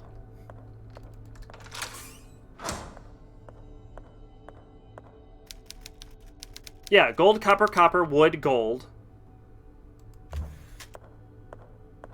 Wood.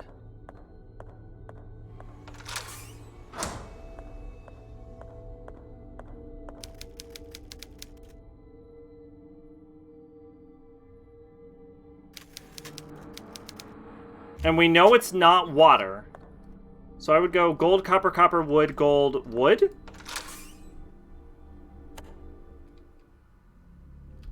It's copper. Okay, it's gold, copper, copper, wood, gold, wood, copper.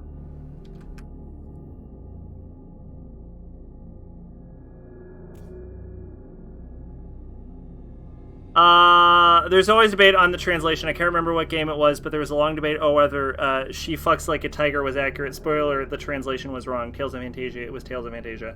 Well, that was a nice breakdown of a series I probably never tuned to. The debate and the translation, I can actually explain it because I know what's wrong with the Draguna translation. Is Jodio refers to Draguna as his brother,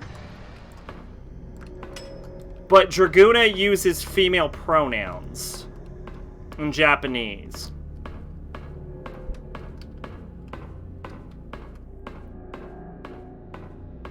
So it's not clear, is the issue. And it might be an Iraqi problem, or it could be a translation issue.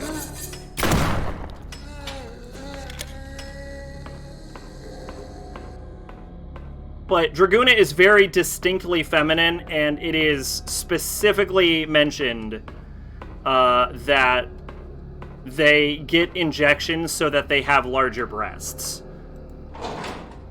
Does he say Anarchy? Because my understanding the terms used similar to bro. I actually don't know. I actually have not read the part. I just know where the contention comes from.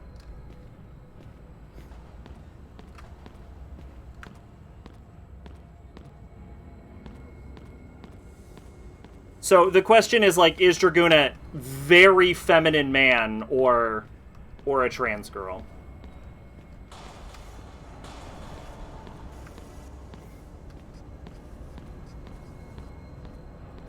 And because there's only one chapter, the answer is no one actually currently knows, right? So December 7th, 1979, the hazard suits began filtering the radiation of the egg. Every time, more and more members of the Pollock Society are being contaminated by this strange sickness. First, they become dizzy and vomit. After that, burns appear on their skin, and their behavior becomes violent. They lose the ability to recognize others. The members who are hospitalized are being treated in a hidden room. We tied them down to the beds, but something unexpected started happening. The patients have merged with the metals around them and the medical equipment.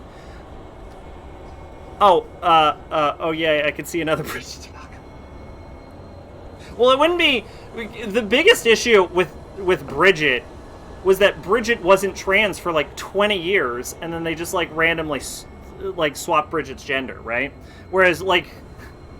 Whereas, like, the thing with Draguna is, like... You get what you get right from the beginning. It's just, like, how... Like, what direction is Iraqi going with it, right? So I can see the differences. That was so fucking stupid. Like, even after the fucking creator Guilty Ghost said Bridget was trans, people were like, no. Well, yeah, no. Yeah. I mean, the confirmation came. You got your... Yeah, no, I don't know why. I was, like, weirdly invested in it just out of pure curiosity. And now I have my answer. And I'm like, okay. Well, now I know. December 7th, 1979. The hazard to... I will say that... Again, I'm not invested in the Guilty Gear franchise. I haven't actually played one of the games, so I don't want to talk too out of turn on this. But Bridget was a pretty influential character in Japanese culture for pushing forward the concept of feminine men, which is specifically, I want to say it right, I want to say Odinoko. Yeah, Odinoko. Culture. And so, changing Bridget to be trans, like 20 years after the fact, after having already functioned as like such a culturally impactful character on Japanese culture, seems like a misfire to me, right? It seems like a misfire. Like I said, I don't really have a leg in the race, but it seems like a poor character to have made trans. I was happy they brought back more XX characters. But I don't really have a leg in the race, so what the fuck do I care, right? I'm just glad the curiosity has ended and I now know. Bridget's only in like a few games. Yeah, but Bridget also had a pretty large impact on Japanese culture.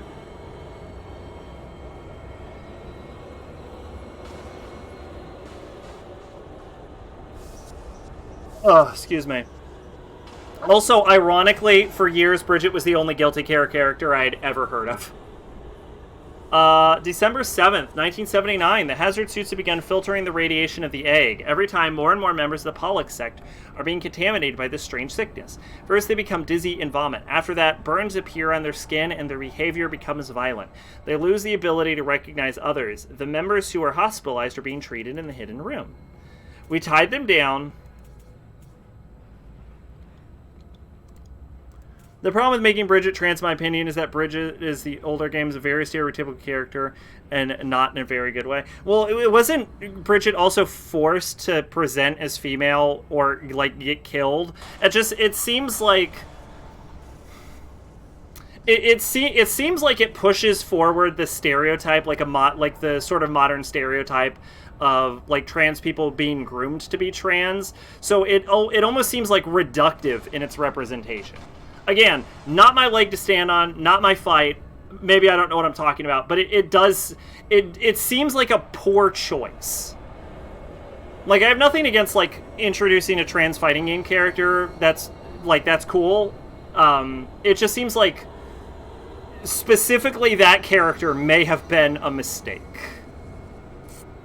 We tied them down to beds, but something unexpected started happening. The patients have merged with the metal around them and the medical equipment. We've never seen anything like this before. This phenomenon is related to the radiation of the egg. It's turning them into monstrous beings. Is all of them kind of a test? Are they meant to overcome this and be saved? Okay, so apparently the egg is turning people into the horrible medical monsters. So I guess the egg is what caused the medical monsters?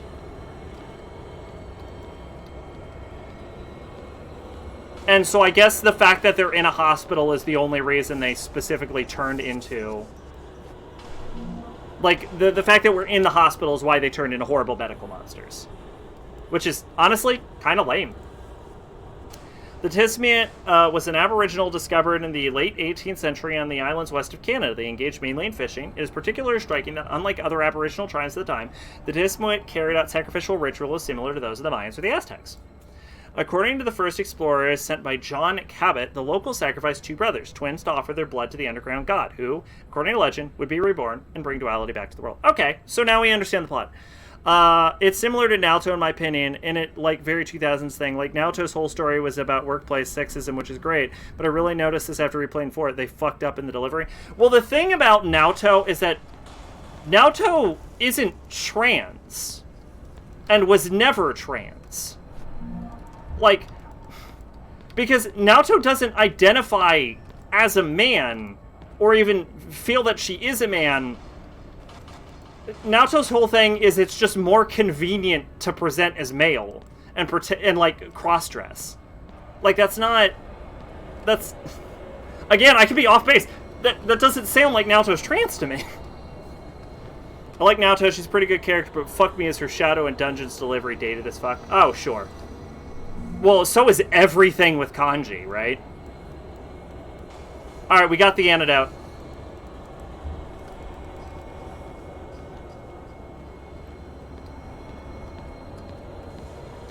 Also, I'm going to clarify this right now. Kanji, very clearly not straight. Very clearly not gay, either. Because Kanji likes Naruto, period. And... well, I wanted to know. Kanji likes Naruto, period, and does not care about her gender in the slightest, right? So, like, Kanji clearly goes both ways. And, like, you could be like, oh, Kanji was just shown as gay inside of his dungeon because of his, like, conflict between his femininity and his masculinity. But, like, he still wanted to fuck Naruto when she thought he was a dude, so... like, there's no getting around it. There's no getting around that Kanji wants to fuck Naruto regardless of her gender. So, yeah, Kanji's definitely bi. And Yusuke is definitely a homophobe.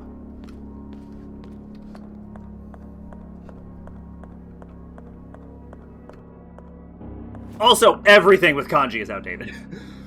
Troy Baker said he was told by Atlas Kanji is gay, and I remember saying this, but I can't find it, so take it with a salt bag. I remember him saying the voice director told him to be...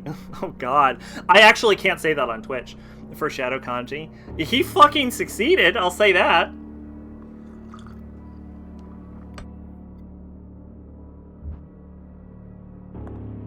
But then you get into, like, late game Persona 4, where we know Naoto's a woman. And he specifically is, like, he is specifically into female Naoto. Like, as much into female Naoto as male Naoto. Like, it does not stop his Naoto boner at all.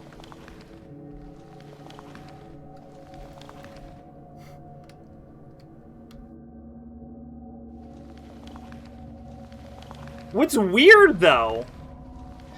See, honestly, I'm going to make an argument. I think Kanji's worse handled than Naoto is. Because whenever fucking Yusuke talks about Kanji being gay, Kanji's like, no, I don't go that way. But, like, so he's either fucking, but he can't be lying to himself, right? He can't be, because he had to accept himself in order to unlock his fucking persona.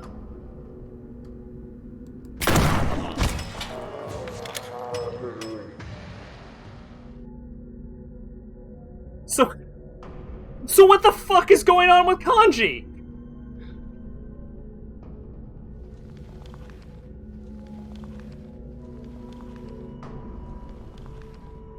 Like, I love Kanji. Kanji is one of my favorite Persona characters of all time. Easily. I just did a little hop because I clipped off the geometry. But the way they handle his sexuality is a fucking nightmare. My biggest problem with Naoto is her dungeon and her shadow, and just the reveal that she's a girl in general. I think the whole section is dated as fuck and aged really badly. Oh, I can totally agree with that. No, I get you. I understand, yeah. But Kanji gets treated like the butt of a joke for most of the game. Yes. Yeah, for sure. And it's not even consistent, right? Because he's like, no, I don't go that way. And it's like, unless he's lying to you. The only explanation that makes sense in universe is he's lying to fucking Yosuke.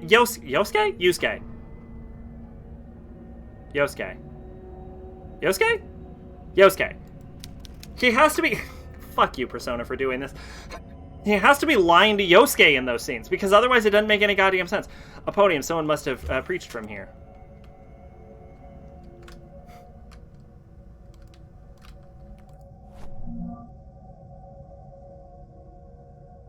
April 12th, 1946. So many souls have been sacrificed. For some reason, I feel no guilt or remorse. I'm convinced that our sacred mission is the most important thing right now, and in the end, everything will have been worth it. Tonight, we offered the blood of the twins we kidnapped from town. Excuse me. The egg continues to develop correctly. However, as it grows, it radiates more and more energy. As the moment of its arrival gets closer, for us impure beings, the radiation is harmful. We have seen cases of members having burns on their skin. I've created a special plasma to treat them after the rituals. That will help. I hope the hazmat suits protect us for a little longer.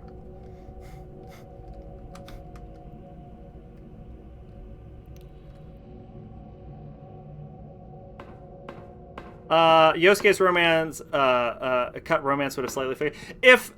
Here's the thing.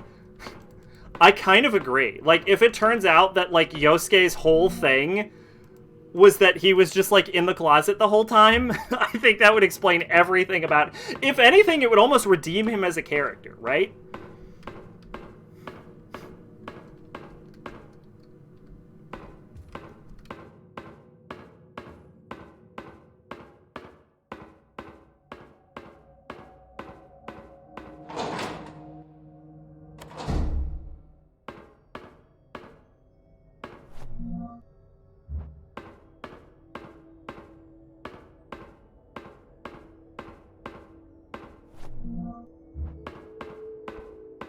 I don't have a map for this area, I don't think.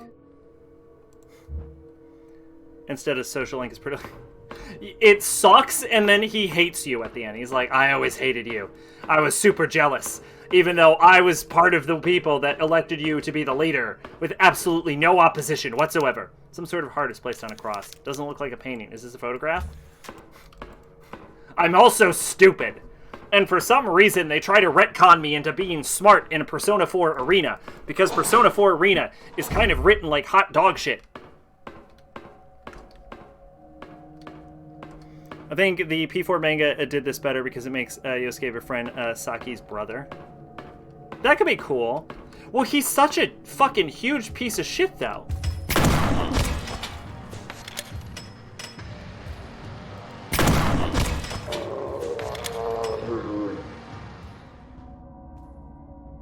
Like, my least favorite, I think, Persona bro is probably Junpei, but that's just because Junpei and our personalities do not get along. But, like Junpei's kind of an asshole, but he's, like, a good person deep down. Yosuke is, like, a nice guy, but he is fucking awful. Like, he is a terrible human.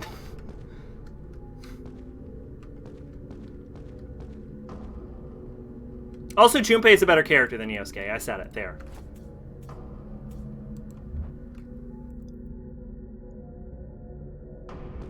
Junpei has real character development. That he does, yes. Yeah, I mean, that's another thing. Like, like, you can speak for the quality of Junpei, because, like, in The Answer... Like, I hated fucking Junpei for, like, most of P3, but when it gets to The Answer, I was, like, Team Junpei at the end. I was like, yo, I'm fucking Team Junpei on this shit. Like, I changed sides because, like, yeah, Junpei had his whole arc, and he, like, changed as a character, and he improved. The carving on the gold plate reads, the beautiful archangel subtly lifted his finger. A golden shine from his ring almost blinded me, and suddenly the gates of hell were wide open, only for me.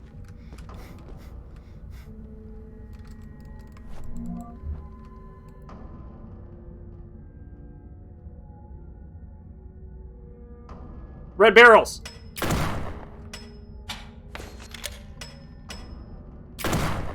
Can you imagine if they exploded and I just fucking died? Whereas P4 and 5 does that shit where they kind of develop in the story, but all the real development is in their social links.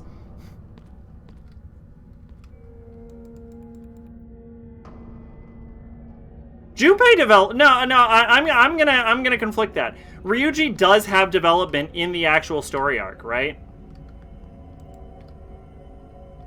Because his ending goals even change by the end, right? Because at the beginning he wants to, like, show up them shitty adults, as he puts it, and he wants to become, like, famous and get all the girls.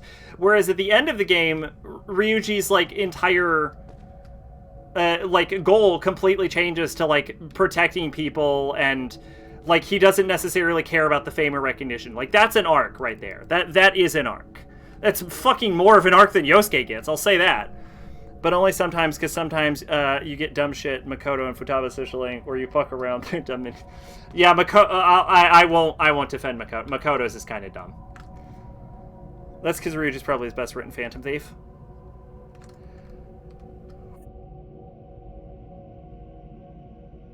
You know, I don't think I'd argue with that.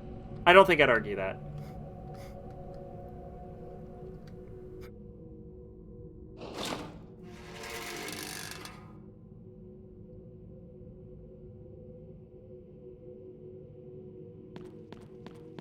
But we were specifically comparing Persona bros, so...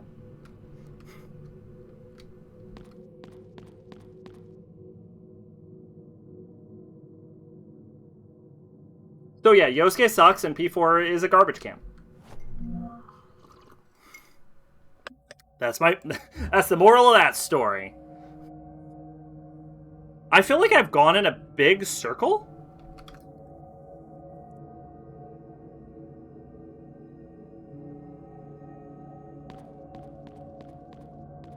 Ryuji's also a real one. Like, I make jokingly call Yosuke brosuke, but Ryuji is more of a bro than Yosuke. Ryuji is the protagonist back the entire game. Not only that, but Ryuji likes you.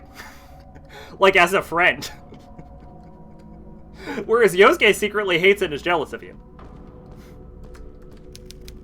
Flower memorial sculpture of a young woman holding cadpole flowers. The stench of the corpses blends with the aroma of the sweet flowers.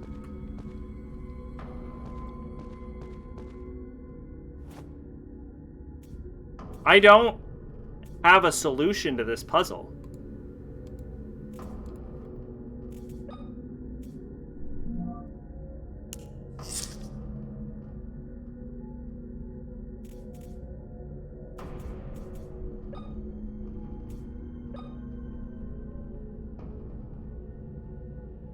I mean, I still prefer Junpei, probably because I vastly prefer P3's approach to writing than P4 and 5's, but Ryuji's ruin. No, I get that. I get that.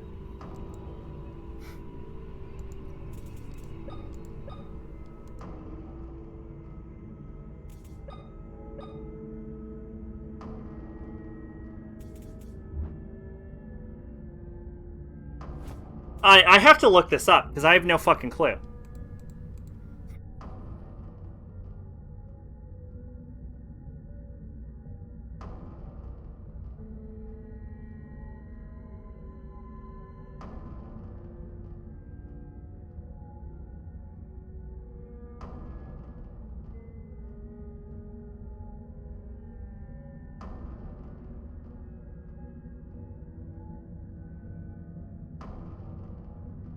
It seems like I missed the TV dial puzzle.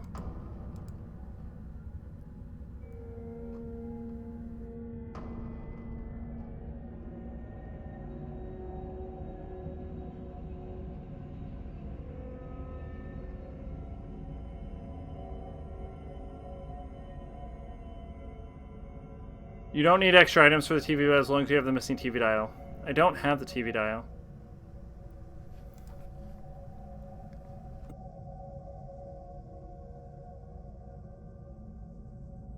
We're very close to the end of the game, by the way.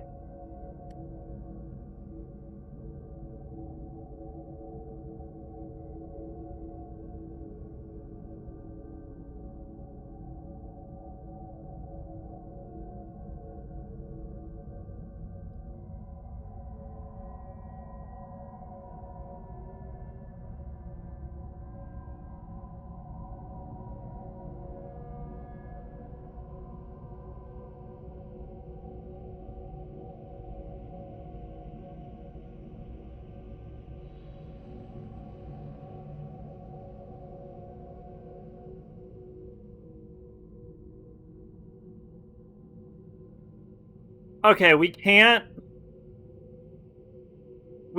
do this until we get whisked away to Carolyn's room, which we've definitely not had happen to us yet.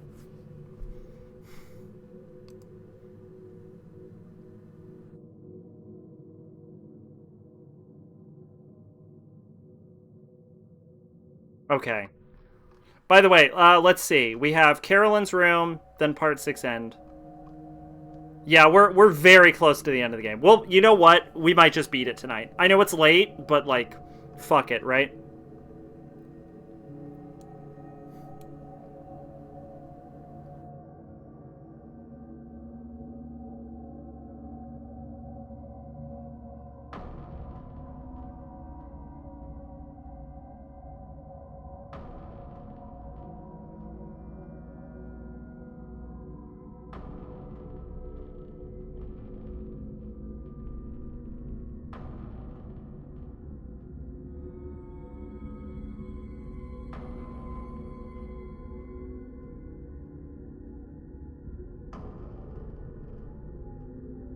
I love that one of the notes for this walkthrough I'm reading says, while nowhere near as frustrating as the Silent Hill 1 sewer, and not even half the length of the sewers in Silent Hill 3, this place can get you turned around pretty quickly. They know who they're dealing with.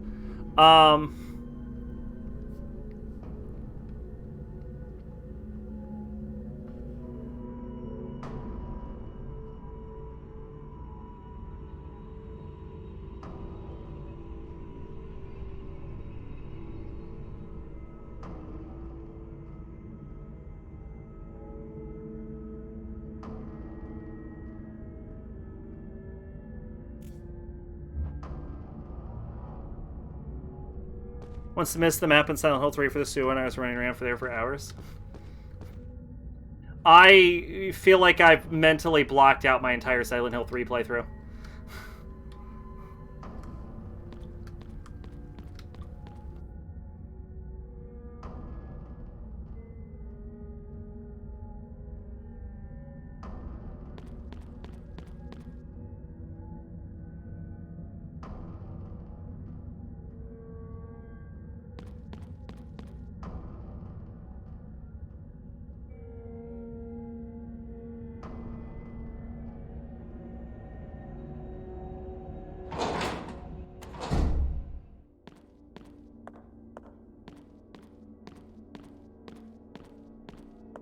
You know what P6 needs to do, and I won't take excuses because Soul Hackers lets you do this.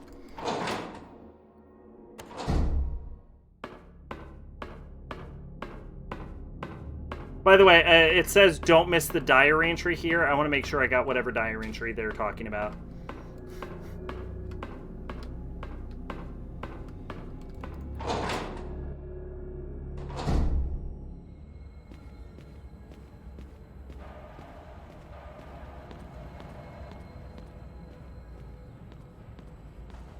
Oh, yeah, I'm pretty sure.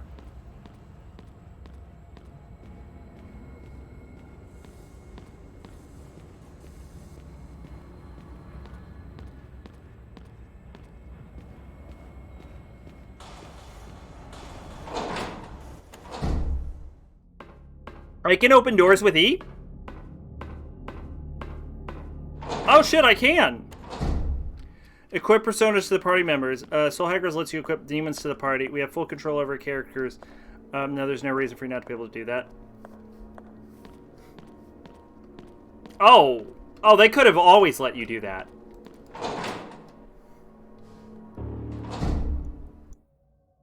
I don't mind if they don't, though. I'm not... In fact, I'd prefer they didn't.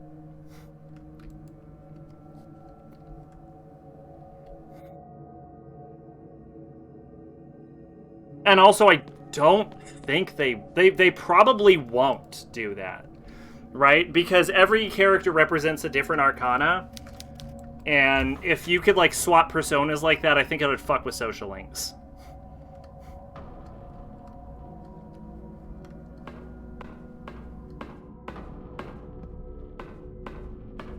Also, if you can swap out, like... assuming they're going to keep doing, like, 6 characters, if you can swap out like that, then there's no reason to have multiple characters. Like, you'd either have... Like, that works for Soul Hackers because there's only 4 party members, but if you're going to have more than 4 party members, then it won't really work. Every character represents a different arcana in 1 and 2. They just had arcana accountability. Yeah, and that mechanic sucks.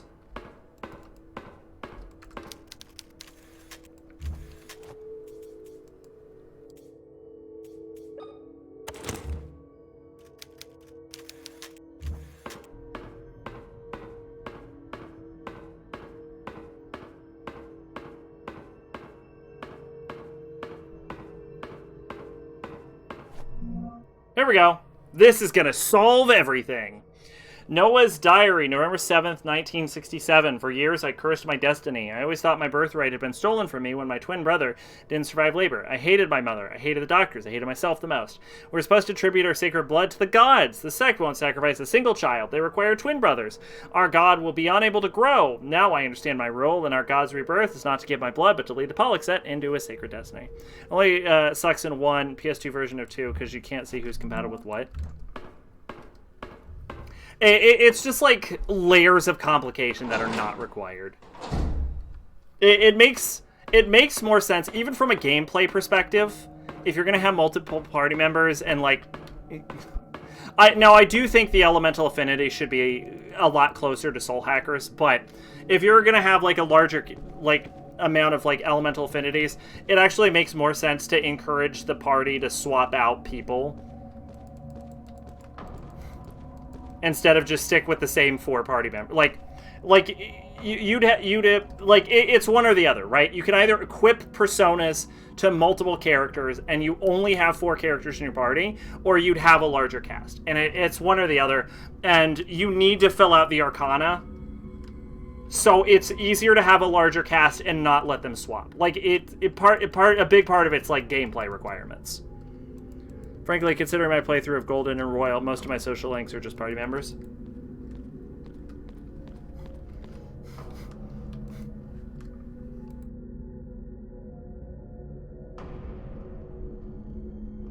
I feel like I'm missing an object. I rarely have time to do more if I want to upgrade personas and party memory abilities. Like, I didn't even finish all my social... Excuse me? You are not good at time management, are you? The last time I played Royal, I didn't even do a guide, and I still maxed literally everyone.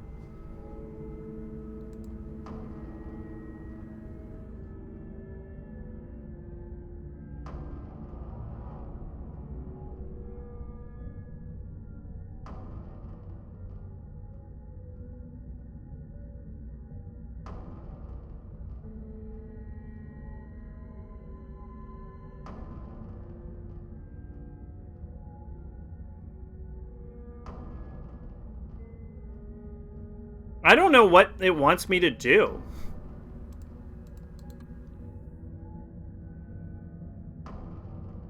Here. And the issue is... The issue with this fucking game is that all of the guides are bad.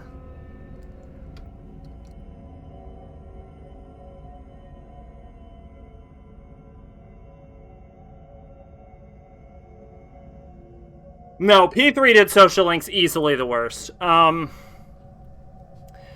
Could do with less main characters like that or main. I would not be opposed to less main characters. I wouldn't be opposed to less main characters. I do because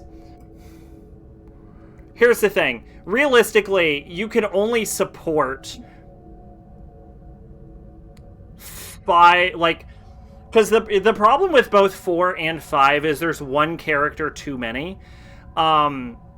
This would be such an easy fix. This would be such an easy fix, because you can condense the party members down. Like, we know that, like, Mitsuru functions as an analysis type. You don't need a dedicated analysis persona. You really don't. You could have, like, a dual type persona. And you don't... And, like, whoever is the last always ends up being the most undercooked character. Whether it's Naoto, whether it's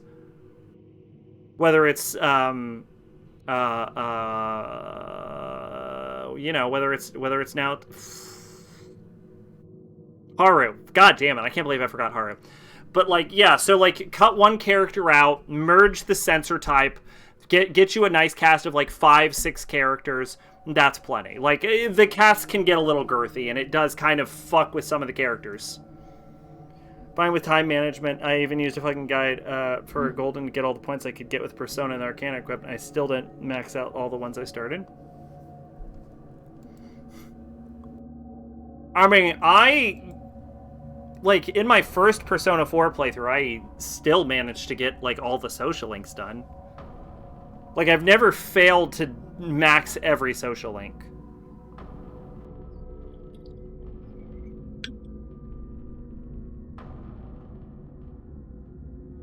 I have, like, a real goddamn walkthrough. 4 is so much worse. Oh, with what? Sorry, what did I say? The links in 4 are forgettable and boring as shit. Most of which derail progress behind having a certain stat, which is hard to increase because social link stats are randomized. Oh, no. Sorry. Allow me to clarify. The mechanics of the P3 social links are the worst. The P4 social links...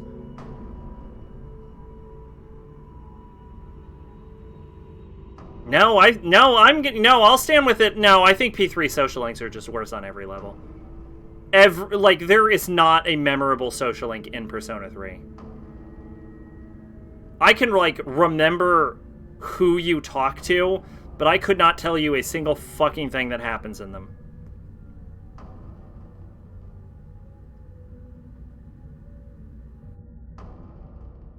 Actually, there's a similar problem in Persona 4, though, isn't there? Because most of what I remember with the Persona 4 social links is that everyone's fucking story arcs, if they're in your party, just wraps back in on themselves. Fun fact, Atlas never intended for you to max everyone in P3. They were shocked when they learned people tried to max them all. Yeah, I can tell. It's a real pain in the ass to dance around the girls. That was on them. That was on them for fucking that up.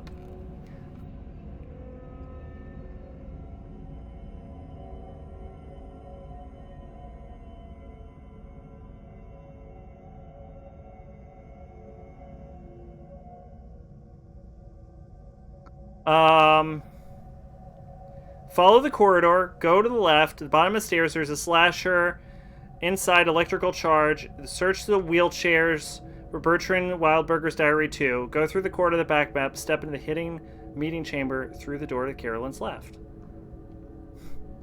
Grab the morphine slot in the first cross, search the right side of the room for a recording tape. Okay. They could have fixed this by taking more from their inspiration, Tokimaki Immemorial. I am surprised, like, and saying it out loud, it makes sense that they never expected anyone to max it, because of the weird bullshit you have to do to actually do it. But on the other hand, how fucking dumb do you have to be to put that in the game and not expect people to max it? Like, if you put something in a fucking game, gamers are gonna try to 100% it. Those games are far more severe consequences for being an asshole or cheating. That would be impossible for you to max everyone.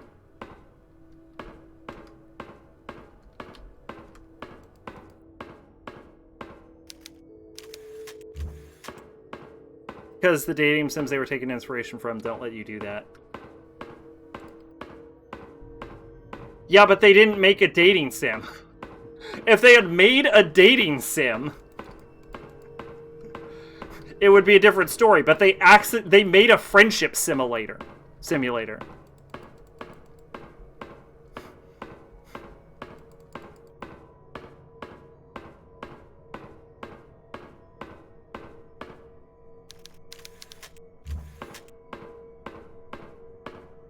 That's why they didn't focus on it, because it's an RPG. Yeah, they, yeah. Yeah, social links in 3 are, especially if you're going to max everyone, are the most awkwardly fucking implemented bullshit. Like there's a reason I, liken it to having to dance around the girls. Because you gotta do some fucking arbitrary bullshit to get around how they're set up in that game. In 4, it's a lot more clear-cut. The best thing they ever fucking did to fix social links is they fucking took out, reversing, and they took out braking.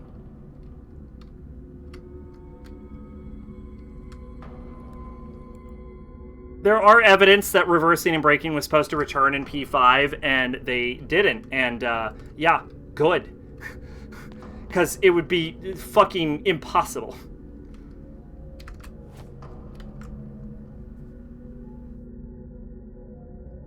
I like it because I don't max everyone and links don't have the bullshit in 4 and 5.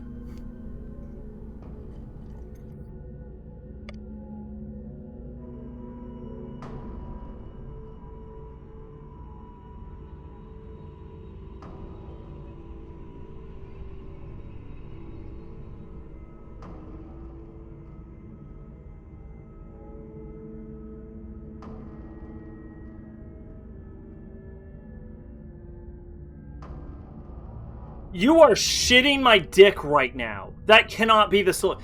I'm gonna be actually upset if that's what this game wants me to do.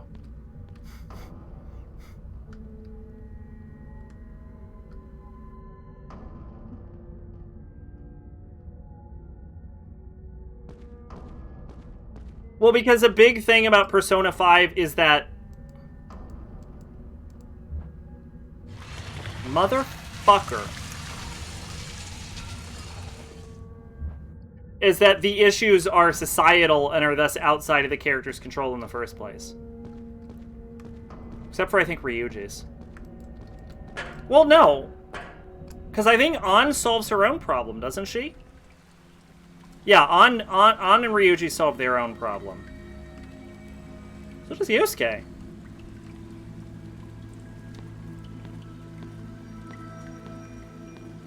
Honestly, hold on. That's not true for your party members. But you do tend to use your Phantom Thief abilities to solve them, so it's not as dialogue heavy as in 3 and 4.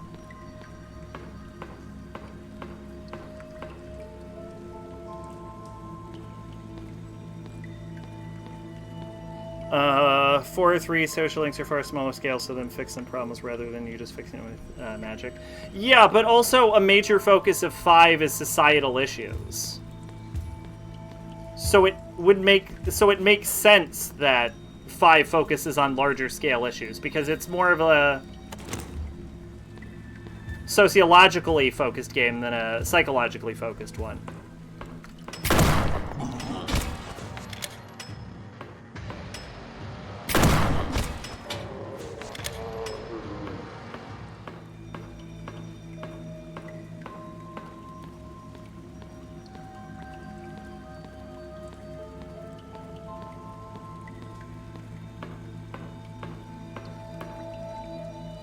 Which in the grand scheme you don't really fix, considering the next game is the timeline. Is how the world is fucked. I am almost confident. I am, like, confident that Soul Hackers 2 is not in the Persona timeline. It's also worth noting that at the end of Persona 5, you don't fix any of the problems. Like, even at the end, the game doesn't pretend that you fixed the problem. You've just handed the keys of the kingdom over to the people in question. Metaphorically. Persona 6 will be about how much everything sucks. Sure, probably. Well, because at the end of Persona 5, you essentially allow people to make their own choices free from... like, free from the bindings of, like, Yeldabaoth and stuff, right? Like, you basically open up people's ability to choose. Essentially, you take a shotgun to the law ending, is what happens at the end of P5. So, if the world ends up getting fucking wrecked, that's because people chose to fucking wreck it. Like, it's not like in P4, where you fucking kill the concept of, like, obscurity and hiding from the truth. Like... you just control the... You like... Or, like, in fucking 2, where you take out, like, evil.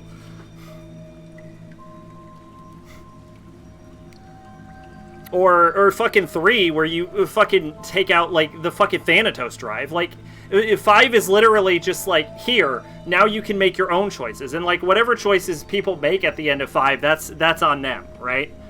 It really is just, like, here's the keys to the kingdom, and... so, like, even if it does lead to Soul Hackers 2, that doesn't really conflict the ending of 5, because 5 doesn't... like, 5 is about taking on, like, societal power structures, but but you don't necessarily win in 5. You just, like, push the ball forward, basically. Who could perform medical procedures in a place like that? Someone who doesn't care about sanitization, I'll say that.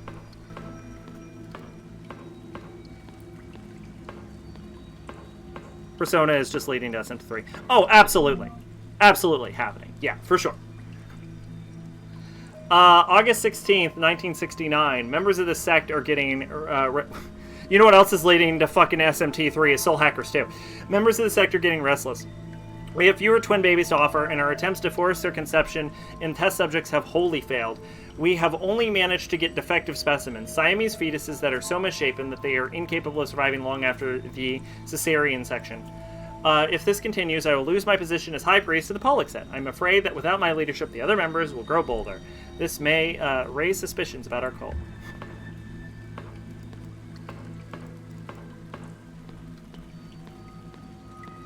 I'll argue Five's approach to social commentary isn't great. Not that it makes it bad. I just don't think Atlas, or at the very least, the Persona team is equipped to do societal and political commentary like that.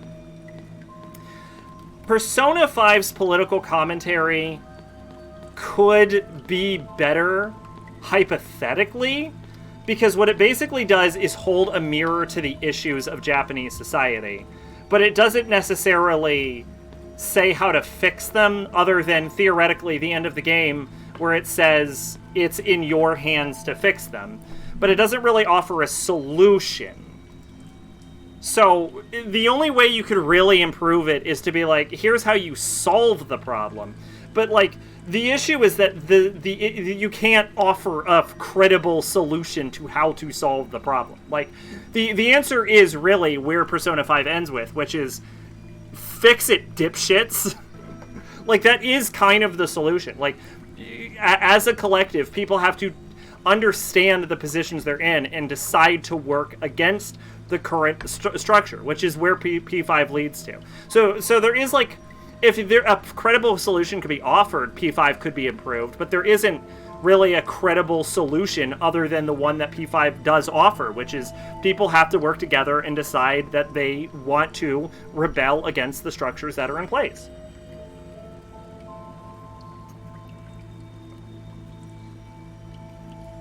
Oh, 3/19/1991. Sometimes I dream at night. In my dreams, the wind dances with the smell of flowers and caresses my face. The afternoon sun paints the clouds and the mountains in sepia and lilac tones. My heart fills with joy.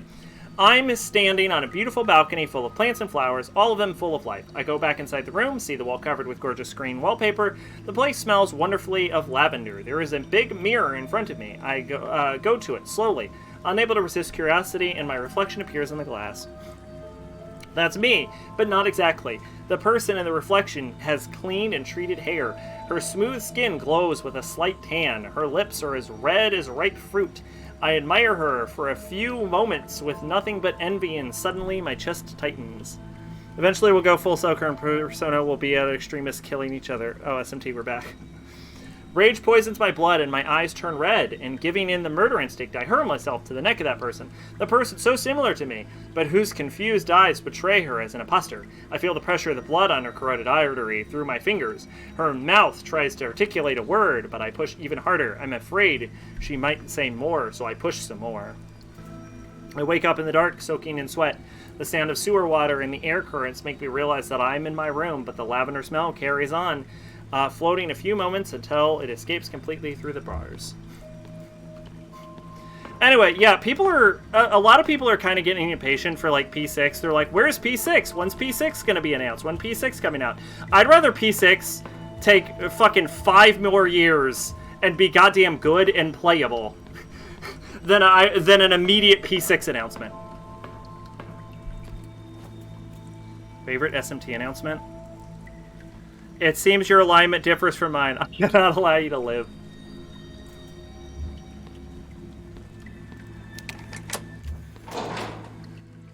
Yeah, P5 was out by the time... I started with 4.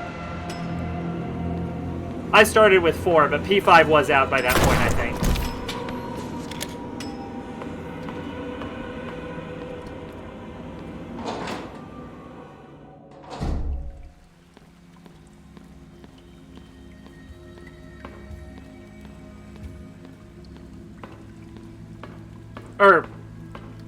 I started with 4, but 5 was out, I think. Because I bought 5 shortly after finishing 3.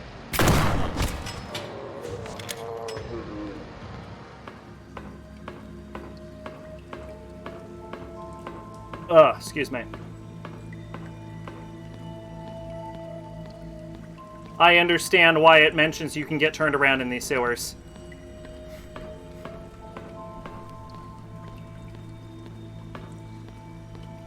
...2016 release. Psych.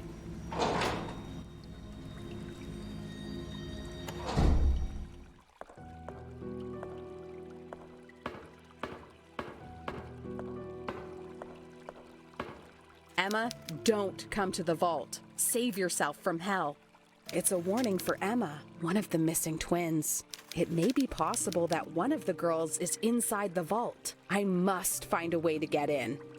Carolyn, you are just the dumbest. How can I remind everyone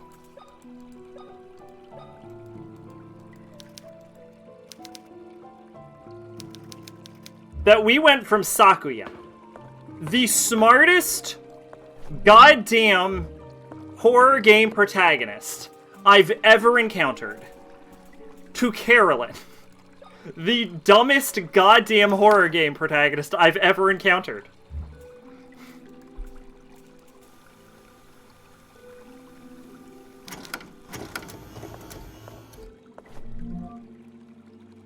Two 8436. Grandfather Noah came to my prison with a revolver in his hand. When I turned to him, he stepped back, but kept his gun level. "You're alive," he said, surprised. "After all these years, you're alive." I was stunned. It was him. Really him. The man who imprisoned me and left me forgotten all these years. I wanted to throw myself at him, but he had the gun pointed at me, and I knew, better than anyone, the terrible physical condition my imprisonment had put me in. "This is very fortunate, a sign of God," he continued. "I'll finally have the Wildberger twins together. Once Anna arrives, I will finally open the vault and gain access to the... Oh, shit! To the temple. Just a little longer, my child, just a little longer." After that, he walked out without turning back. I'd followed him to the exit, but as expected, he had locked. "This is the last thing I will write. I've been a prisoner down here all these years, but if he thinks he has control over my destiny, he's wrong. To open the temple entrance, he needs a set of twins to offer themselves to retina scanners. He needs two of us, Emma and me. He will not use my eyes. I will stop him. The blade is red hot. I have to do this. Emma, if you ever read this, do all you can to survive. Live a normal life. Forget about me. If you see Father, do not tell him that I was locked down here all these years. What I'm about to do to myself, I do not want him to see me like that. Let this be my last decision, the final decision I made for myself." Well, that seems pretty goddamn unambiguous, Carolyn. Maybe you should leave. As I've said before, I will say it again, no matter how good P6, no matter what it does, people will not be satisfied. Happened with FF8, having to follow a game so widely claimed that blasted the mainstream. There's no way the follow-ups will live up to people's mind. The answer is probably not. There's always going to be people who are, like, staunchly P5 and nothing else. But I will also say this: P4 was pretty damn well regarded. Like externally, P4 was really well regarded.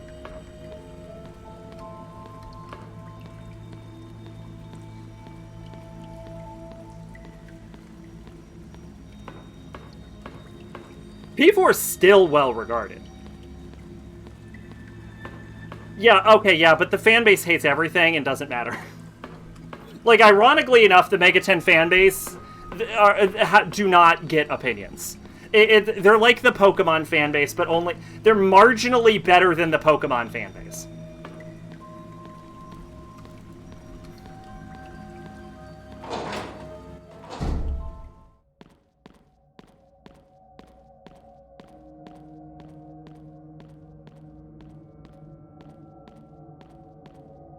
Persona fans hated 4 because it wasn't as dark as 1 and 3. They included 2, but 2 wasn't.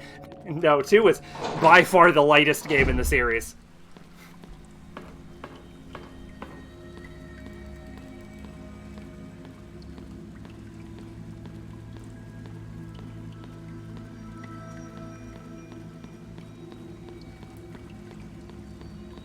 SMT's fans hated because they believed the weebness would infect SMT.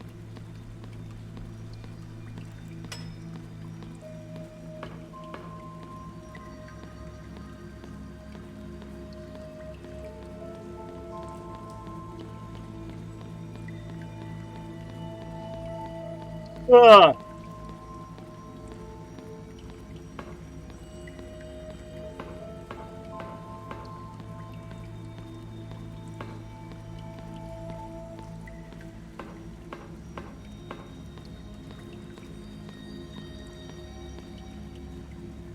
Oh, I can't get there because of the water.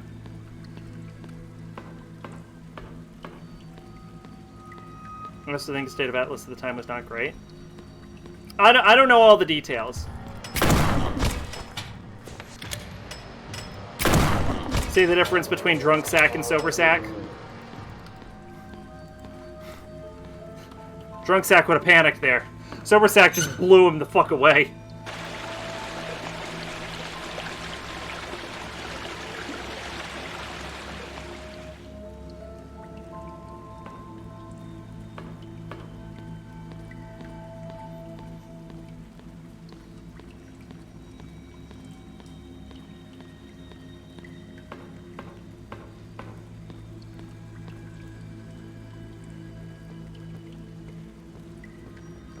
Atlas Parent Company was in hot water for, I think, fraud. Atlas was abandoned and almost went out of business until Sega bought them.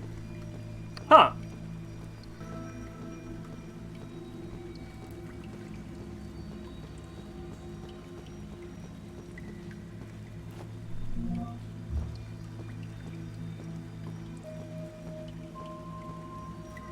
Rotten corpses all over. They were submerged underwater this whole time. How did they sink? Because corpses don't usually sink.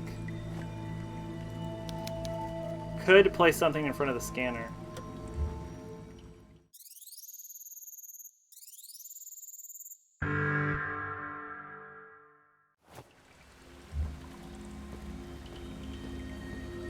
Okay. I understand where we're going. I imagine the reason Carolyn woke up with her eye removed was to open the door. For a while, it seemed like Nintendo was gonna buy Atlas, but Sega won that bid. The downside, Atlas DLC got way more bullshit and graded post Sega. It's I don't even know. I don't think that's a Sega thing, because okay. So here's the thing, right? If you buy PC games, you'll know that Sega is really good with ports, like really good with ports, and it's only recently that Atlas has even started porting things. So it seems, just based on that, I could be off base, but it seems like Atlas was kind of left to its own devices. So I'm not sure if that's a Sega thing or an Atlas thing. The only Sega game I think I regularly play is like Yakuza, and its DLC isn't nearly as bad as later Atlas games. So I'm not sure if that's a Sega thing. That might actually be an Atlas problem. That P3B port was completely ass. I have heard that.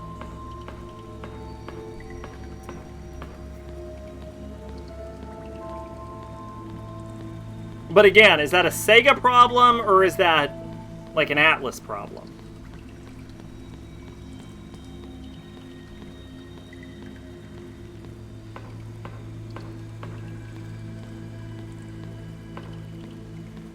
P4 Arena did have a lot of stupid DLC now that I think about it.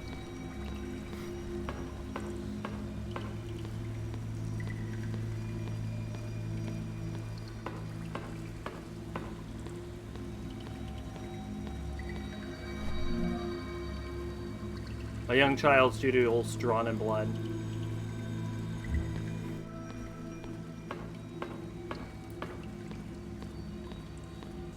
I need to get back to the sewer room. I need to get to the sewer storage room.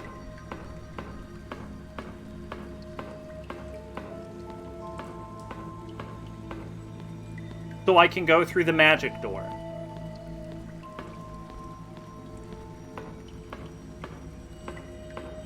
That I'm being explicitly told not to do. It's explicitly like, hey, don't do this. And I'm like, I'm gonna do it.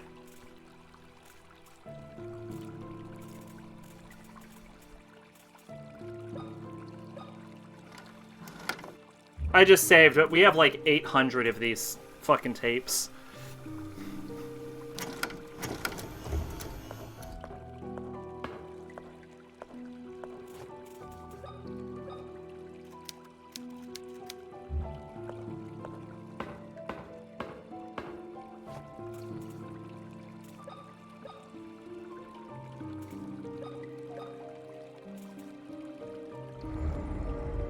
Emma, don't come through this door.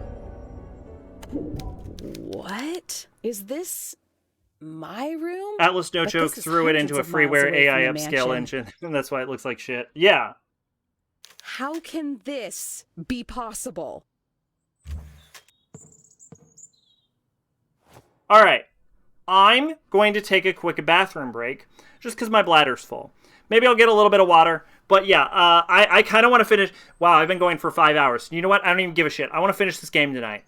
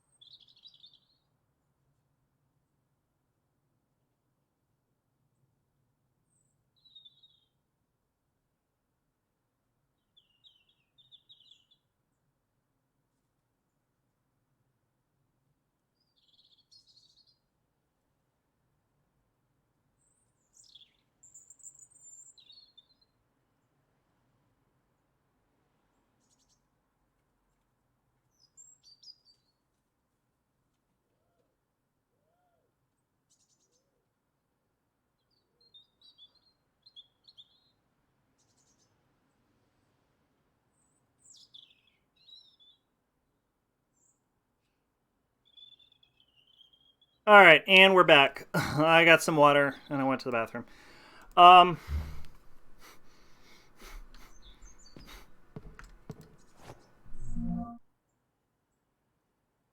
As for Mega 10 fans not liking anything, completely true, but weirdly, I've had more aggressive encounters with P5 fans than SMT fans. Like when I mentioned Soul Hackers 2 as my favorite modern Mega 10 game.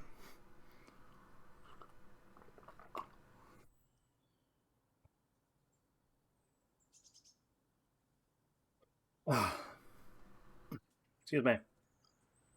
Yeah, but what you're not taking into account is that a lot of P5 fans are just P5 fans. It happened again last night. I had that nightmare. The one where I fall into the void, squeeze my eyes tight, and an icy cold hits my back. When I finally open my eyes, I see dirty water running through stone channels and pipes leading down endless tunnels with arched ceilings. I see shadowy human silhouettes and misshapen heads projected onto moldy walls. A man in a radioactive suit grabs my arm and with a guttural roar yells, "Let the ritual begin!" Yap, yap, yap, yap, yap, yap, yap. P5 fans are kind of stupid, though, because the best they can come up with is it's P5 Fight. And I just started saying P5 is SMT Light. I mean, honestly, though, it kind of is P5 Light. Like, it's hard to argue that Soul Hackers isn't just like a stripped-down, simplified version of Persona and SMT. Like, of the, like between like SMT and Persona, like there are elements of both in it, but like Soul Hackers is by far the simplest in every single level. It like Soul Hackers 2 really is just like Diet Mega 10.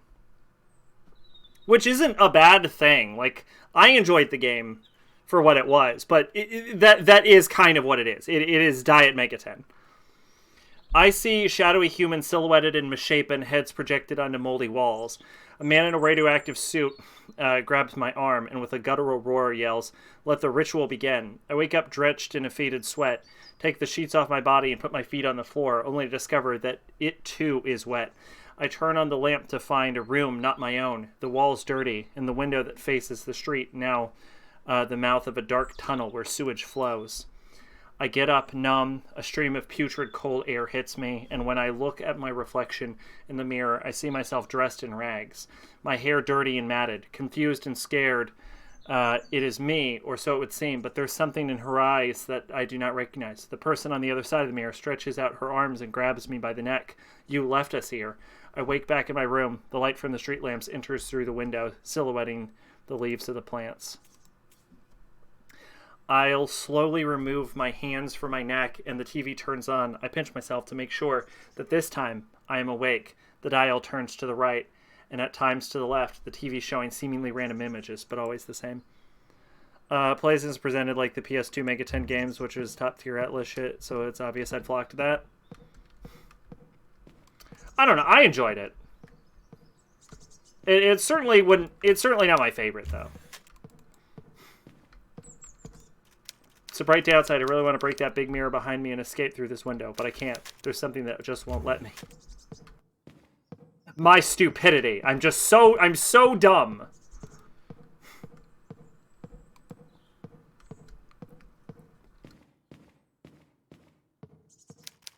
To be fair, though, the thing is, like, I don't think Mega 10 fans actually want complexity, because if they did, they go play fucking Pokemon or Digimon. But they don't do that because they don't really want complex game mechanics.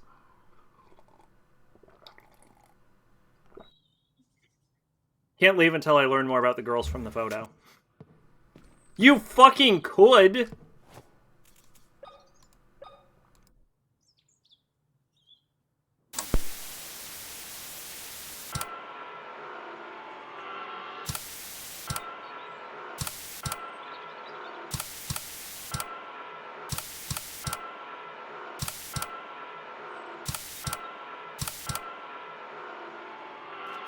An old CRTV.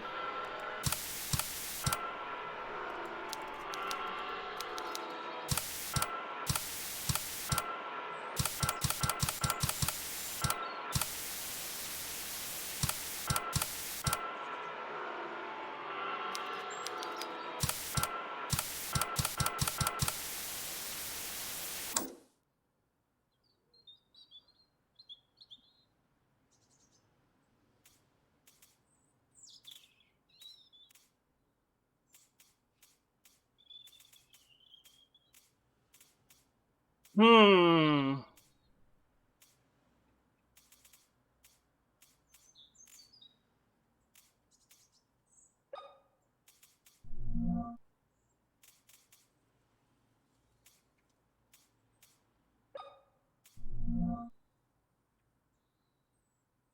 Two 28436.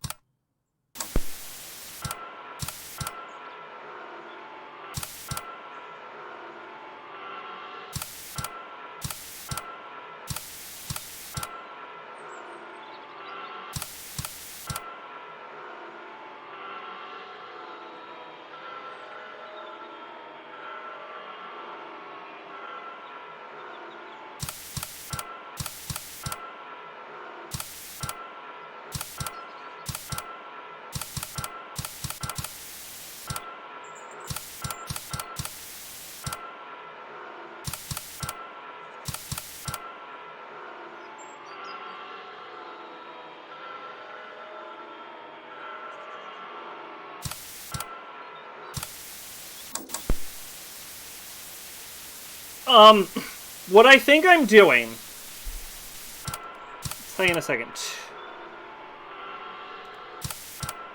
2... 8... 4...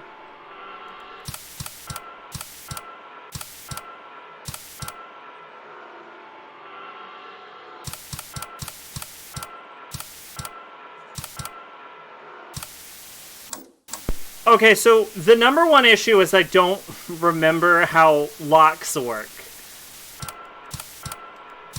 2. 8. 4. 3. 6. Boom!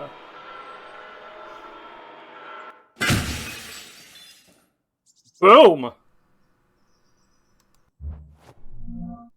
Okay, so...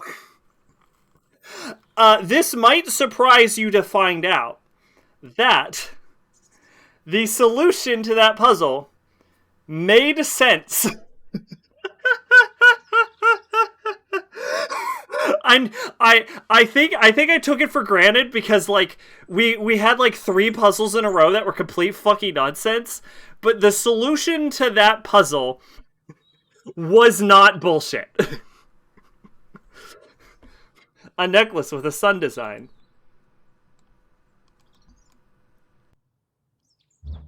On the other hand, I don't... Okay, so... First off, you'll notice here, if we look, you'll notice that there's the dolls on top, the twin dolls, right? This is because, despite the fact that this looks exactly like Carolyn's room, where we actually are right now is Otherworld. Alright? So, the thing you need to understand about Otherworld is that objects in Otherworld affect the real world, and objects in the real world affect Otherworld, right? So, basically, this right here, this Otherworld, is a mirror reflection of the real world we just came back to. So, let's pass back into the sewer room, right? So, this room right here is essentially the equivalent of Carolyn's bedroom, but in Otherworld. And the TV links up to this safe right here. So what we were doing, but the safe handle is gone, right? It was removed. But we did have a TV dial. So what we did was we used the TV in Otherworld to unlock the real world safe using the TV dial we got from the flooded area. And we knew the combination because if we go to Anne's diary here, I said if we go to Anne's diary here, she literally wrote the combination for the safe. But we didn't have any way to punch in without going to Otherworld. So it actually makes sense, right? So basically what we were doing was using the TV. Now the TV flashes different images. It flashes a yin-yang, it flashes tricycle, it flashes dice, it flashes a 4-leaf clover, and it flashes a spider, right? So the thing is, yin-yang is 2, right? It represents the number 2.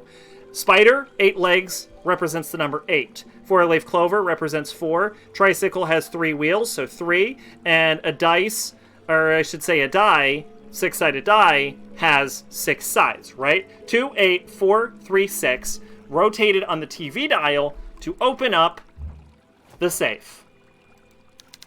Seems broken. I can't move it.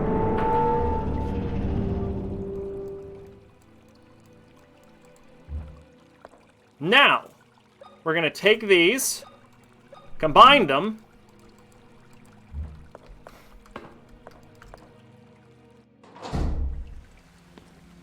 and I'm going to blow your mind, because For some reason, despite going through about 3 very terrible puzzles, I actually know what to do with this object.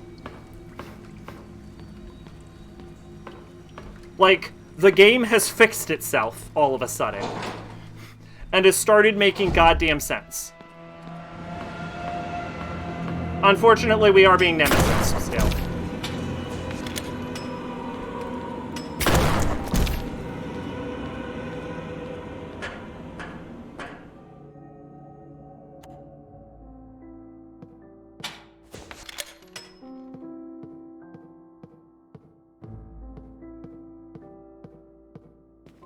Now, watch this. Because we're going to go here, into this room. We're going to go into Anna's room, into the safe. Bing, bang, boom. Secret door.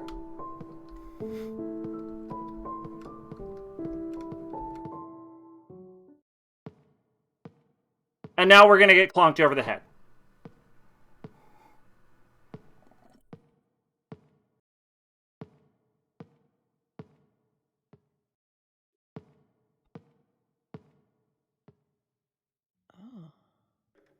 To my knowledge, I have solved every puzzle. So something has to change. Oh, my head.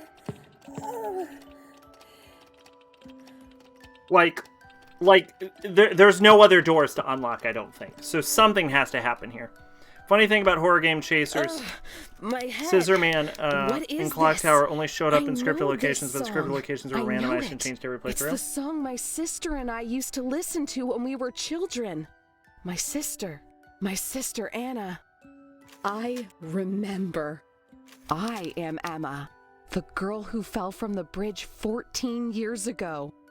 All this time, I've kept the traumatic memories hidden inside my head. But this song has set them free. Oh, there's no... So there's, like, ghosts in this world, but the reason is just, like, you were traumatized? Anna, you have been alone in the dark this whole time. I don't know if you are still there, but I promise I will do everything in my power to find you. I've actually had a playthrough where I only encountered Scissorman once. It's time to find out what's behind the vault door in the sewers. Anna! Specifically, don't open the vault door. Open the vault door? Don't mind if I do. This old music box belonged to my mother. It's a melody back in my childhood memories before I fell from the bridge 14 years ago. Anna and I listened to this while playing together in this room. We spent a lot of time playing with this dollhouse. I love how we've also read like 13 messages about how much she wants to kill you. Sharp metal fishing hook. I don't know.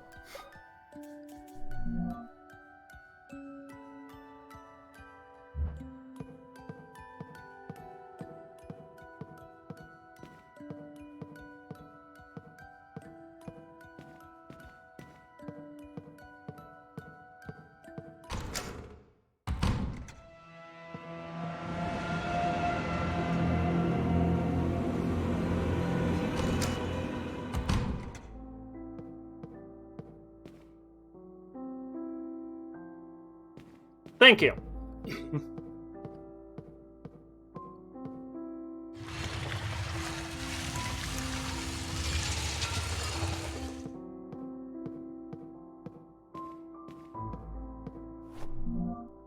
Dentist room, 110694.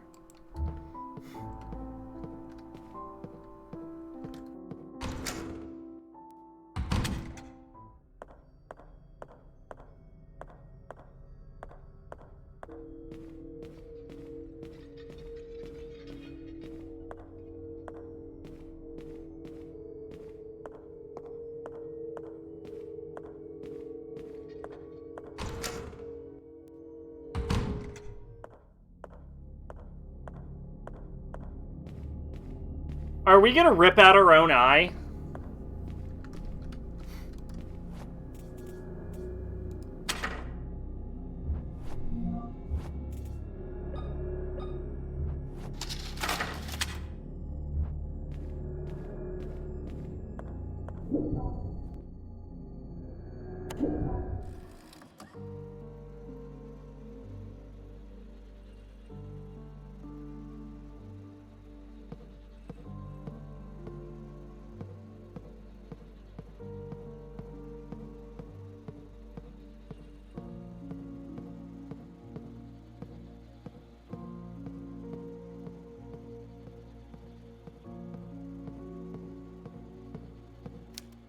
X-ray images.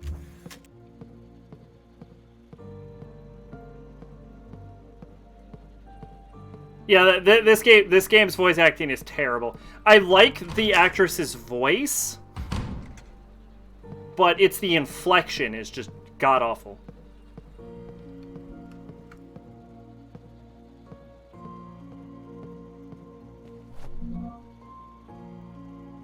December 15th, 1994. I finally created an antidote that works. It eliminates the sickness in just a few seconds and the subject returns to its natural state. Due to the damage inflicted on the body because of the sickness, however, the subject will inevitably die of multi-system failure after a few mere moments. After 14 years of research, this is the best I can do. At last, I will be able to bid you farewell. I hope that in a few seconds of clarity, the cure will provide...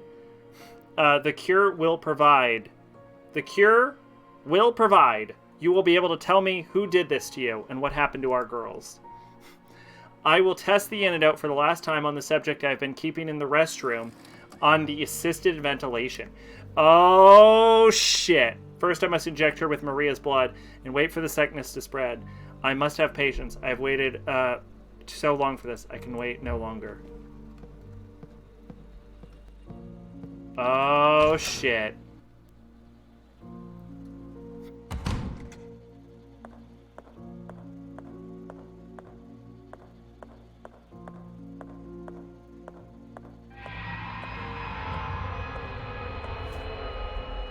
Yup, it's me. What? Well, nothing to it but to do it.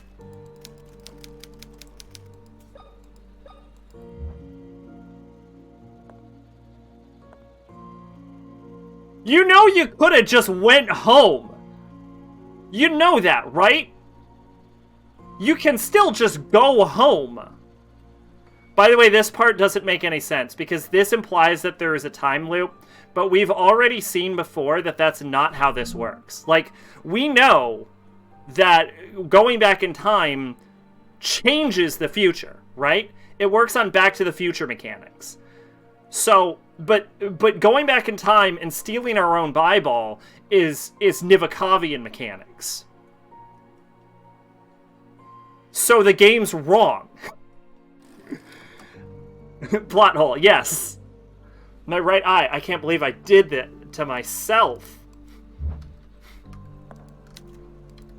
No going back. Yeah, there was no going back from the beginning because apparently time travel decided to work different in this specific instance for no reason. Here's my advice to you as a writer, right? Here's my advice to writers everywhere. Unless you are absolutely sure how your time travel mechanics work, do not include time travel. Like, if you're gonna do time travel, you need to be fucking very precise with what you're doing with it. Because it can be very easy to generate plot holes with time travel. There are very few time travel stories that don't fuck up their own mechanics.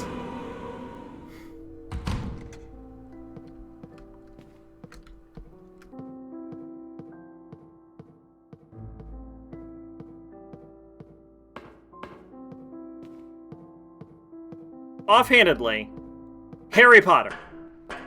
What rules does Steins Gate follow? The funniest part, I'm sure Steins Gate literally tells you what rules it follow. So, okay, so Steins Gate actually also fucks up its own time travel. At least the anime does. I don't know about that, but I imagine so does the novel, right? It's a very minor fuck up. but it absolutely fucks up its own time travel. So here's the deal, right? The idea in Steins Gate is that there's a series of world lines. Whenever you use a time machine, you change world lines. Here's a simple rule, right? Which means that any usage of a time machine has to result in a world line jump. There's nothing to say that you can't... There's nothing to say that, like, you can't jump into a world line that's already occupied by a time machine. In fact, we know for a fact that this is possible because it's literally what the Steins Gate is. But,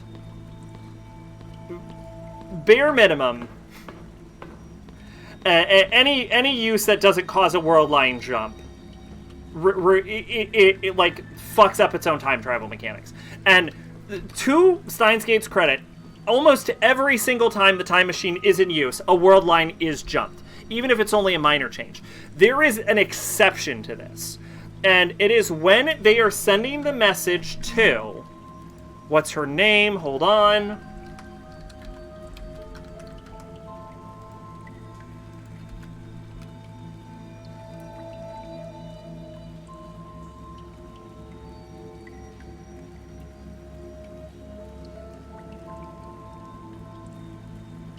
Moeka Kiryu. So, Moeka Kiryu. I can't. Whatever I have done has broken everything. Fucking Christ. Okay, Moeka Kiryu. Let's get the anime version, because it's what I'm talking about. Here we go. So, at one point they send her a text message. In fact, I think they do it 2 or 3 times, telling her to cancel the mission, and it does not work. But they still use the time machine to send her the message. And this does not create a world line jump. And the problem with that is they are using the time machine, right? Which means that the message did not exist in her phone before it was sent, which is what causes the world line jumps in the first place.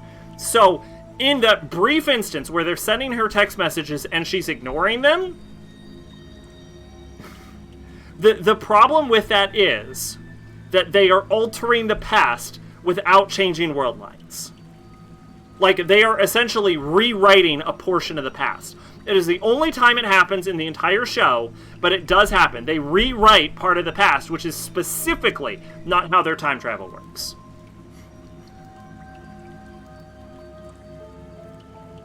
My favorite part, though, is that part in Book 5 when the guy knocks over a shelf and destroys all the time machines. Like, okay, that is stupid. But Harry Potter actually nails Nivikavian time travel. I have seen people fucking pull their hair out and say Harry Potter gets time travel wrong. Harry Potter gets time travel absolutely goddamn perfectly, right? Because here's how... Except for the fact that Hermione can, like, appear and reappear. Actually, there is a minor issue with it. There is a... Well, no, it's not... There is a small issue with it, but it's actually less of a problem than the Steins Gate issue I just brought up. But yeah, so basically, in Nivikavian timeline, the timeline is consistent, and all events that occurred in the past contained the time travel from the future. Like, so if you go into the future and you time travel back in time, you're incapable of changing past events because the past that you came from already accounted for the events that you perpetuated when you were in the past after you traveled back in time from the future. If I explain that in any sensical way, right? Basically, you can't alter time because the past you came from already had everything you did in the past from it, even though you came from the future. So, it's all one continuous, unalterable timeline. And that is exactly how it works in Harry Potter the one time they do it. And I don't blame Rowling for wanting to immediately cut time travel out of the series, because it just brings up too many questions. And also, pulling a Nivikavian loop like that can Like, it can be hard to replicate, and I wouldn't blame anyone for... Like, because either you have a question about why are we not solving all of our problems with time travel, or you end up with an issue of, fuck, I have time travel as a thing, now I need to make sure I am consistent in writing Nivikavian loops. And it's just so much easier just to not have time travel. And the easy solution is to not put time travel in fucking book 3, Miss Rowling. But she did it, and she had to write herself out of that corner. The thing the anime does that annoys me, and this is a very small detail, when Ruka says he wants to make him a girl, Kirisu says, I heard eating vegetables while pregnant means you'll have girl, and boy means you're a girl. And I was like, Mikasa, you're a fucking scientist. You should know that's bullshit. But in the visual novel, Ruka's the one who says that. In the anime, I'm pretty sure it's also Ruka that says that.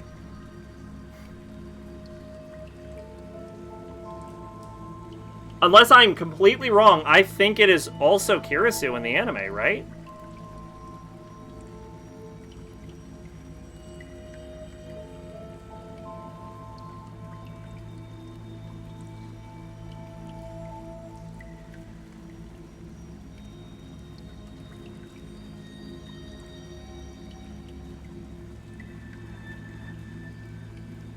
I think the only way I can do this is pull it up. I think it's Ruka, and then Kirisu says that that's not gonna work.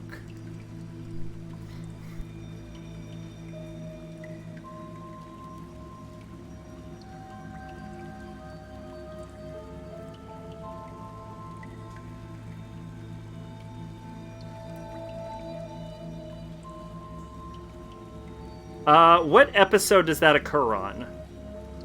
Oh god, these fucking titles are inscrutable.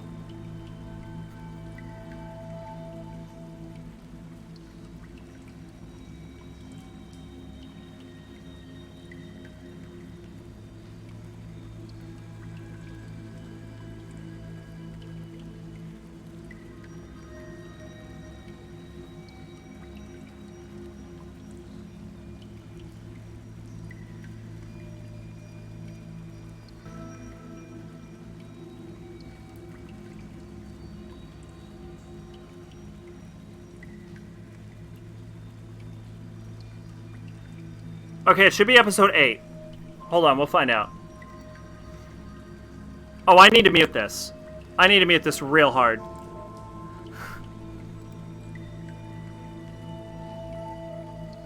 Okay. Alright, we're good. We're golden.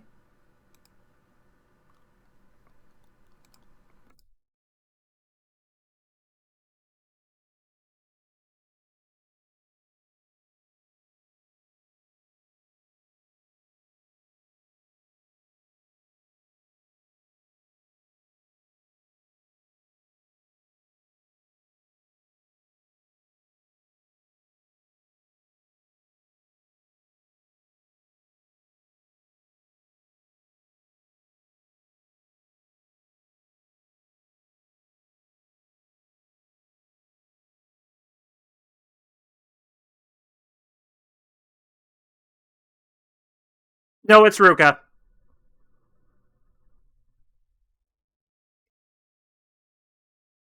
It's Ruka. It's definitely... Yeah, it's Ruka. It's Ruka that says it. I just watched it.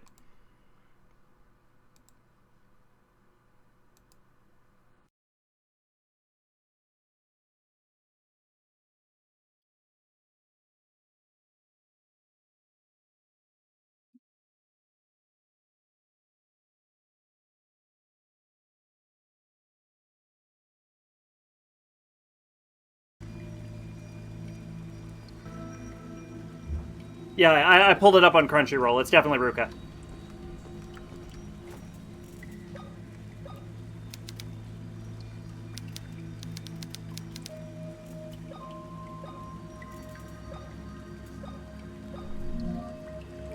This might be one of the most macabre things I've ever created in a fucking horror game.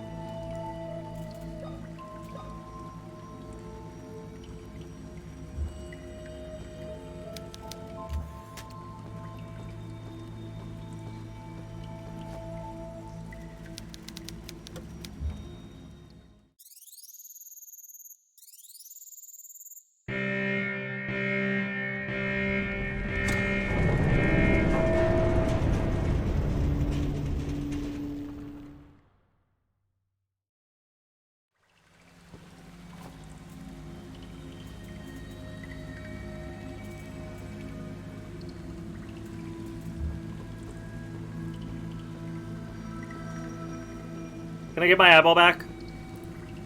Oh shit, I actually can. Hold on.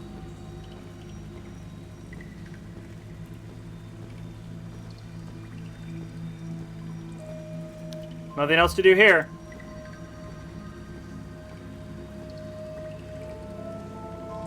As it turns out, walking out of a blocked camera with tank controls, a lot harder than you'd expect.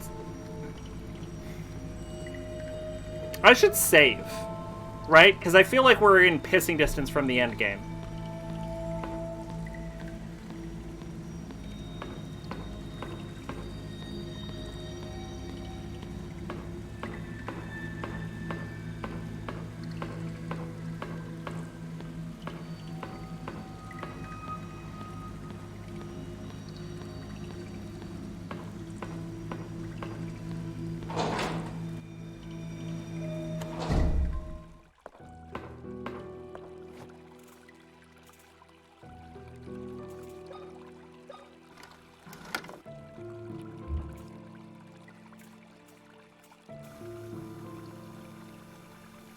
I found a little room in the sewers. I can't help but feel that this is the place I've seen in my darkest nightmares. The stench, the cold, the dirt, the wet. It all resembles the horrible nightmares I've been having lately. Here's who says it in the visual novel. I assume you were gone because I just watched it on stream, and it is definitely Ruka in the show. They fixed it in the anime. Okay. The mirror in this room takes me to my actual room, miles away from the hospital. I looked out the big window in my room and had to gather all my willpower not to shatter the mirror behind me, open the window, and jump out into the yard. Okay, but like, why don't you? Something inside me knows that this is where I should be. I have to help those girls. One of them is in the sewers. You can't be this stupid! Okay, no, hold on.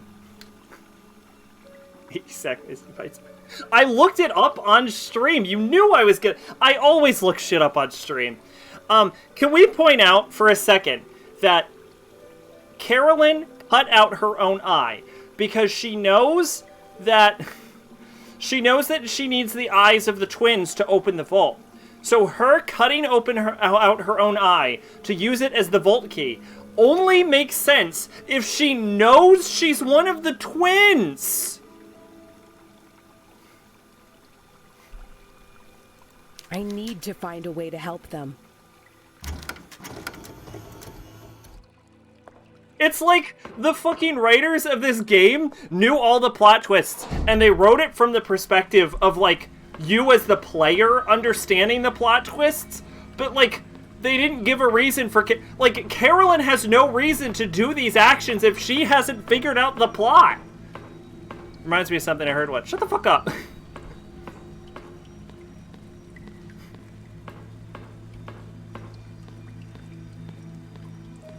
I will say this, and I'm sure it is complete bullshit. It might have something more to do with, like, the cravings women have when they're pregnant. Like, it might come from something, but it might have to do more with, like, hunger cravings. I know vegetarians who have nothing but boys. But when Mama Sack was pregnant, reportedly, she was a vegetarian. And apparently, when she was pregnant with me, she required, like, non-stop meat. But that's completely anecdotal and probably has nothing to do with anything. But it is worth noting that your mom craved ice cream. Which, I mean, brings up the question, like, how the fuck do you interpret that, right? So... Oh! Oh, her top is a ribbon! Oh, I thought it was just, like, I thought her boobs just kept clipping through her shirt. But no, that's a ribbon. Hey, Bertrand.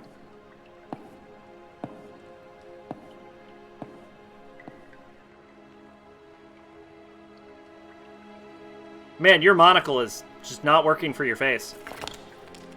She called to me nothing but wanting ice cream when she was pregnant with me.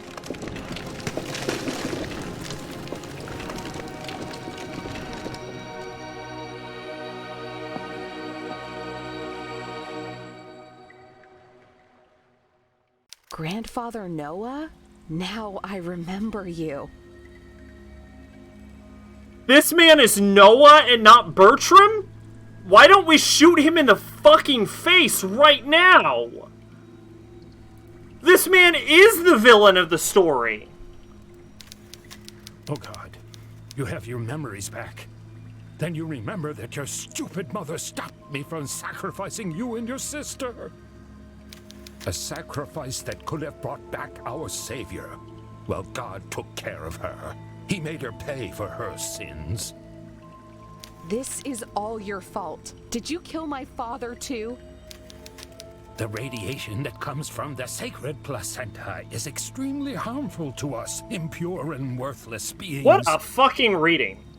For years, Bertram and his son William after him tried to find a cure for the effects of radiation. Today, William succeeded. With this accomplished, I have no use for him anymore. May God welcome him into his realm. You will pay for this, Noah. What have you done to my sister? Where is she? Your sister is just another tool for me to awaken our Savior. Follow me if you want your answers.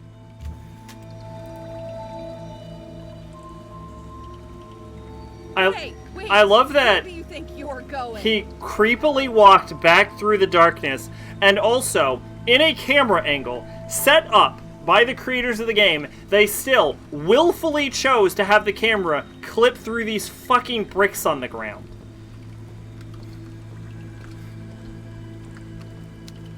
A suit to keep the radiation. I feel someone staring at me from inside. Well, why don't you take it off and, like, wear it? Like, why don't you wear it? Why don't you grab their hammer while you're at it for a melee weapon? I mean, I don't use melee weapons, but, like, yeah, right?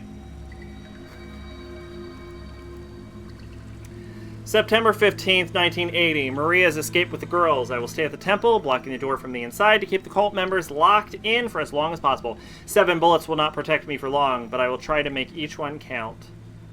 So I guess Bertram's dead. William, I do not ask you forgive me. I do not deserve it. But if one of these letters makes it to you, I want you to know that I'm sorry from the bottom of my rotten soul. I'm sorry for everything. Interesting. So Bertram was a good guy the whole time. For the record, I kept calling this man Bertram. Turns out he was Noah. But, I mean, he was very clearly one of the evil grandpas, right?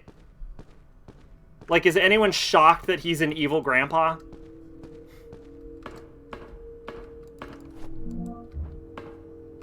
If I was this actor, I'd not want my name in the credits. I almost... So, here's the thing, right? 99%... 99% of, like, bad readings for voice acting is caused by the voice director.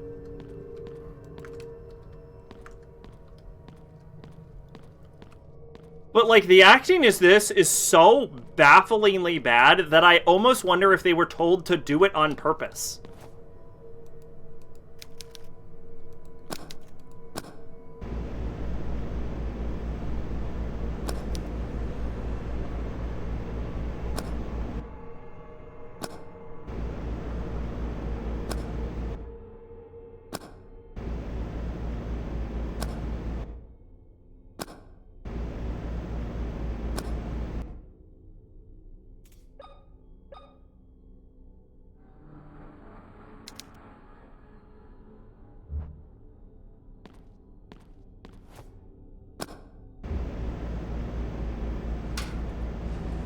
Resident Evil's bad acting was because the voice director barely spoke English. That'll do it!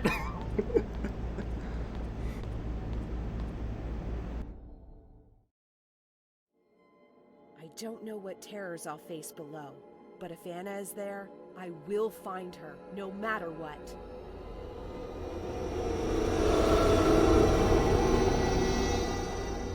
Uh-huh.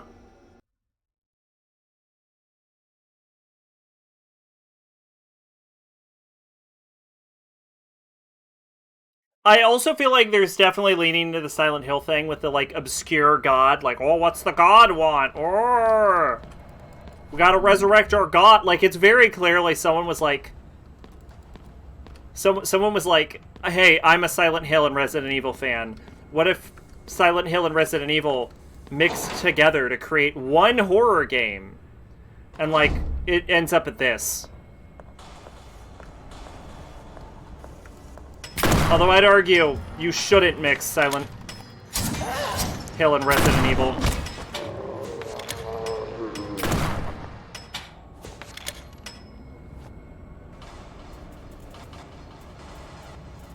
Because realistically, I don't think they work well together.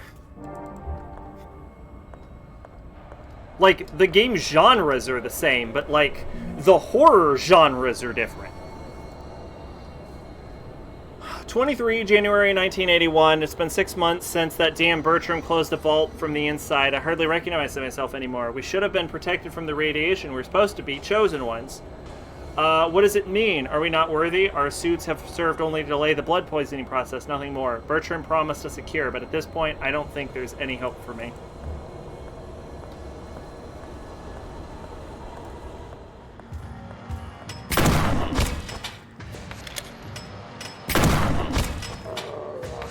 Resident Evil always has a real-world answer for its horror.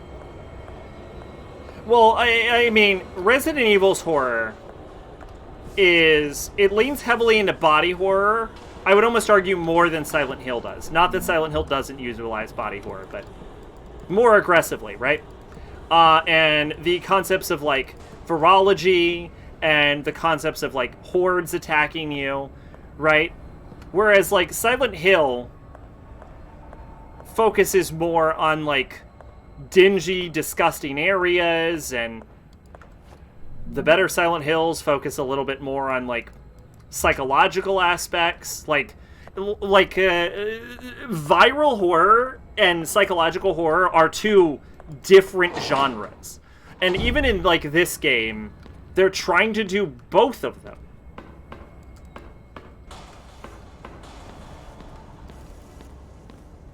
The virus, parasite, bioweapon, yeah.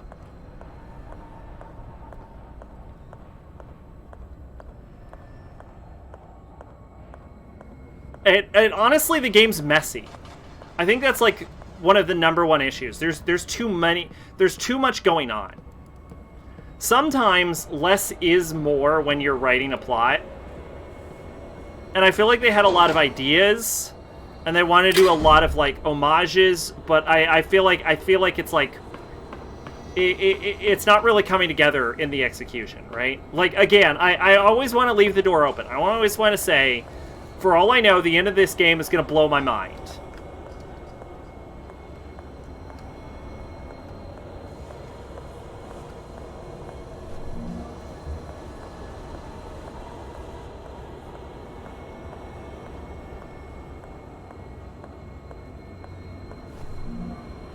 But it definitely does not feel like it's coming together. Yesterday I tried pumping gas into a canister, but it didn't matter how much I spun the handle. Not a drop of gas came out. Even though it was full, I told the boss what happened, and he looked extremely disappointed. He grabbed 3 small handles and said, "Wait here," then left. He came back 15 minutes later with a full tank of gas.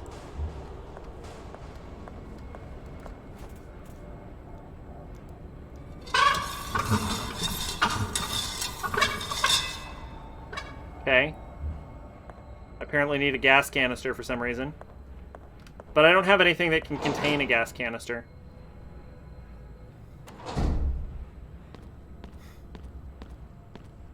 So this puzzle is currently pointless. Worth trying.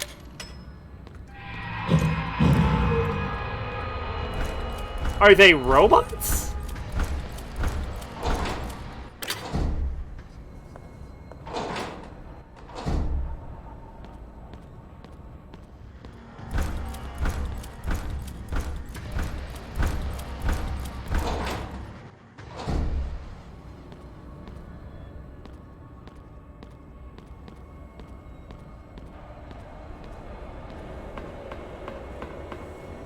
For the record, I'm assuming this dead ends. Yeah.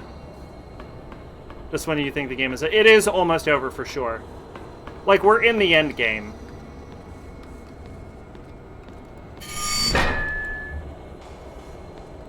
Okay. Okay. We've done it. After many failed attempts with the previous test subjects, we were able to bring 2 healthy twin girls into the world. I do not know if we'll be capable of repeating this feat, but this is progress.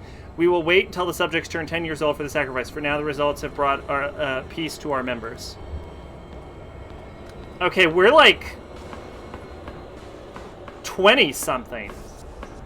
Also, there's still no explanation for the ghosts.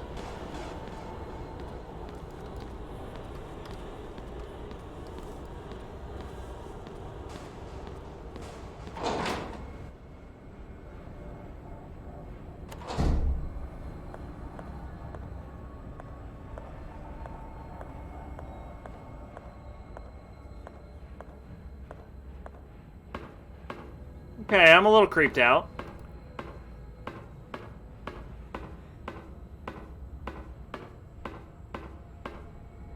Alright, this place is huge.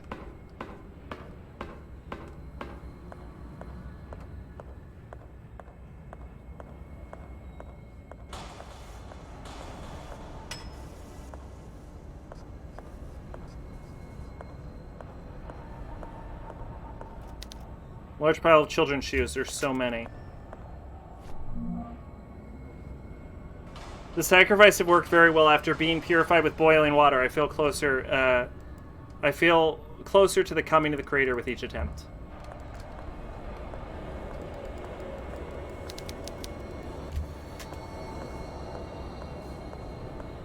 Okay. So clearly they boiled children there. Really, who hasn't boiled a few children, though?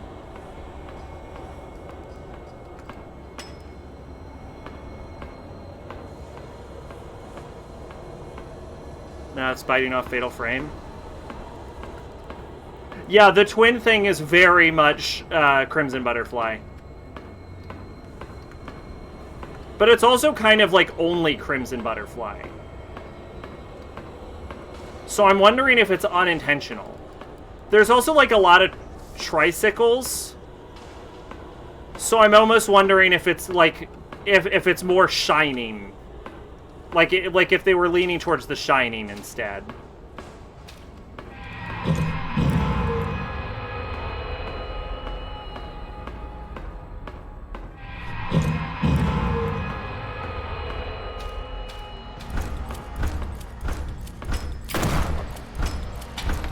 Can I win this?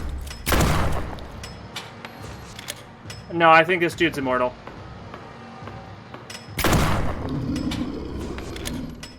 Oh no! Oh, he's not. You've never seen The Shining, have you? I have not, but I am familiar with the twins. Kill.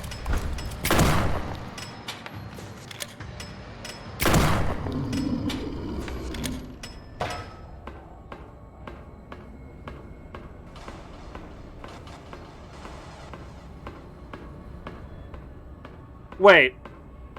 They're only in 2 scenes. No, I'm aware they're not in it, but they are kind of iconic from it.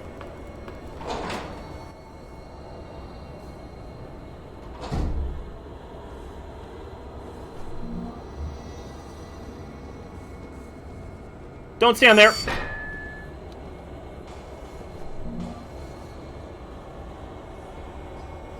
Let's see. 15 September 1980. The day of sacrifice has come. Noah's taking the girls to the temple. I must finish getting ready to officiate the ritual. Has this suit always felt so heavy over my shoulders? I need a drink.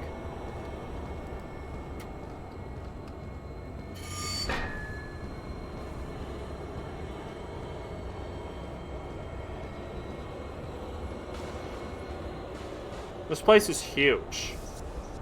I know I'm supposed to probably be thinking like, oh man, this place is so scary, but like, no, I'm more thinking, God, this place is fucking giant.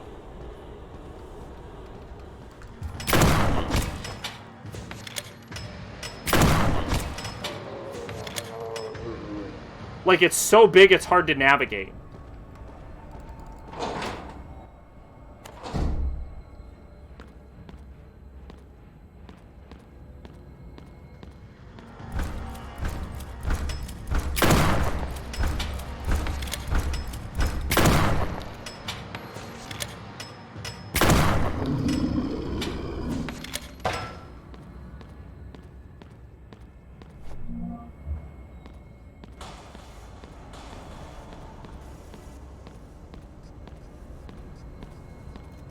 Awful torture machines. They don't appear to have been used in a long time. Why are there even torture machines down here if they're used for, like, sacrifices? Like, who are they torturing?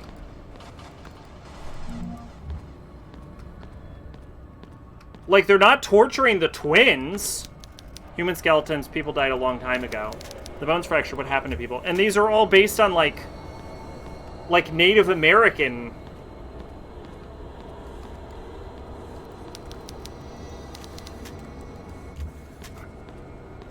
This is like a Native American ritual, right? So, like, what the fuck?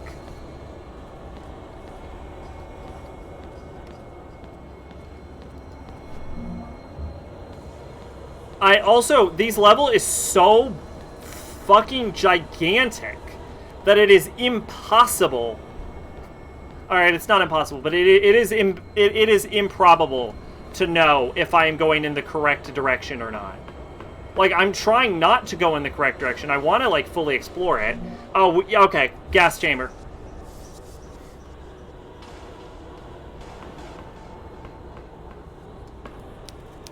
They must have died right here. That might be Bertram. June 6, 1982. At first I thought my brothers did not take off their suits because they still retained hope that they were mitigating radiation, but now I understand. They know very well they will find under those rotten ornaments if they took them off. Fetid, rotten meat hanging from monstrous bodies. I can't take it anymore. This place is living death. I want to pray before I kill myself, but in the depths of this cursed place, not even God can come with his light. Down here exists only evil.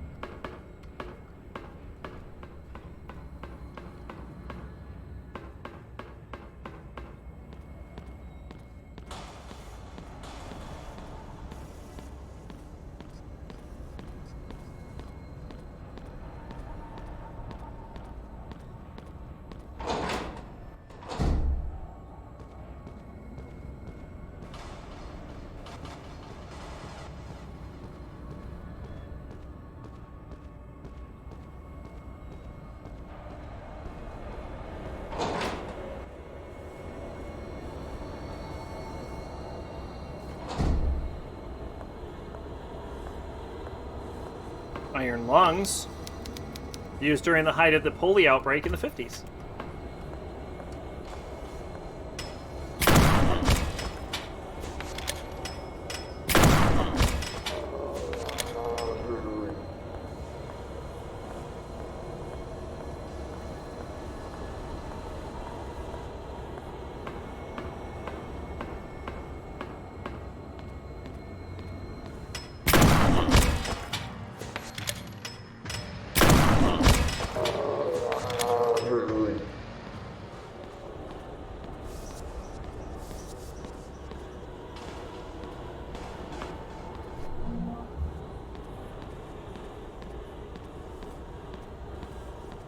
See, this part just seems unnecessarily big, because there's nothing here.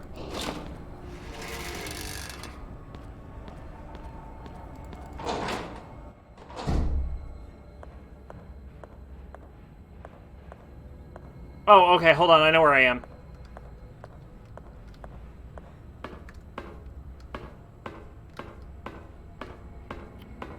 I do know where I am. I wasn't where I thought I was. But I do know where I am now.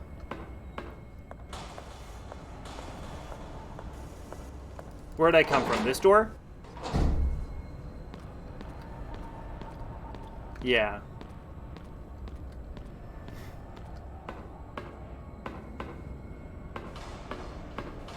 This looks like this descends into water. Ah! Okay, so I need the gas for here. Okay, progress is being made. Progress is being made. Okay. Now I just need to reverse my path.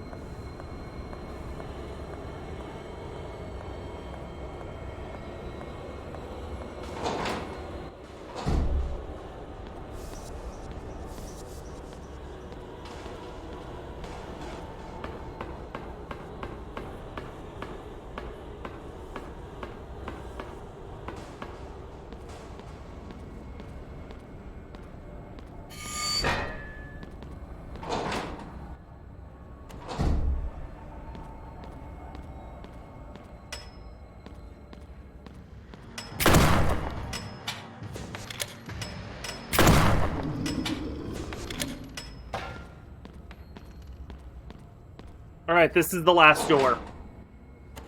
Bunker 2C. And it's a save point. I feel like we should save, right? Another sewer level. Yeah, this is not a sanitary hospital. And they do have iron lungs down here, right? Which is where it gets crazier. Because, as mentioned, they were popularized during the 50s polio vaccine, right? So, like, they knew what germs were in the 50s. Oh, I understand. Okay.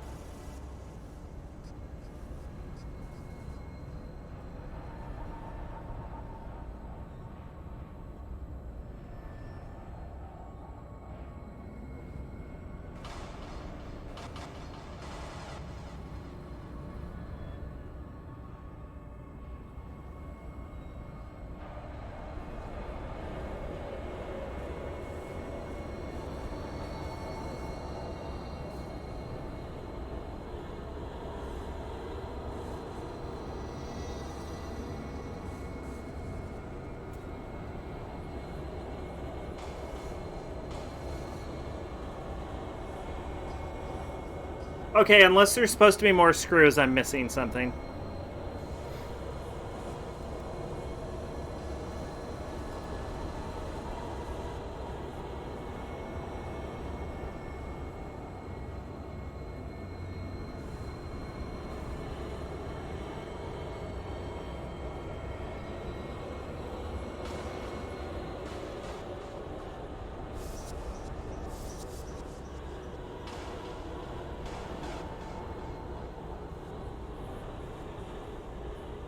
Oh, it's in correlation to the... Okay. Alright. Alright, my bad. My bad. My B. My B. My B.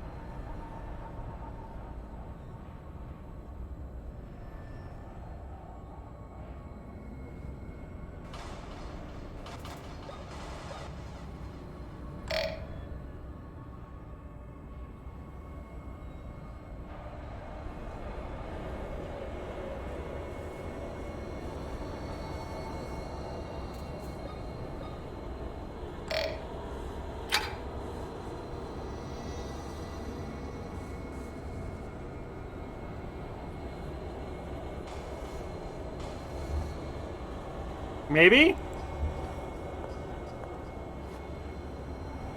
I did it.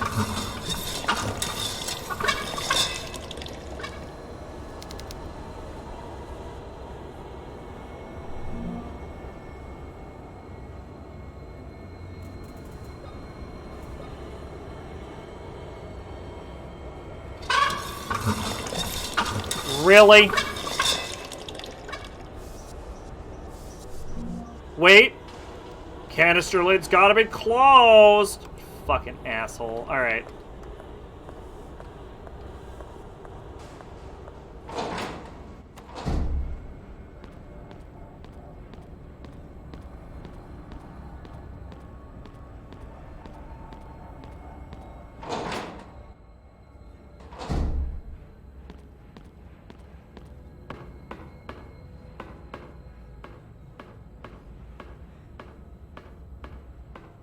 Alright, all we need to get to is the basement.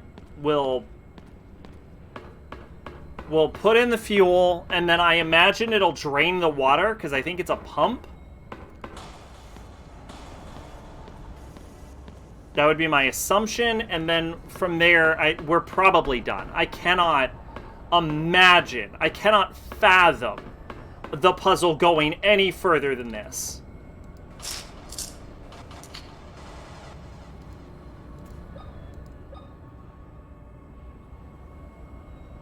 Okay, game, now you're just being a dickhead.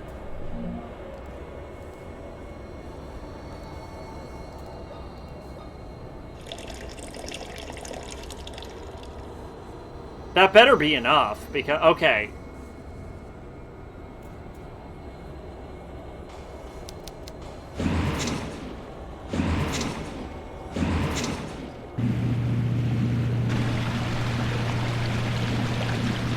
And done.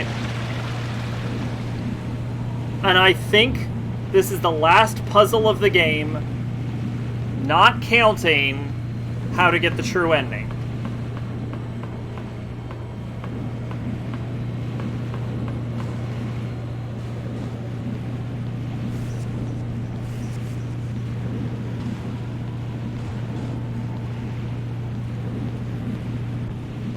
Could you imagine the smell of this?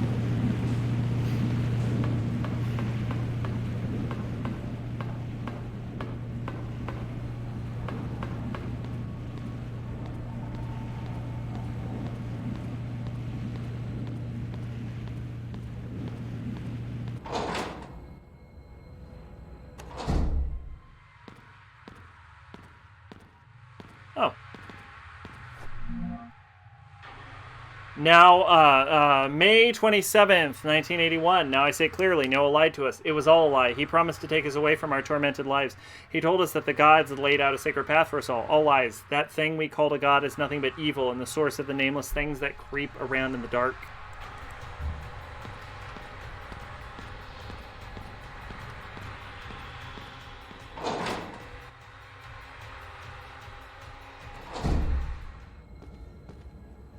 Alright, done.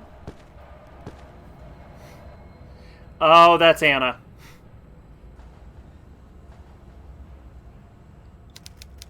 Emma, my dear granddaughter, you finally reunite with your sister. Oh man, I have put a lot of bullets into her.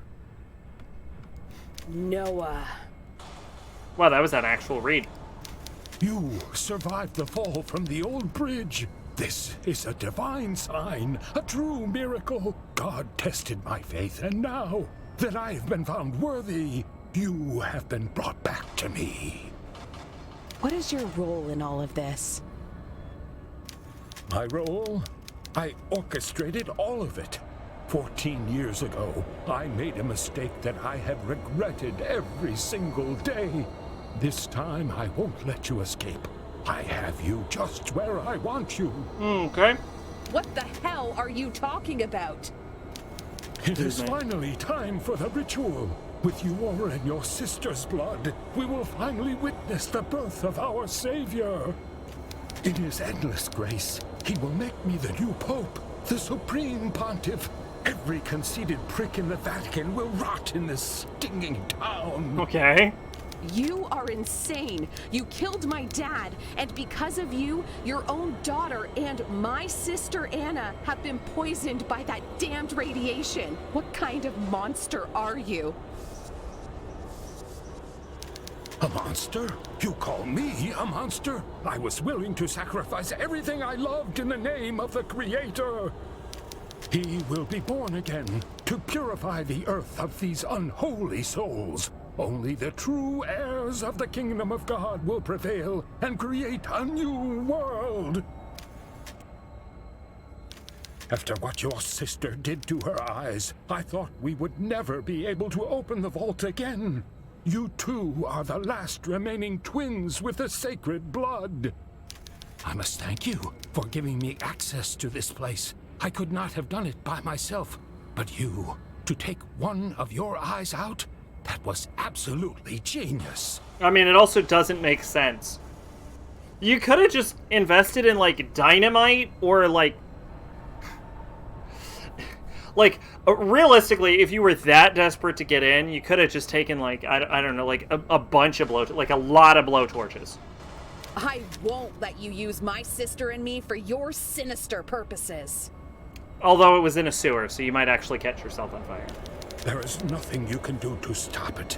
We are the Pollux sect, descendants of the ones that brought light and darkness. Subtitles missed the word sect there. We are the heirs chosen to reign above every being that walks this earth. You are insane. This time, there's no bridge to jump from. Rejoice! You are about to fulfill your sacred destiny. There's no running away. I have a shotgun. I don't plan to run away. I'm coming for you. With my shotgun. Get her. Prepare the twins for the blood offering. Still own a shotgun.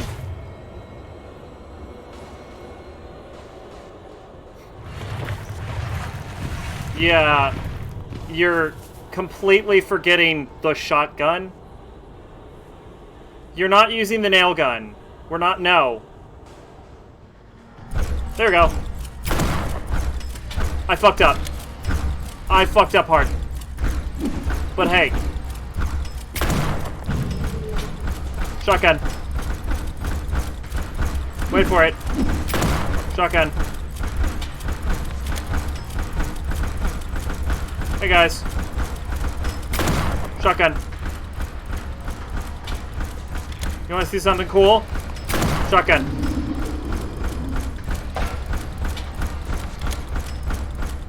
Hey, guess what? Shotgun. Another shotgun. Wow, they are fast. Shotgun. And shotgun. And you're already dead.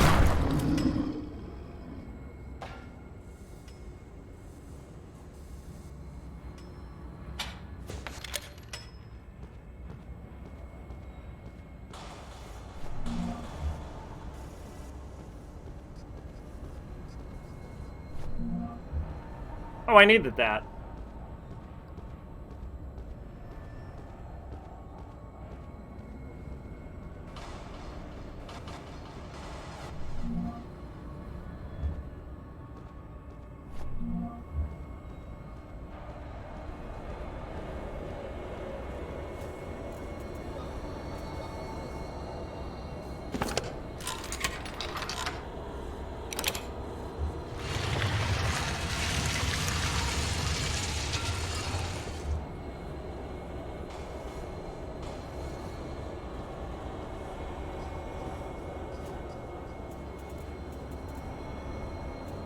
Now, I want to make sure I get this right. I want to make sure I get this right.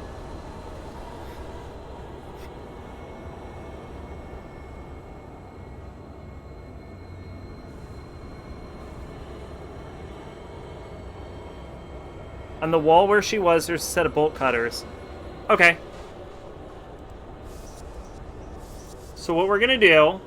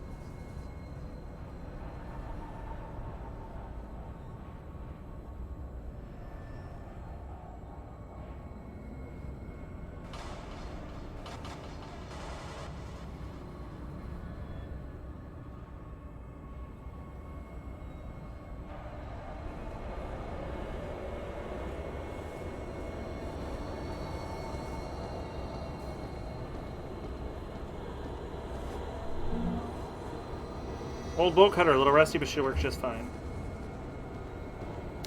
Sorry, Anna. For years, you were trapped here all alone. Now you can finally rest in peace. I'm gonna finish this. No, it won't be hurting anyone for much longer. I promise.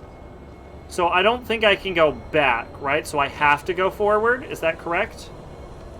Okay, so I have to go forward. Probably kill Noah. Okay. Yeah, no problem.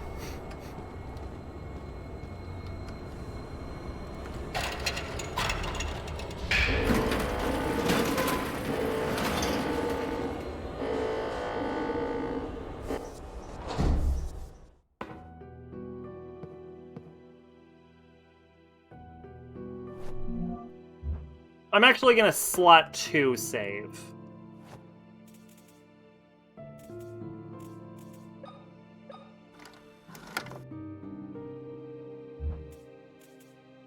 Just in case. Just in case I do something wrong. I'm Emma. I remember everything. I fell into the river from the bridge all these years ago. What I'm guessing is certain checkpoints you're supposed to save the game, and then she records her voice lines, and I think I'm probably a little backed up. Noah is keeping my sister Anna in the underground bunker. He is the one who has engineered all of this. He has had my sister in captivity all this time. I won't let Noah hurt her any longer. This ends now.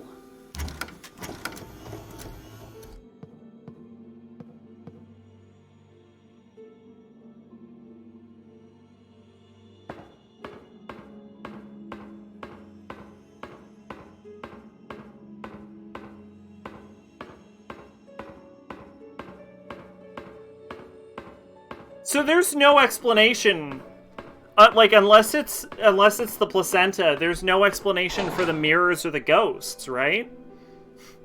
Unless we're crazy, but then there's no explanation for the time travel, right? This game has probably, because it feels like there's about 30 minutes of this game left. This game has about 30 minutes, I think, to explain what the fuck is happening.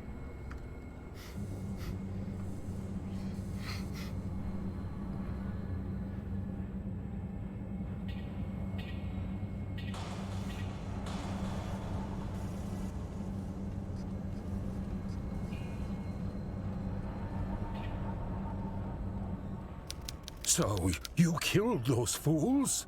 They were not worthy of the Polex sect after all. Well, I also killed Anna.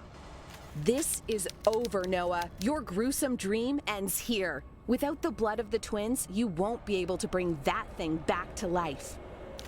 I have waited so long to revive our savior. I will show you that my faith has no limit.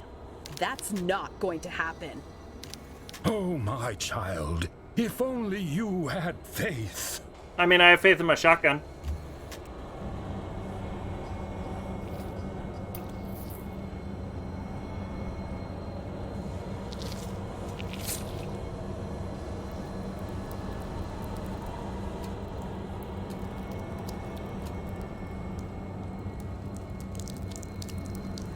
Are you...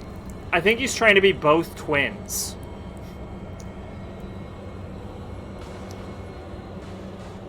For the record, you know what? I'm not going to say that. I'm not sure I'm allowed to say that on Twitch. Yeah, I think he's trying to be both twins.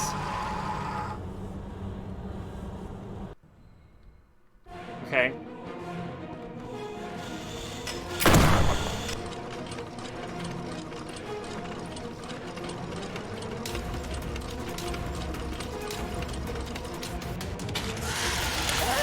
Ow.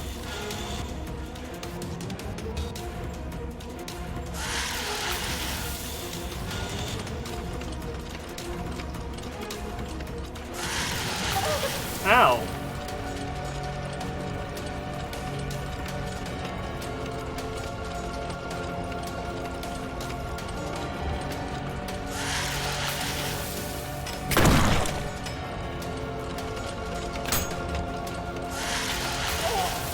Ow.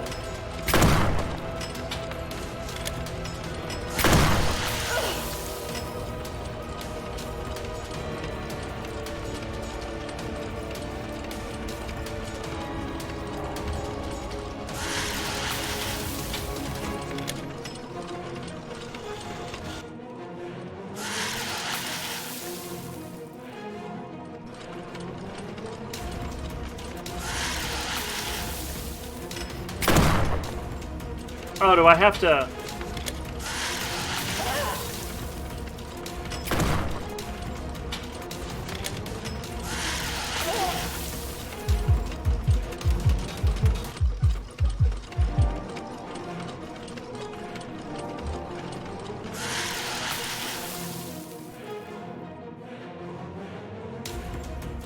This is the final boss fight. Yes, it is. At least I fucking can only imagine. I cannot imagine topping fighting the placenta that is infused with the blood of Noah.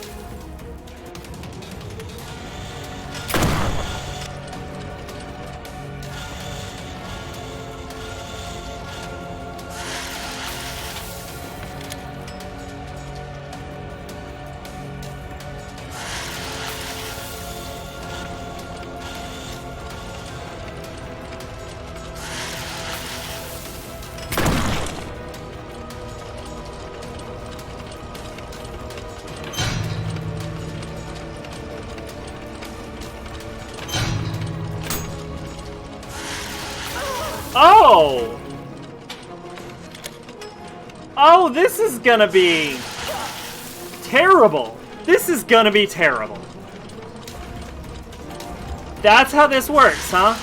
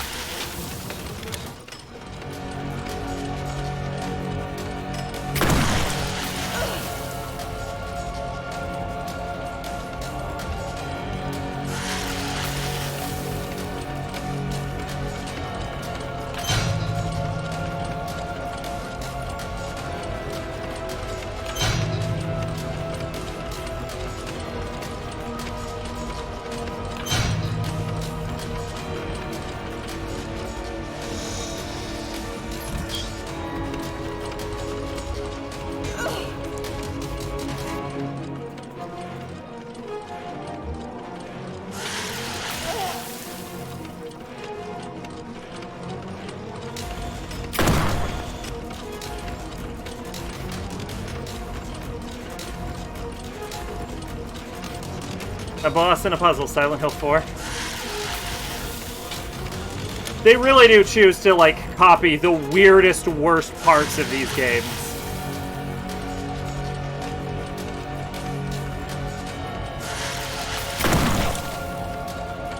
Although I was thinking Downpour.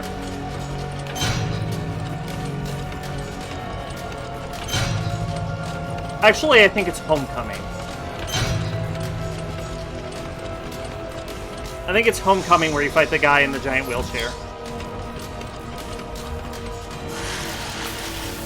Please stop doing that.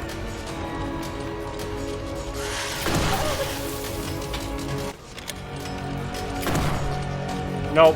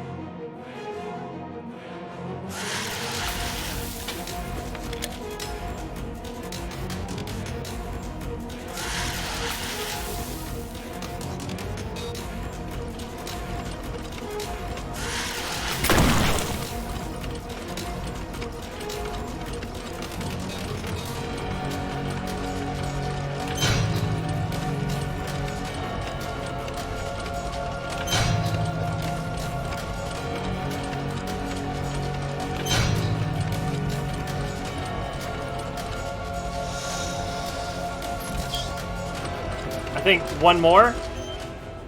So, like, why would they put the drill there? If that's their god, why would they put the drill there? What purpose could that drill have other It's over, Noah. than to kill Girls the were fucking placenta. sacrificed for that thing. Those bastards won't hurt anyone ever again. For the record, I don't need to know what the placenta is. And I think the imagery of using like a cross beam, like two I-beams as a cross, I think that's like cool imagery. I'm not like super, like, I don't need an explanation for that. But we're gonna need an explanation for the time travel. We're gonna need an explanation for the time travel.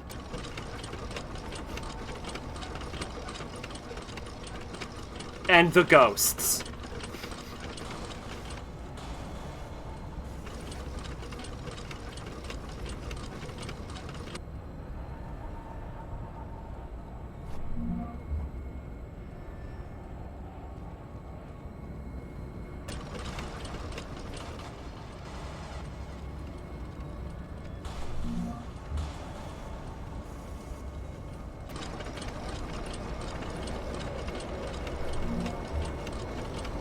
Alright, if there's item completion, I probably just got it.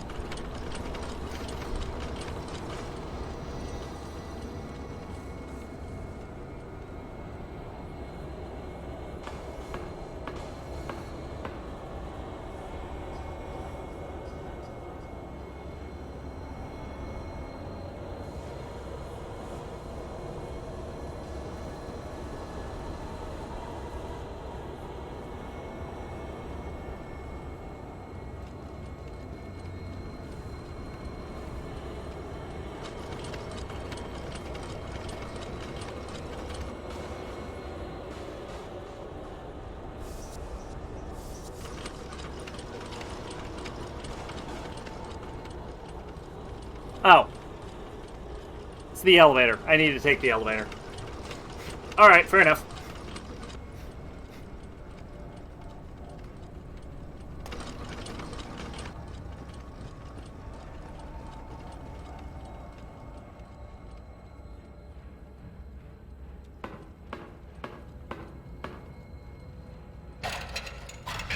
How long till the entire place self-destruct? I would love that. Honestly, that might be the perfect ending. I think this game would shoot up an entire point. Like an entire point if it actually does that.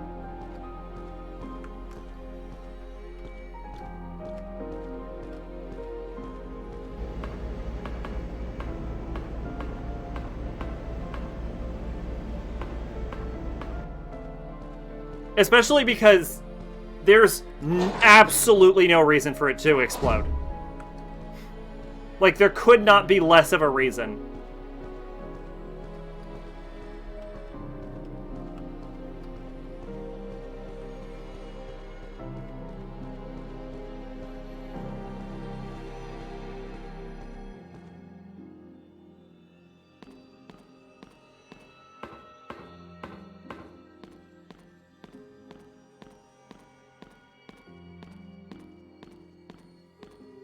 Alright, so, theoretically we can just walk out of the building.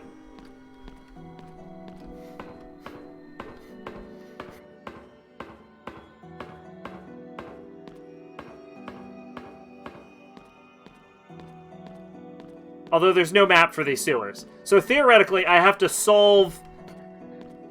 figure out how to walk out of the building, and then we can walk out of the building.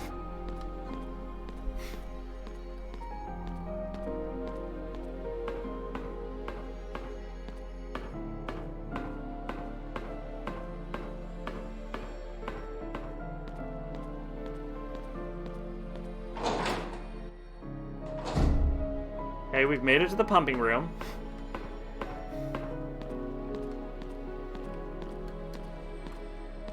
Ah! We've made it to the office. I can't imagine there being any more monsters.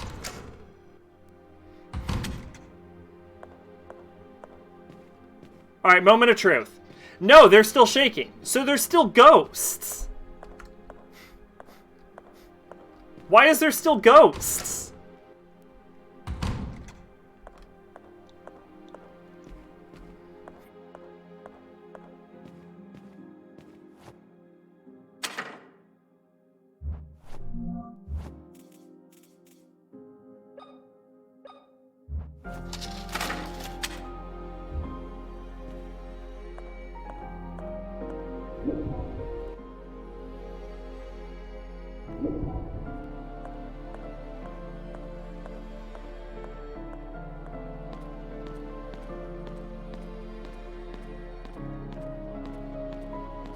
I don't want to talk to you anymore.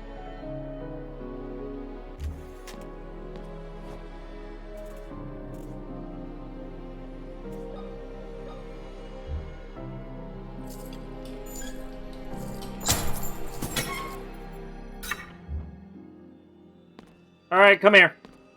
Anna, I came back for you. You cut the chain. I told you I would get you out of here. Now we need to escape to a safer time. The subtitles are not matching what they are saying. A time? I mean, a place where we are safe. I don't know if I should trust So this you. creates a Besides, I gigantic have to time find the plot mother. hole. Those men took her. I understand you want to find her, but those men in hazmat suits will be back if we don't leave right now. We don't have anything to fight them with. It would be better to go to town and Gone. get help. Then we can rescue your mother. We don't have anything to fight them with, I say, holding my shotgun. Do you promise we'll be back for my mother? I totally promise. I promise, but you must trust me. Okay. This is a complete fucking lie.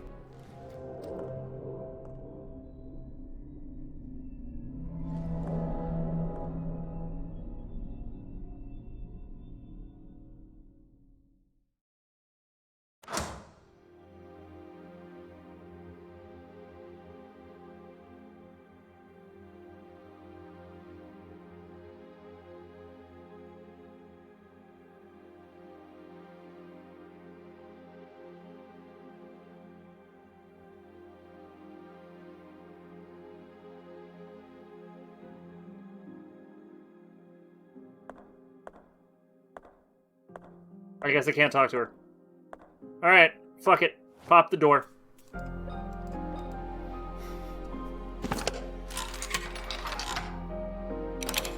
I didn't actually expect that to be the key.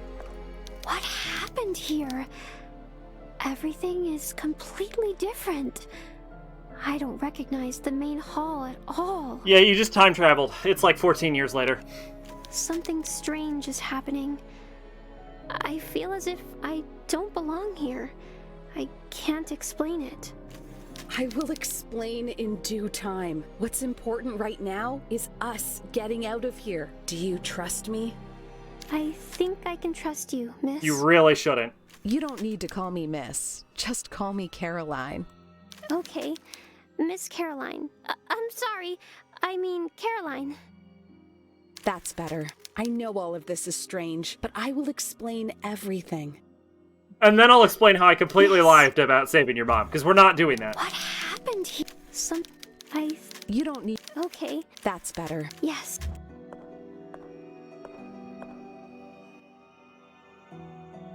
Alright, good ending. We did it. Not nearly as fucking complicated as Silent Hill 1's.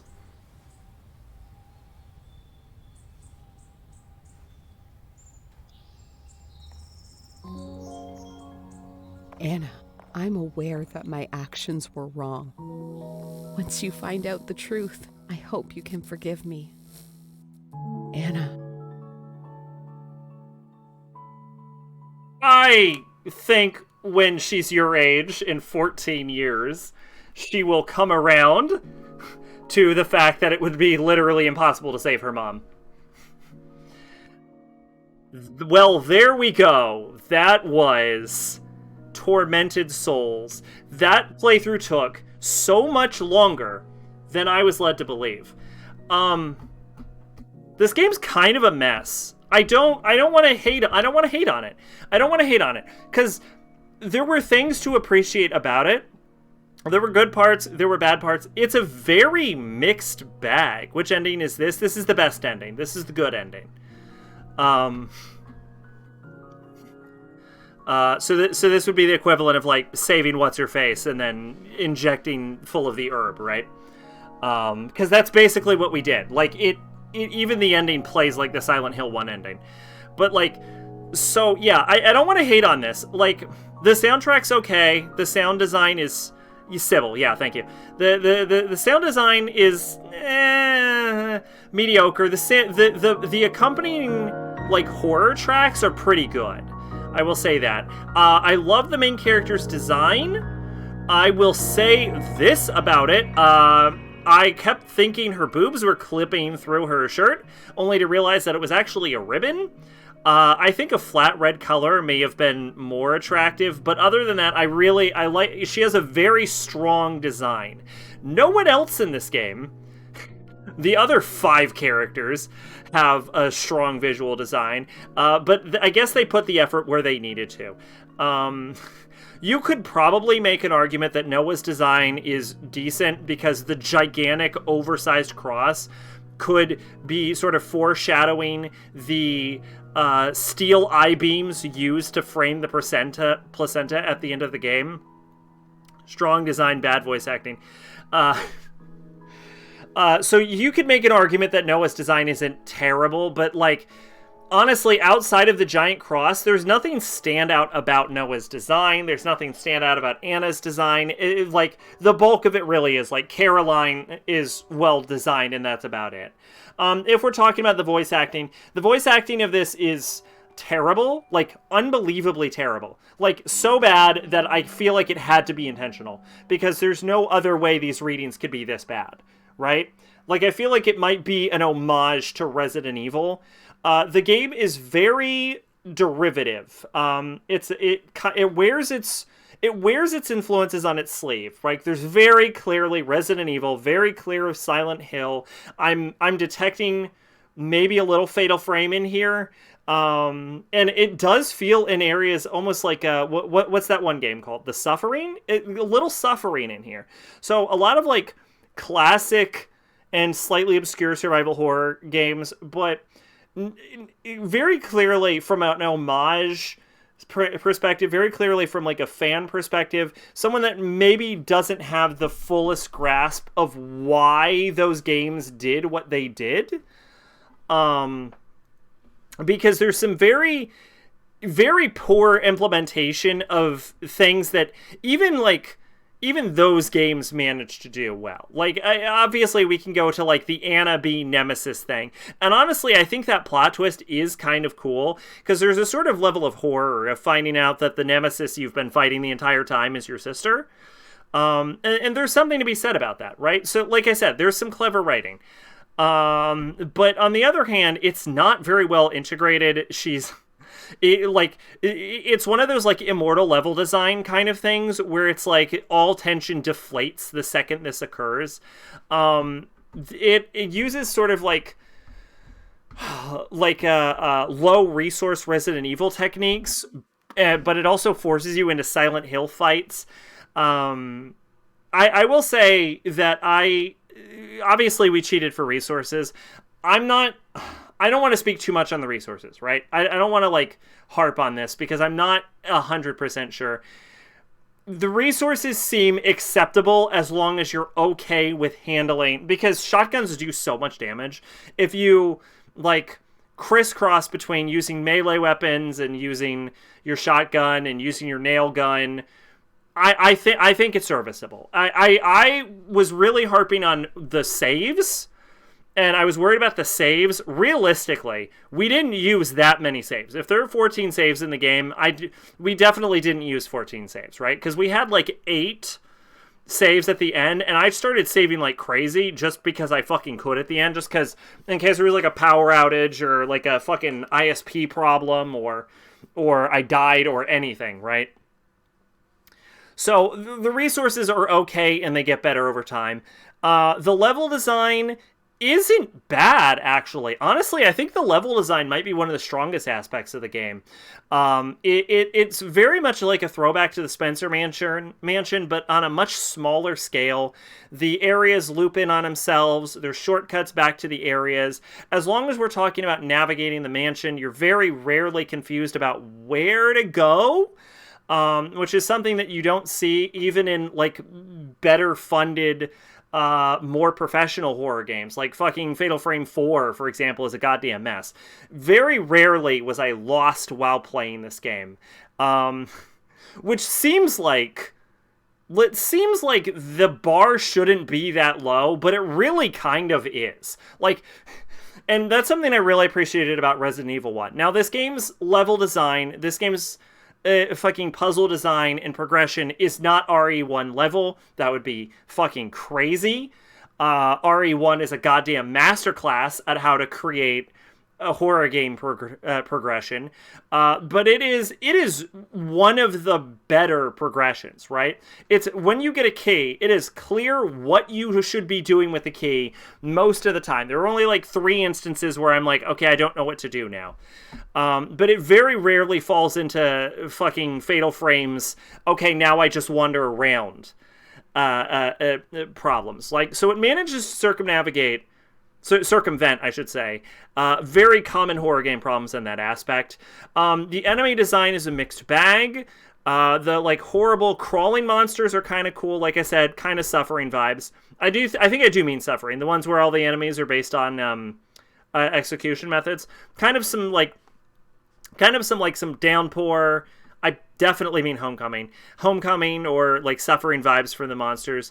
Anna's design as a monster is not strong. Placenta is nothing. It's just a fucking heart with an eye. Oh my god, I've never seen... Like, the cool part of it is the I-beam cross, and the religious imagery. But the religious imagery, although it functions as a motif throughout the game, it doesn't feel like it goes anywhere. The game works on themes of, like, Native American culture and like Abrahamic faith, specifically Christianity and twins, but it doesn't tie these themes into anything, and it doesn't really seem like it's in service to anything. Like, if you swapped out, hypothetically, stick with me, if you swapped out the cross imagery and you swapped out the Christianity imagery for any religion, Hinduism, fucking Judaism, Zoroastrianism, right?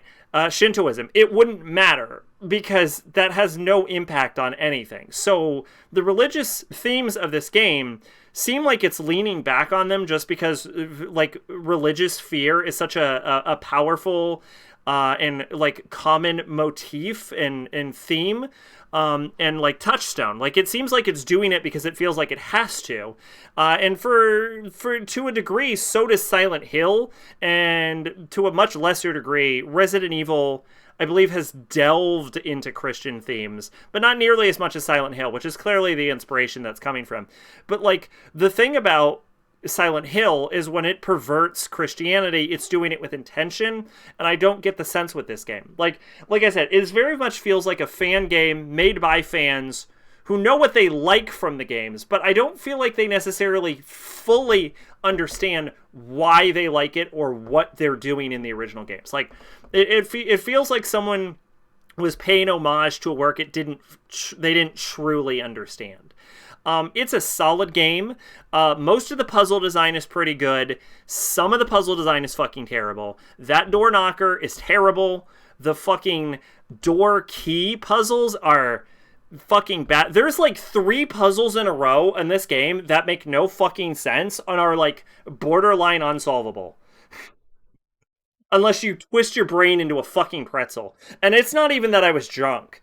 Like, there are like 3-4 puzzles in this game that are fucking dog shit. And it's such a weird dip, because the puzzles are totally serviceable up to that point, then they drop for 4 puzzles, and then it just goes right back to the previous level. It was almost like 4 puzzles of this game were fucking developed by someone completely goddamn different. Other than that, the gameplay is mostly fine. The setting is a little boring. It's just sewer, hospital, sewer, hospital, sewer, hospital, and then Otherworld for no reason. There's no real explanation for Otherworld. If you assume that Otherworld functions because of the placenta, why does Otherworld still function at the end?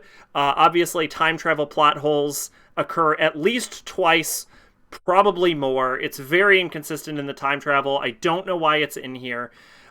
This would be such a stronger game if it was more like a Clock Tower style, where the threat wasn't inherently supernatural. It was just like vaguely, maybe it's supernatural, maybe it isn't, and there's just like a killer in here.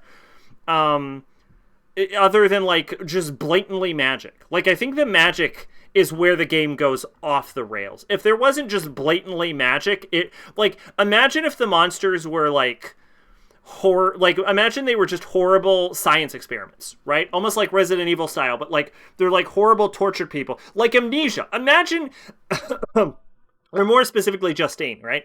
Imagine they borrowed from Justine and they're just like horrible science experiments from like an evil crazy doctor. Like, it sounds like that might take away from the plot, but simplifying the plot of this game is kind of required because, as I mentioned, it goes off in a bunch of different directions without actually paying off a lot of the directions. Like, we still don't fully understand what the fuck happened in this story. There's still some plot holes, and the overall plot about like like, the plot really is someone took the fucking plot of Silent Hill and they slammed it into the plot of Crimson Butterfly, but like, they didn't do it well. Like, not that I think you should slam the plot of Silent Hill into Crimson Butterfly, but whoever made this attempted to do it.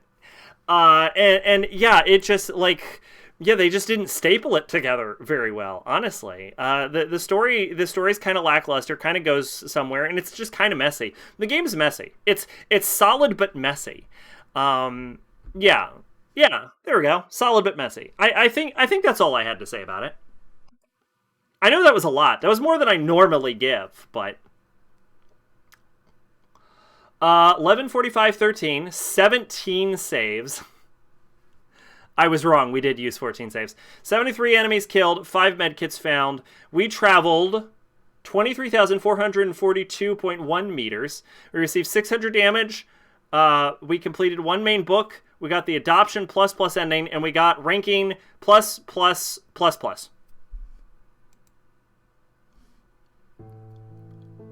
Awesome.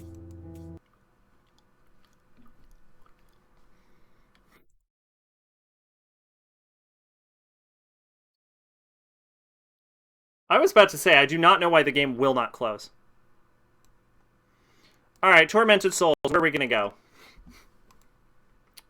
I won't make the number 1 joke like I always do.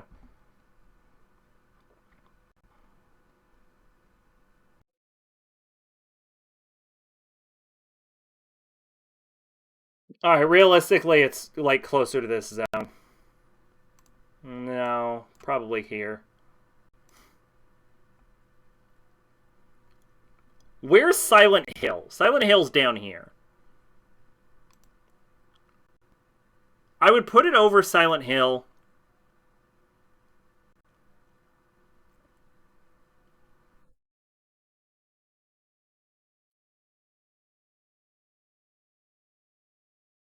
I'm gonna be honest. I think I'm gonna put it over Walking Dead 1 and 2, just because Walking Dead 1 and 2 are such a fucking pain in the ass. And we all know that Amnesia's down here because it's too scary. It scares me too much, alright? So I'm thinking around Lord of Nightmares? I'm not seeing... I don't think under Persona 1. Like, I can't go over Persona 1, right? So it's very clearly in this zone.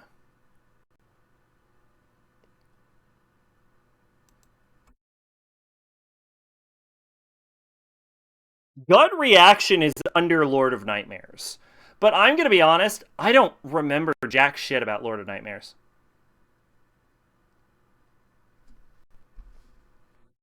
Alright, well... This is where we've ended up, right? Favorite search has gotten so fucking long that the only conceivable way to keep reviewing games is to watch my reviews of games.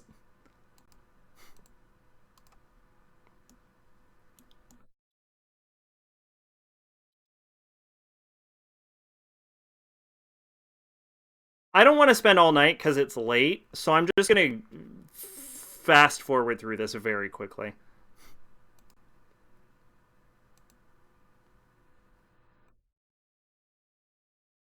start with the story. Oh, that was actually, for some reason, a perfectly timed. Fired back then have faded from our thoughts. We still keep in close contact with Jessica, but we often exchange letters. And even if by some chance the moon has ever stained crimson again, I know this tragedy will never repeat itself again. Because that red stone was destroyed with far too many lives, no longer... Very meh, you know what I'm saying? Stone had cost his life, or perhaps it was because the stone was destroyed. It's all a mystery to me, but the fact of the matter is, she's alive and well. After we reunited and things settled down, Christina and I decided to get married. As the days have passed, the horrible events that transpired back then faded from our thoughts. We still keep in close contact with Jessica, but we often exchange letters. And even if by some chance the moon has ever stained crimson again, I know this tragedy will never repeat itself again. Because that red stone was destroyed with far too many lives, no longer exists.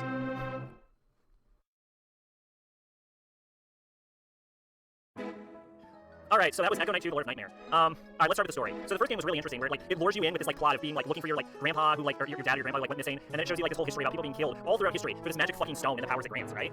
And it has this long-spanning multi-year history. And in this game it's just find your girlfriend, and then it's this dude's girlfriend is your girlfriend's twin sister and they're both dying. Use the stone to save them. And it's alright, there's no history to it. And I don't know, the story of this just seems so much duller and less interesting than the story of the first game. They're multi-generational villains, and they do this cool subversion of the villain at the end of one, and this one is just Albert the whole time, but Albert's not a character like the villain of one was. The ghosts were, I don't know, kind of less intimidating, less creepy. There was a lot less atmosphere. The first one had a stellar soundtrack. The soundtrack of this game was a lot weaker. I felt like it was weaker mechanically. The level design felt weaker and less memorable. I barely knew where I was going in this game. The puzzles were more obtuse. I don't know. This really didn't click with me. This definitely felt like a weaker entry compared to Echo Knight 1. Echo Knight 1 was fucking phenomenal. This is okay. I mean, I don't think it's bad by any metric, but it's very meh, you know what I'm saying? I don't think it does, even divorcing itself from the stellar first game, I don't think this game does anything particularly interesting or noteworthy. It was just more like a game I played. In a month, I won't remember anything about this, probably. Wow. I fucking knocked it out of the park with that sentence, huh? I do not remember anything about it. Okay, just based on what I said there, about puzzles being bullshit, I can probably safely put Tormented Souls over it right there. But yeah, there we go. That seems right. 61, 62. Perfect. Dunzo. Okay, so we're done with Horror Month forever. It's dead now, which means our next game is, get ready for it, Mega Man Battle Network. John's viewer request.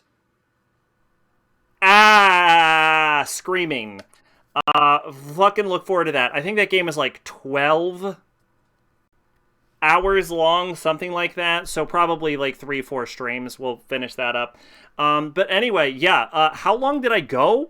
7 hours. Now that's a classic sack stream right there. We're done. I need to rest my voice. Probably no stream tomorrow just for that reason. And my knees. So hopefully everyone had a good time. I kind of did.